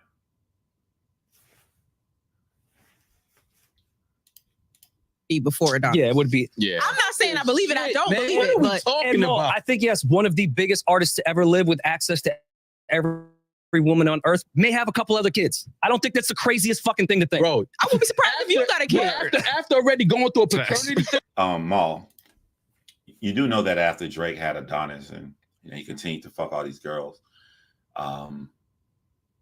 he actually made an album called Loverboy, and the album cover was a bunch of pregnant women emojis. Yeah, we're just saying it was plausible. Yeah, saying it was plausible. After going through a paternity thing, you think that it's one that's older than this kid. Yeah. Maybe he didn't know. Stop it, man. Ma, you do know that Drake was completely shocked when she told him she was pregnant with Adonis. So if he's supposed to have a kid prior to that, that means it would have been before he learned his lesson of having Adonis. So if he could be completely shocked by Adonis in the way he was moving, probably was moving way more reckless prior to having Adonis, you don't think it's plausible?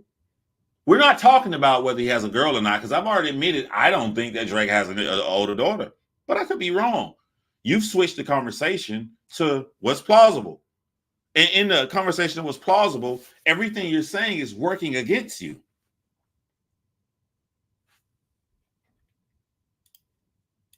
Also not saying it's true, by the way, but it's plausible. And let's go back to that artwork thing. This is where I'm kind of on some of the side of people saying Drake might be lying in this whole thing. Is Kendrick Lamar that fucking dumb that somebody's gonna hand him, I found Dennis Graham's suitcase with Drake's medication in it. He said come on. He said it was a mole in his camp. Kendrick said that on the first record. It's a mole in your camp. Hello, I was just saying, I got a bad memory. I don't know if I read this comment, but appreciate that, man. According to DJ Mustard, Dot is going to drop the new album mid-June. 6/16 in LA is literally the release date and one day before his birthday. That's what's up. I will be listening, and I wouldn't be shocked if he put a couple of them songs he didn't release on there. It's a mole in your camp. Somebody right next to you. Somebody's right next to you. Yeah, they feed. So he thought he had it in. He thought somebody was really. So we know that Drake lied about the suitcase, right? He tried to say in his song, but we know that he lied because he said in a song, he tried to explain the items inside of the suitcase, and there was a real fucking receipt. Even DJ Academics, Drake's biggest stan, came out today and said that he thinks that the picture of the items that Kendrick Lamar posted was real. And he said why, and he said the receipt same. Drake's biggest stan even said that he feels that as real. So I don't know how good niggas is for cooking up goddamn pharmacy receipts top to bottom. Feeding him shit from his camp. He fell for it. And he took the banana in the tailpipe. Okay, so where's the proof that it's not, that none of this is real? Where's the proof? You keep saying, where's the proof for this? Where's the proof for that? Where's the proof that none of this is real? You think you think Drake has an 11-year-old daughter? It don't matter what I think. I'm asking. Fuck you. I'm not answering any of your questions. I don't know why you think you're running this shit if you're just going to ignore my questions. We're not doing that. We're not changing the fucking topic. I asked you a question. She asked you, where's the proof? It's not about what I don't think he has it. Now that I say I don't think he has it, can you answer where is the fucking proof that Kendrick Lamar was set up and fell for something? It doesn't matter. No, but it doesn't matter what I think. What I'm saying is, where is the proof? This mad shit I think ain't true. That's turned out to be true. What I'm asking is, where is the proof that that's not Drake's medication? Where is the proof? Where's the proof for these things? You're asking for proof. Why does Kendrick have to prove shit and Drake don't? Why? I didn't say Kendrick had to prove anything. I'm just saying, let's just be smart here. As soon as I heard that ball, I'm like, oh man, somebody fed this nigga. I didn't know it was Drake that fed him the bullshit. And I would ask Maul, like, why are you only leaning hard on Kendrick Lamar? Because I see two men doing the same thing, and I see a lot of people doing it. And one of the reasons I think that they only lean hard on Kendrick Lamar is from Pusha T. If Pusha T never existed and never exposed that, then both of these will be seen on an equal platform. But people are so hungry for that Drake baby shit because of how much of an impact it was with Pusha T. It is making their brain focus only on that. Both men are saying salacious claims about the other man without a single shred of evidence. Equally. The only thing that's uneven is Drake. Drake shit has no basis. He's just saying shit. Kendrick has one thing that has no basis. The little girl. Every single thing Kendrick Lamar said, I can go pull up right now and show you a basis for why he said what he said. That's the only thing that's uneven, is that Drake has way more lies.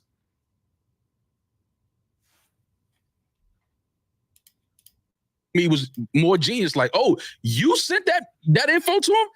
That's genius shit when it comes to battling. Like, look, I know he's thirsty to find something. Yeah, that would be genius. And what happens is you have a lot of fans out here, which is a lot of people, more than one person. So they're going to come up with wild theories that sound awesome, like it's in some fucking movie, because they're fans. And then you have Drake, who sits behind the scenes and watch these fans all the time. The same Drake who didn't do anything to set up, to make it look plausible like he set up Kendrick Lamar.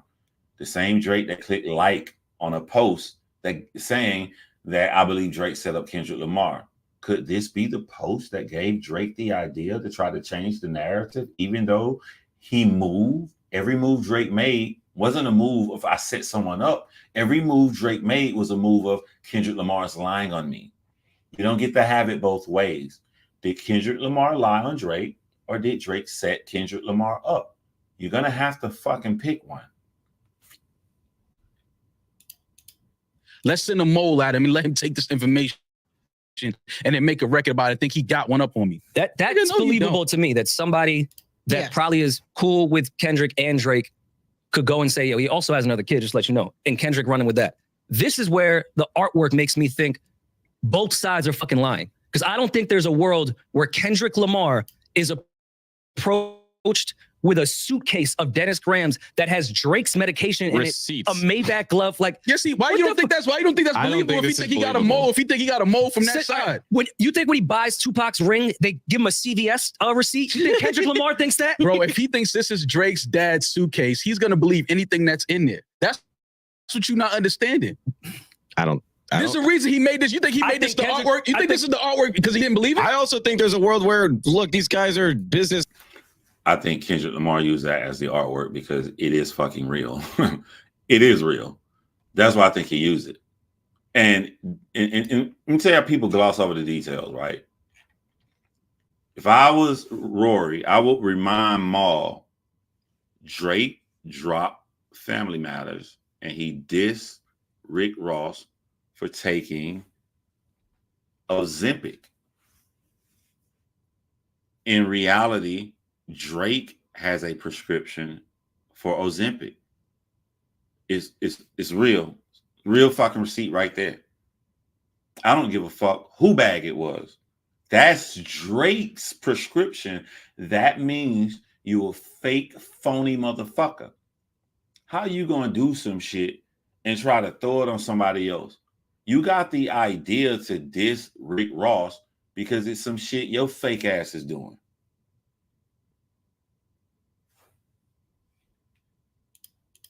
Men, they're creatives. You can just fake the what do you need, a fucking $20 printer and a couple empty pill bottles just to, like, I think it's the perception that I have all this information on you. I don't think any of this shit. So you think that Drake's diabolical plan started when he was 25, 23 years old?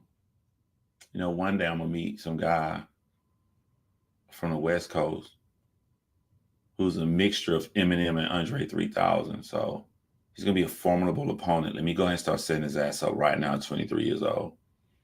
First thing I'm going to do is kiss a 17-year-old girl. I got his ass now. After that, I'm going to become friends with a bunch of 14-year-olds and take a couple of them on a date when they turn 18. Ooh, he don't even know. I ain't even met him yet. We ain't even shook hands yet. I ain't even took him on his first tour yet. And I already got his ass in the bag. Bye, y'all. Drizzy.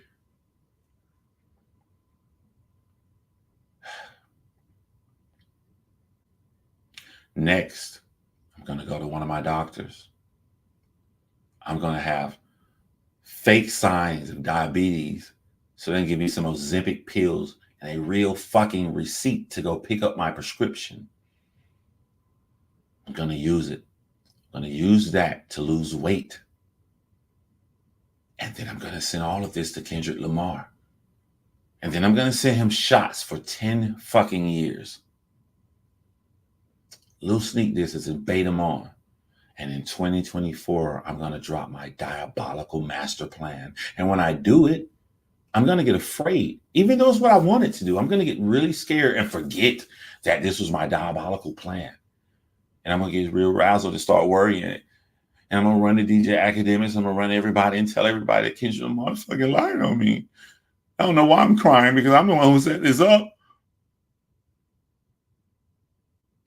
Then you know what I'm going to do? I don't want to be like everybody else. I'm Drake. I'm different. Everybody else would have had a whole bunch of fucking confidence that their plan worked. Everybody else would have showed a bunch of evidence of this, which would have been more effective at laughing, getting the whole world to laugh at Kendrick Lamar. I'm not going to do that shit. Everybody would have did that. I'm fucking Drake. I'm going to make the wackest fucking diss song, and I'm going to spend 75% of it defending myself against the claims that I set up myself with these little girls. Then I'm going to take the other 20% to diss Kendrick Lamar with claims without a shred of fucking evidence. And after I do that, with no confidence in my voice at all, I'm going to finally say that I set all of this up on purpose. Jazz Blaze, that's what you believe happened? That's what you believe Drake did?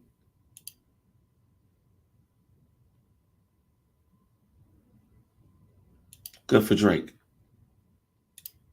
Shit's real. I can make a fucking fake receipt right now about some Ozempic pills that you're on. Like, what are we we convince people that genocide is necessary right now. Like, making a fake pill bottle is not the most strategic. Whoa, anyone can do this. All right, so all right. So back to what matters here. Back to what matters. Y'all are sitting here telling me that y'all feel like Kendrick is out rapping him, but not because he's putting out more songs. Y'all feel like he's saying better shit. He's making better songs. Small. My answer is yes. Kendrick Lamar is out rapping Drake. Now, can you do the same favor I'm going to do for you?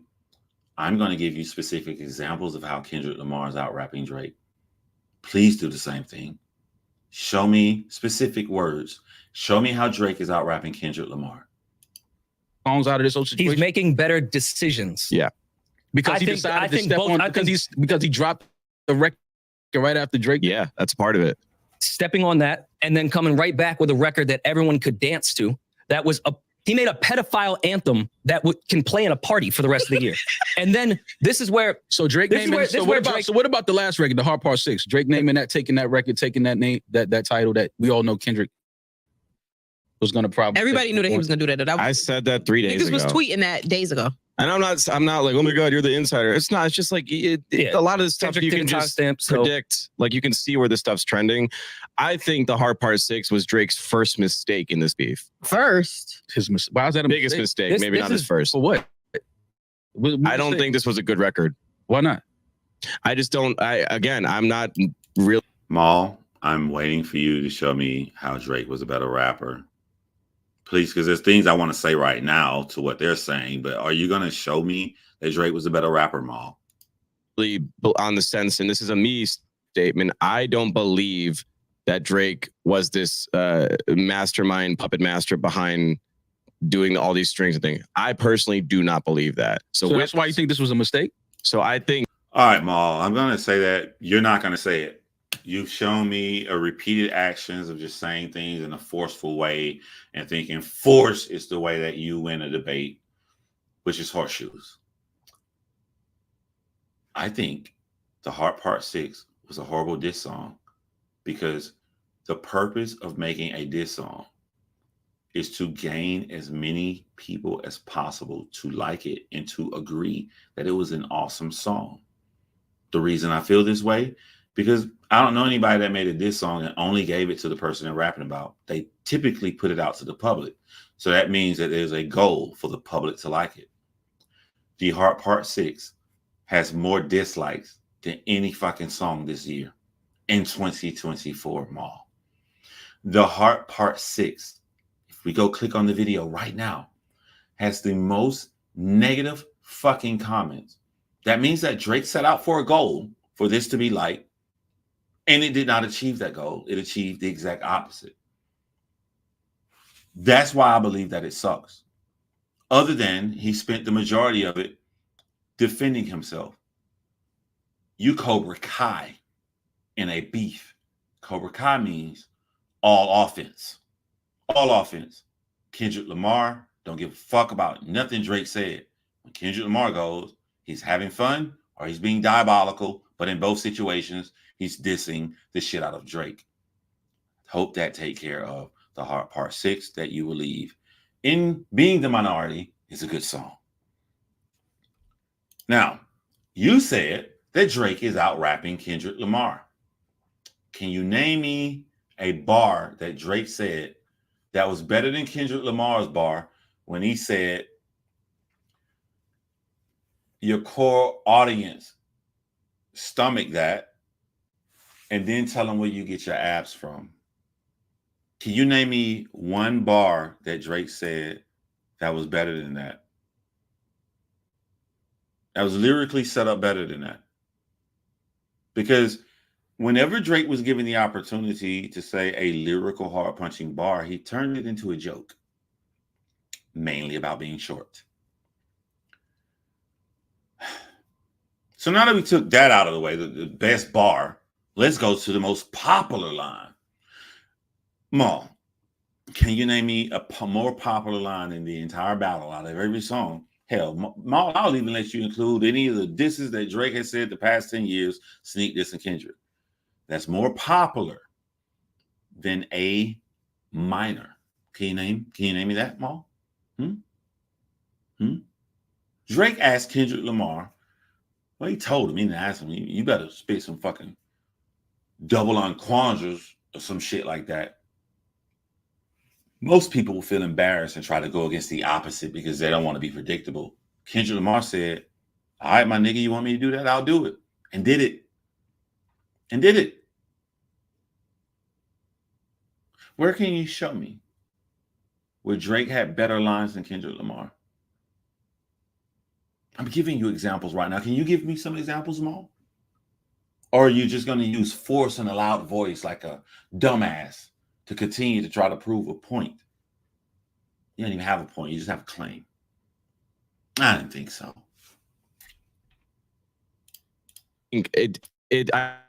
I know a lot of people are at the Twitter timelines like it's waving his white flag, he's putting the sword down. I also don't necessarily believe that. I just don't think this song was effective to what he actually should have done. I think it was. You thought Meet the Grams was effective? It was very much. Yes, incredibly effective. I'm not a Just because he pedophile. stepped on the song, He put it right stepped on the there. mall. You've been talking about this nuke for 2 weeks. Bro, that Meet the Grams record is not dope. He like put that, a bro. t-shirt on. Hold on, Maul. I just want to look something up.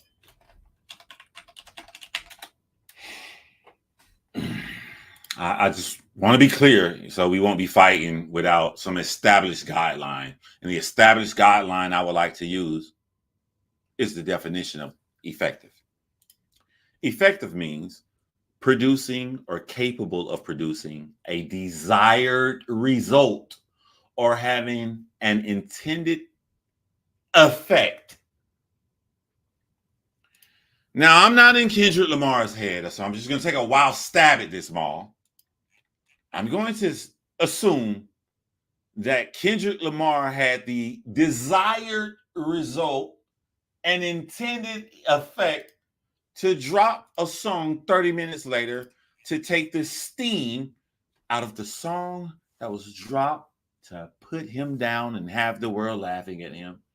I would assume that the intended effect that Kendrick Lamar wanted out of Meet the Grams was to shit on Drake's parade of all the effort and work he put into switching the beat up 3 times, trying to be like him when he did Euphoria, but taking it a step further and going to the restaurant following Kendrick's lead that Kendrick rapped about, wearing a FUBU shirt for the first time in his whack ass life.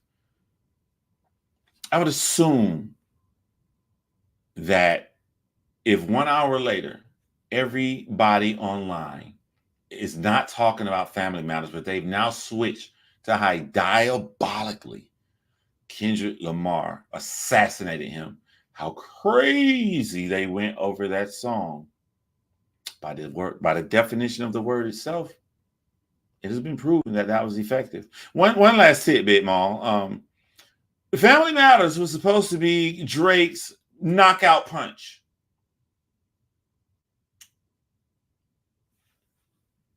To date, Kendrick Lamar has 1 million more views on Meet the Grams than Drake's knockout punch that came 30 minutes prior to it. If that's not the definition of the word effective, I just let you keep saying fucking claims without evidence then. Put the fire out in 10 seconds. That Fire Alchemist beat. You don't like that beat? I don't like that fuck song. the beat. I don't like that song. The impact at all. of that record destroyed your mood. Not Like Us is dope. I like that record. Yeah, and I like Euphoria. Okay, but that Meet the Gram shit, get the fuck out. It has it has zero replay value, but its impact greatly. It has no replay value, has no impact. Don't even put those in the same. I would think replay value is subjective. You know, I listen to Meet the Grams 20 fucking more times than I listen to Family Matters. But I'm gonna be honest, I may be in the minority on that. You know, that's Drake's hardest song in his whole collection, which is funny that Kendrick Lamar has 1 million more views on Meet the Grams, and that's not even the hardest song in his collection of this song. What does that tell you? However, again, I think down the line, it's going to be a 1-2 setup punch to go on through history. I think when people tell people about this battle who was not here to witness this battle, and they describe the events that happened, the person they're telling this to is going to want to hear songs from them. They're going to set it up by playing Not Like Us, and the person's going to hear this and be like, damn, this nigga's snapping on this motherfucker, and this beat is hot.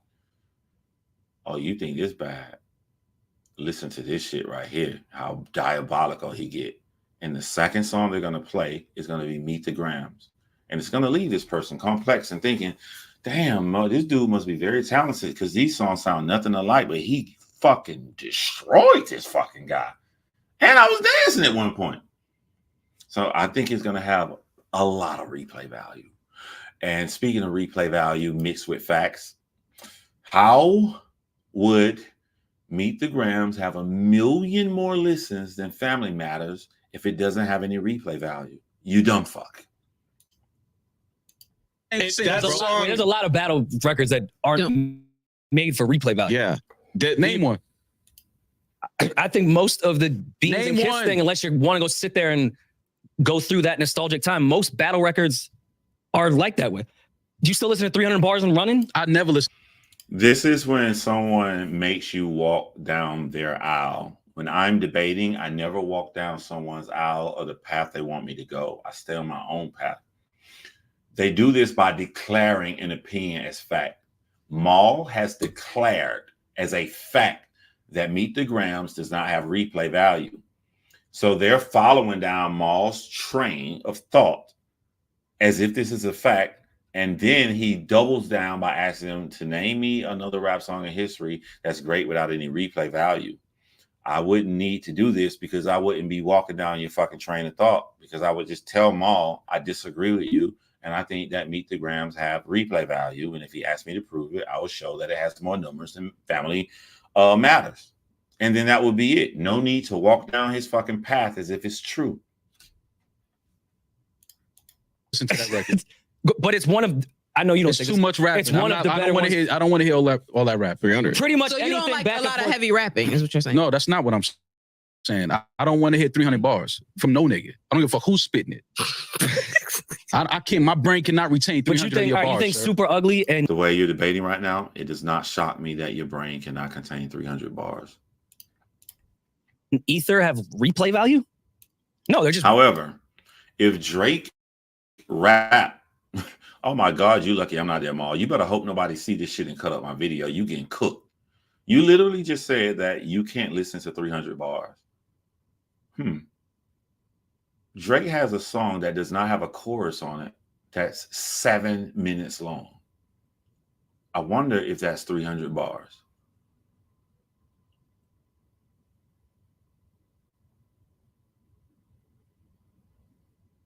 I'm gonna look that up. I wonder if that's 300 bars, you just cook your fucking self.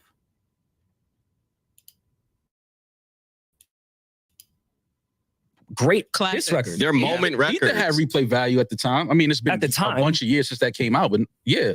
A couple years after that record came out, people were still playing Ether. Okay. Nobody's playing Meet the Also, Grams. but let me land that point.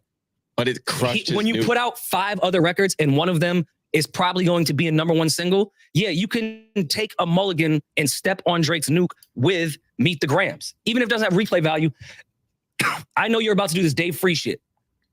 So I'm going to dissect your entire family life 7 minutes after you drop it to make everyone forget. with That's a fake fucking news. amazing With fake news on though. one verse. With fake news. On one verse. Even if he had left that daughter shit out, it would have still stepped on it.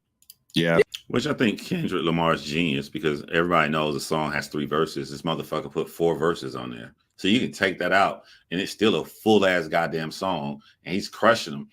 And to be honest with y'all, I know people love T. So I know I'm not saying this the majority. I know the majority of people was very shocked about the Drake daughter bar, but that wasn't the lasting thing from Meet the Grams to me. To me, the lasting thing was the final 15 seconds of the song, the build up to you lied, the voice, and to end it on that line, fuck a rap battle. This is a whole damn battle with yourself. To me, that was cold. And that stays in the song, even if you remove the verse about the daughter. Anything he said, it could because of the time and he just put it out right after. People went from Family Matters to Meet the Grams. Like, okay, we're gonna listen to them, both of them. Okay, And then the following day, putting out a record for all of us to dance to. Yeah. Steps on everything that I hate that Rory just keeps saying dance. Yes, this is a fucking mega hit that's going to last the test of time. Yes, people are dancing their ass off. But while they're dancing, they're rapping. It is not like he just got this hot ass beat. He not saying nothing. People were reacting off the words Kendrick said and not like us. It's not only dancing. It is dancing and plus him still murking Drake while teaching a goddamn history lesson. Drake was trying to do. So I'm saying, I'm not here to argue with who rapped better. This is both 2 elite rappers. No warrior now. That was it. That was it. Y'all wanted me to go break. That's all he said. Damn, that was easy.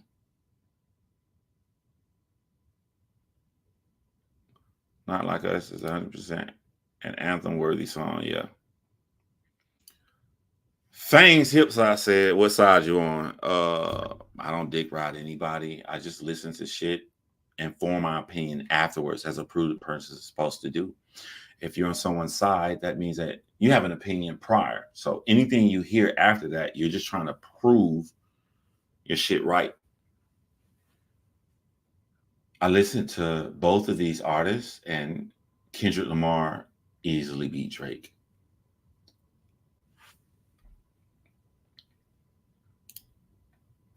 Now, that wasn't the clip. It's the clip where he straight spazzes.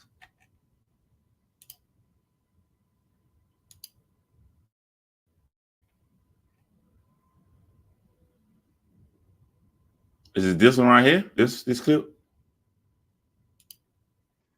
About this nigga is taking his fake information. I told y'all this on Family Matters when I said you digging for dirt, you should be digging for proof. Hey, calm that shit down, my friend, without evidence or any supporting statements. You said that he said, hold on, let me hear this back again. Told y'all this on Family Matters when I said you digging for dirt, you should be digging for proof. I got pictures of the. Prior to that, the only person that told another person something was Kendrick Lamar telling Drake, I know everything you're going to do. He backed that up into more details by saying, specifically, you're going to listen to Mr. Morale and you're going to fabricate stories based upon that. I know every angle you're going to come from. And he proved it by countering every angle Drake came from. That is the only person I saw do that. Continue screaming without any evidence or supporting statements. Fucking little girl, all in the fucking video plastered on the wall. I'm fucking playing with this dumb nigga, and he's going for it. I'm the most lit nigga in the game. Y'all mad, and there's no skeletons in my closet. I'm not no fucking pedophile. The only person I saw played with was Drake. He was played with through every step of the fucking way. But it bores me when I try to prove myself right. I like a more formidable challenge. I want to assume that everything that you're saying is the truth right now. Drake played with Kendrick Lamar. Drake set Kendrick Lamar up. I only have one question for you. Where did that get Drake in the end?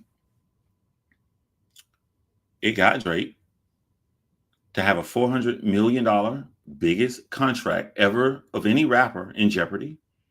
It got his $100 million mansion in jeopardy of losing it, since his residents already wanted him gone and was complaining, and now someone's got shot. It got him canceling a vacation because he thought after he dropped Family Matters, he was going to be the victor and he had to stay his ass home this weekend. We know this because he had to record The Heart Part 6. And when the police arrived, Drake was in Toronto. Damn. It got him laughed at by the entire internet. It got Kendrick Lamar a #1 hit. I'm not going to sit up here and name all the records that Kendrick Lamar broke. Let's assume that everything you're saying is right. What did it get Drake? You don't battle for an idiot like you to say I won. You battle to get the majority of people to say that you won. Any poll you can fucking show me says that Kendrick Lamar won. And we're not even talking 60-40, 55-45. We're talking 80-20. Every fucking poll, and it got Kendrick Lamar crowned king on Rolling Stones magazine. So assuming you're right, everything you're saying is true. What did it get Drake?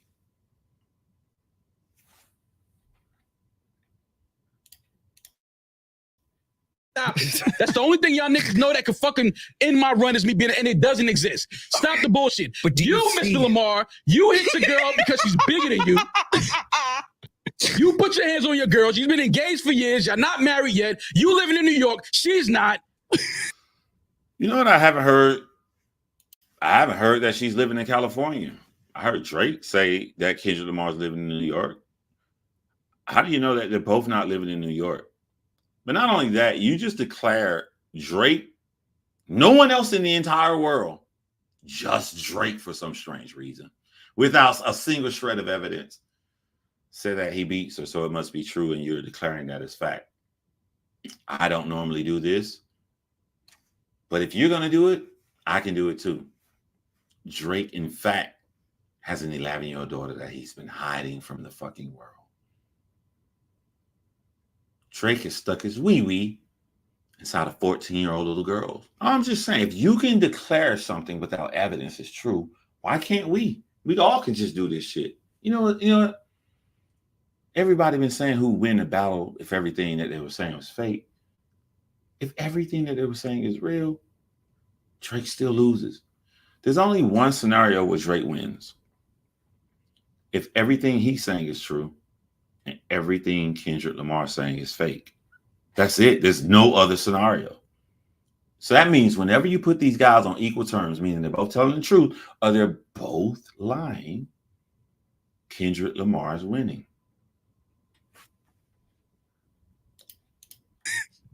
Let's talk real shit. All this 11-year-old daughter shit y'all talking about, and because he released it right after the Family Matters, it's a better record. Get the fuck out of here with that shit. We didn't say it was a better record. We said Family Matters is probably the best song in this whole shit. It ain't no problem. You know what I've noticed, Mom? Every time Rory brings up Not Like Us, you don't say anything at all. You bring it right back to Meet the Grams. Why don't you want to talk about Not Like Us? Are you afraid of the song? The #1 song of the year, the #1 song of the country, the song that Kendrick Lamar broke the record 2 days in a row. He broke the record and became #1 Tuesday, and then beat his own record and broke it again Wednesday. Hey, Maul, when I say he broke his own record, I don't mean of 2024. I mean of any rap song ever. He broke the record 2 days in a fucking row. What'd you say? The only reason he broke it the second time was because somebody got shot at Drake crib. My nigga, that's another W. If this man truly hates fucking Drake, what makes you think that Kendrick Lamar will be sad about that? He just refilled his bowl with more Fruity Pebbles. Relaxing, chilling with his W.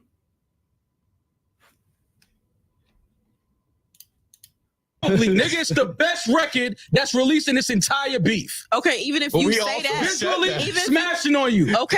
All right, Good Kid, Mad City Van. I hit the latch and let the door slide, nigga. I think that was genius for Drake to do that van like that. That shit was genius. When whoever in OVO thought of that shit for Drake, that was an excellent idea. I find it funny and sad at the same time to have a clever idea shitted on by a guy who hasn't shown his fucking face. Oh my God, it just hit me now.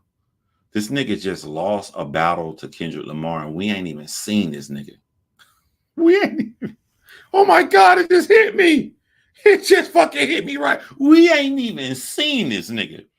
I don't know if Kendrick Lamar done cut his dreads off and got a low fade, a ball. I don't know if he done gained 30 pounds or in shape.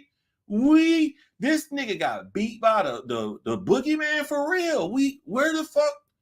How the fuck you get beat by somebody you ain't seen? This ain't never happened in history. Has anybody seen Kendrick Lamar? Oh yeah, we have. We saw Kendrick Lamar one time. This nigga rinsed his bowl of cereal out, went downstairs, smiled, did a couple of pull-ups, went back upstairs, and continued writing and crushed Drake ass. No, did he? No, did he? This man is in the battle of his fucking life. And the only time we've seen him, he was smiling the entire time. Smiling. No name brand clothes, no nothing. Just an old dirty ass motherfucking white t-shirt, some jeans. This is remarkable. Thank you for reminding me of this. They said that's the wrong van. No, that was a Dodge Caravan. Listen, that's nitpicking to me. Listen, that's what niggas is going to do. That's what niggas is going to do. I didn't even when care I'm about smashing y'all. Y'all gonna stop. Yo, it's not the same thing. Give me one second. Give me 1 second. He's smashing these niggas. To what your point the is? van had 660 miles on it. Drake is not. That Drake is not a pedophile. How could you not be objective in the strategy that Kendrick Lamar put him in a corner where he had to explain to the world that he wasn't? Yeah. You know how crazy you look explaining to the world that you're not a pedophile? Bro, do you know he how forced his hand? He had to. I'm gonna wake up tomorrow and cut this end off and make random YouTuber destroys Mal. I'm gonna make this video tomorrow. You think that was Drake's strategy? I think from the beginning. I'm gonna do a whole record about how I'm not a pedophile. Drake's strategy. Forced him. Drake's strategy is in anything. It's a lose-lose. No, Drake's strategy is like what most fighters would do or most people in the battle do. You counter. Okay, what he just said? All right, I'm smashing all that. That shit.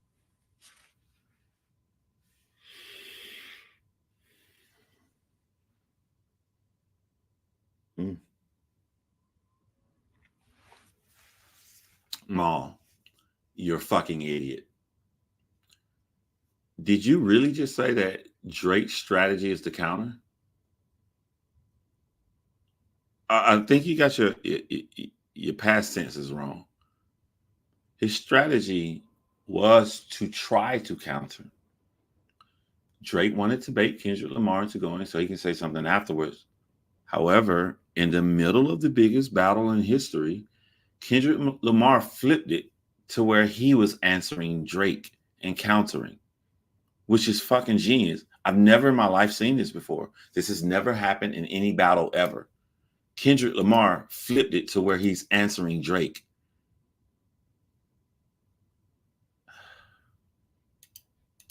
shit is dumb shit. And Drake is one of the best offensive fighters. He's one of the worst defensive fighters. Thank you. He's not good at countering. He's the best at offense. He's not a good counter, Maul. Because he gets too defensive. Look what happens when Drake makes Kendrick counter. He losing because he's too defensive. When Drake makes Kendrick counter, you never lost the argument once you start explaining yourself too much. Do you know how crazy y'all sound right now? Maul. Y'all sound the fucking defensive crazy, person bro. usually loses the conversation. Thank you. Every time Kendrick, every time Kendrick responds to Drake, if somebody calls me a pedophile and puts it out to the world, you think I wouldn't fucking address that? Not an entire I'm a fucking pedophile? record like this. It's sad to me that you're from New York. It's sad to me that your brother, Maul, was one of the owners of Rockefeller. It's sad to me the in-depth history you know about battling. You're from the Mecca. You're from New York. You're from where lyricism comes from. And you're going to sit up here and you're going to actually say this? You can actually say this. You know that you don't defend yourself in a fucking battle. You don't. Fuck whatever you saying. You can flip it. You can flip somebody's shit. You know who flipped somebody's shit? Kendrick flipped somebody's shit. Drake said, looks like he's rapping, trying to free the slaves. Kendrick came and flipped it in a dance song, made it irrelevant, and made his point that Drake is not connected to our culture that much more vital. You can flip it. You flip it, but you don't spend time defending it. And if you do decide to do this weak ass strategy, make sure you do it in the right way. You don't sound like a little bitch and a narcissist saying, I'm too famous to do that. You don't believe me? Go read the comments on that video and see how many people believe the same thing you believe, Maul. Oh, if somebody calls you a pedophile, you not coming on this podcast saying, yo, by the way, I'm not a pedophile. You gonna sit there and say, man, get the fuck out of here with that shit. I'm not addressing. No, I'm gonna say I'm not a pedophile, but who said it? Oh, nah, nigga, but I'm not a pedophile, but you beat your girl, nigga. Yeah, that's what I would do. That's what y'all want to throw lies. I'm gonna throw facts in. Nigga, you beat your girl. I miss. Okay, so I'm missing the part where your girl. You. Hey, I actually don't have a problem with that. You know what I'm saying? Ain't no rules. But here's the difference between me and you. I'm only complaining that Drake is not trying to show proof because y'all keep complaining that Kendrick not showing proof. If they on an even playing field, none of them niggas showing proof, to me, all that shit fly. Let it fly. Who got the best song? Who hurting their opponent the most? That's all that matters to me. Is just keep it even. Either they both show proof or they both do not show proof.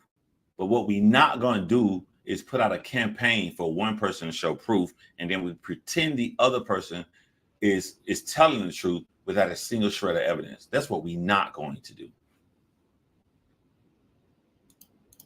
Keep saying that pedophilia. You keep saying that that's Are you willing to put? Sometimes I might not want to fuck your girl. Are you willing to put that out that you know for a fact that that's a fact? Because none of us allegedly know that. You trying to stick me on the stand? No, she has a point though. We don't know who's telling the truth at all. Says fucking who?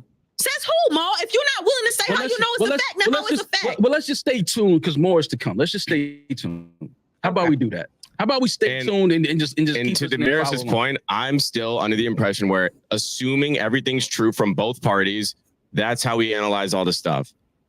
I don't think it's fair to nitpick. Well, Drake said this, therefore it's true. So say for the sake of argument, Drake's hiding a child and Kendrick beat his wife. Yeah. Now commence. That's kind of where I'm at with it. Hey, my guy, I like that you're doing it, trying to go even, but I don't think you use the right things. It's like you're trying to help Drake out. You said, let's assume Kendrick beat his wife and Drake hit a child. No. Say, let's assume Kendrick beat his wife and Drake sticking his wee-wee in little 14-year-old girls. There you go. Like, and it's progressive, true. Progressive times. The only stain would be beating your wife. They could have some freaky, weird relationship where Dave, like, that'd be cool in these times. True. See, niggas, and you see, they gonna say I got my cape on. This nigga just said it's cool if your fucking manager fucks your girl and has to be. And I agree with Maul. they are so afraid of him talking boisterous and loud that they're trying to go down his rabbit hole and find different ways to go down his rabbit hole. You don't have to go down his rabbit hole. All right, I'm gonna go down his rabbit hole, but let's just say Kendrick don't have a problem with having sex with a girl. Bitch, he ain't proved the dude had sex with Kendrick girl. So why the fuck are you even entertaining anything in that, Rory? I'm like, somebody asked, are you a lawyer or something? I'm not a lawyer or anything. I'm just a regular person. I just hear, like, I don't even know how to explain it. It's just easy to me. Like, my brain can't sit up here and just demand one person to do something and not demand the other person to do something. It's just real simple to me. I don't agree with the progressive times. Have you heard me speak on this podcast? Rory said they might all be fucking. We don't know. But that shouldn't go sick. This is my thing with what you're saying with smashing, right? Sick. Let's say that Family Matters is the best song. Polyamorous Lang Gang. Everybody believes in that. No. Family Matters is the best song. That's what the P stands for. That's not the only song that he put out. So you're telling me that Push Ups is also better than everything that Kendrick put out. You're telling me that The Heart Part 6 is also better than everything that Kendrick put out. You're telling me that with a straight ass face. I think it's better than Meet the Grams and 616 in LA. So okay, I'd agree with you on that. You only I don't think The Heart Part 6 is, but I agree that Part 6. No. Y'all trust me when I tell you. That is a very special diss record. Okay. No. That's not how opinions work, Ma, you dumbass. I don't have to trust your opinion when it comes to the subjective sound of what pleases my ears. How it works is you like that whack ass song. I don't. I don't have to trust you. As a matter of fact, anything, look at everyone else in the comments and what they're saying about that song, which the majority of the people do not like that song. Trust me. That record is going to age very well. So that's where I'll agree. I think that has the potential to be a super effective. As of now, where it stands, I don't see it. It just came out last night. I hate it here. I know, but what Julian's saying, if Drake has a follow-up to that is connected to The Heart Part 6, then yes, it's a great strategy. Yeah. The same way I'm saying Meet the Grams wasn't the craziest thing, but how it worked within this whole scheme was perfect. Heart Part 6 could be that way. I don't know yet. You hear that thunder and lightning? It is pouring down, raining extremely hard. My internet may cut off. Yeah, bro. But as of right now, y'all don't it even sounded like you were Y'all don't flustered even like Meet the Grams. Y'all just like the fact that he dropped it after Family Matters. Y'all not even saying y'all like the record. I like Meet the Grams. I love the record. It has its own category. It is the most diabolical diss track I've ever heard in my fucking life. And he ends it and leaves you in a state of shock. Go watch anybody who listens to that for the first time. When it goes off, they're in total fucking shock. They have an experience they've never experienced before listening to a diss track. Y'all don't. Yes. I like that record. You like Meet the Grams? Yes. You like that record? I do. That I think shit it's is dope. a fire Alchemist beat. I think it was a great strategy. You telling me about the beat? What you? I'm talking about the song. What Kendrick is saying. You like that shit? You was jacking it? You was jacking it? I like it because there's certain things he said in that song that Drake can't get around. You want your son, let me ask you, Maul, do you want your son to let somebody punch him in the face? You can't hear me, but if you could, you're going to tell me no, you don't want somebody to punch him in the face. Do you think that little boys look up to their fathers as a very masculine person? That's the most trusting man they know. All little boys, they think their fathers are shit. Little boys think their fathers can beat up everybody in the fucking world, right? In this song, Kendrick Lamar tells Drake's son to not let anyone piss on his leg. Just as Brandon Lee learned everything about his father, Bruce Lee, I'm sure throughout the years, Adonis is going to learn everything about his father. And one of the things he's going to have to learn is that his father let someone piss on his leg. And he didn't do shit. To put that in an artistic way, as if you're talking directly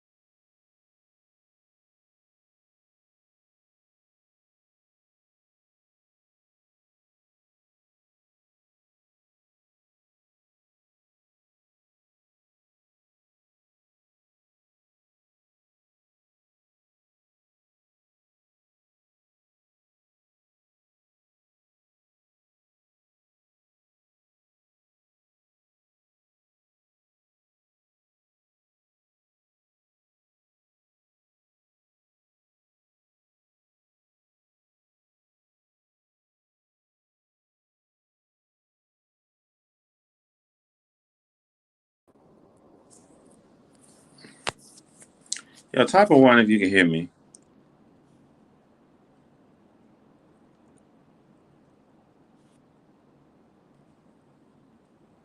Type of one if you can hear me.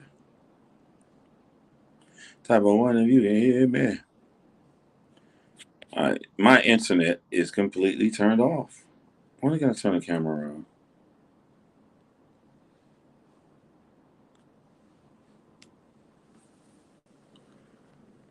Phew.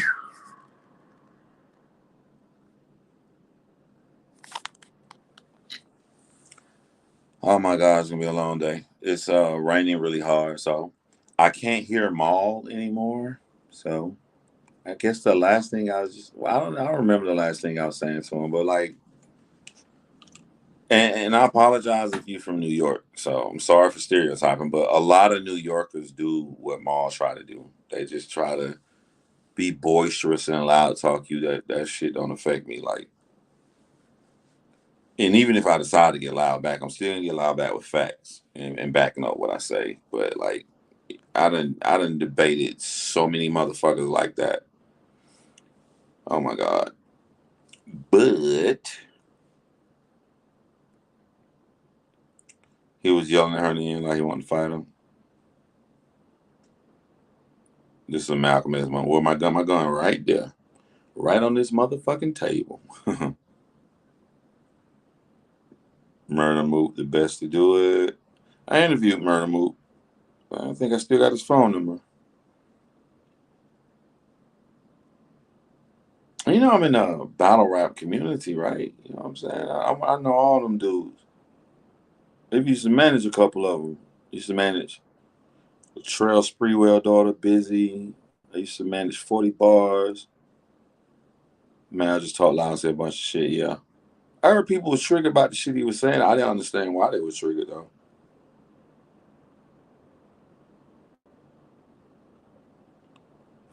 But, yo.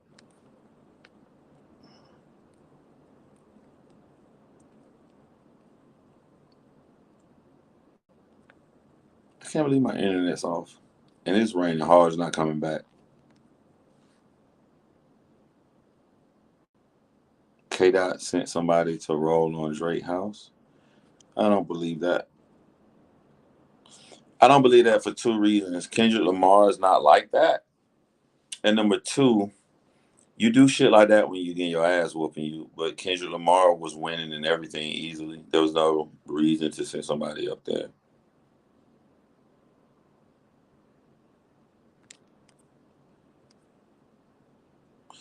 Yeah. I'm going to end it because I feel like eating me a 4 a.m. snack. Damn, I look good as hell in this bit, boy. Only y'all knew I lost 60 pounds. 60. My face. So I'm still not used to seeing my face. And if y'all knew how my little custom, this my logo. Y'all see the John Hinge logo? If only y'all knew how this used to fit on me. My belly used to come all the way out here. It was just bad. Fat ass neck, fat ass face, big ass arms. I was shooting bad. I was shooting bad. I done went from a fat dude to a skinny nigga again. It's only 1 a.m. here. But make sure y'all follow me on Instagram. I'm going to go ahead and end the live. How did I lose 60 pounds? I stopped eating sugar and I stopped eating carbs. That's it. I didn't work out at all. Don't work out. I haven't worked out one time this year. And I lost 60 pounds since January 1st. My New Year's resolution was to lose weight and stick with it. And I did it.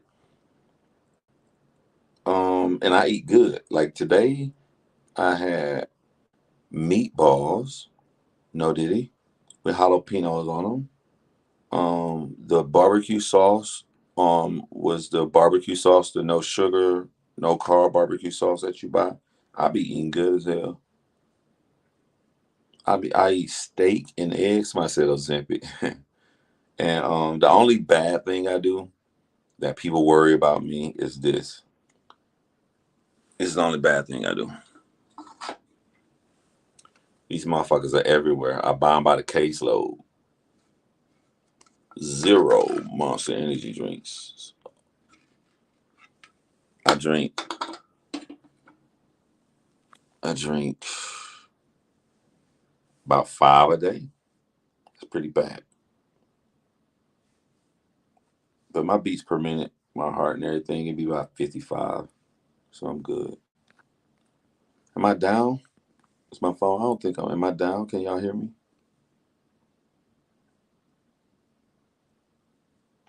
Ozempic, do it work? I have no idea. I ain't never heard of Ozempic until Drake said it. Never heard that shit before in my life. Caffeine reduces appetite? Probably so. I eat 1 time a day. So basically, I eat no carbs, I eat no sugar, and I guess I'm what do you call it? Intermittent fasting. Not on purpose, but I just do it because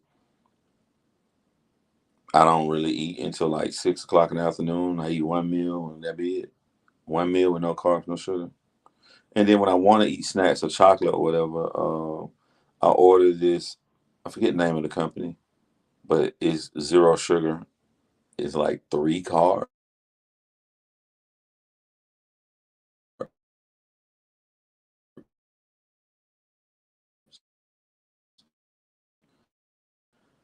Chocolate candy, 0 sugar.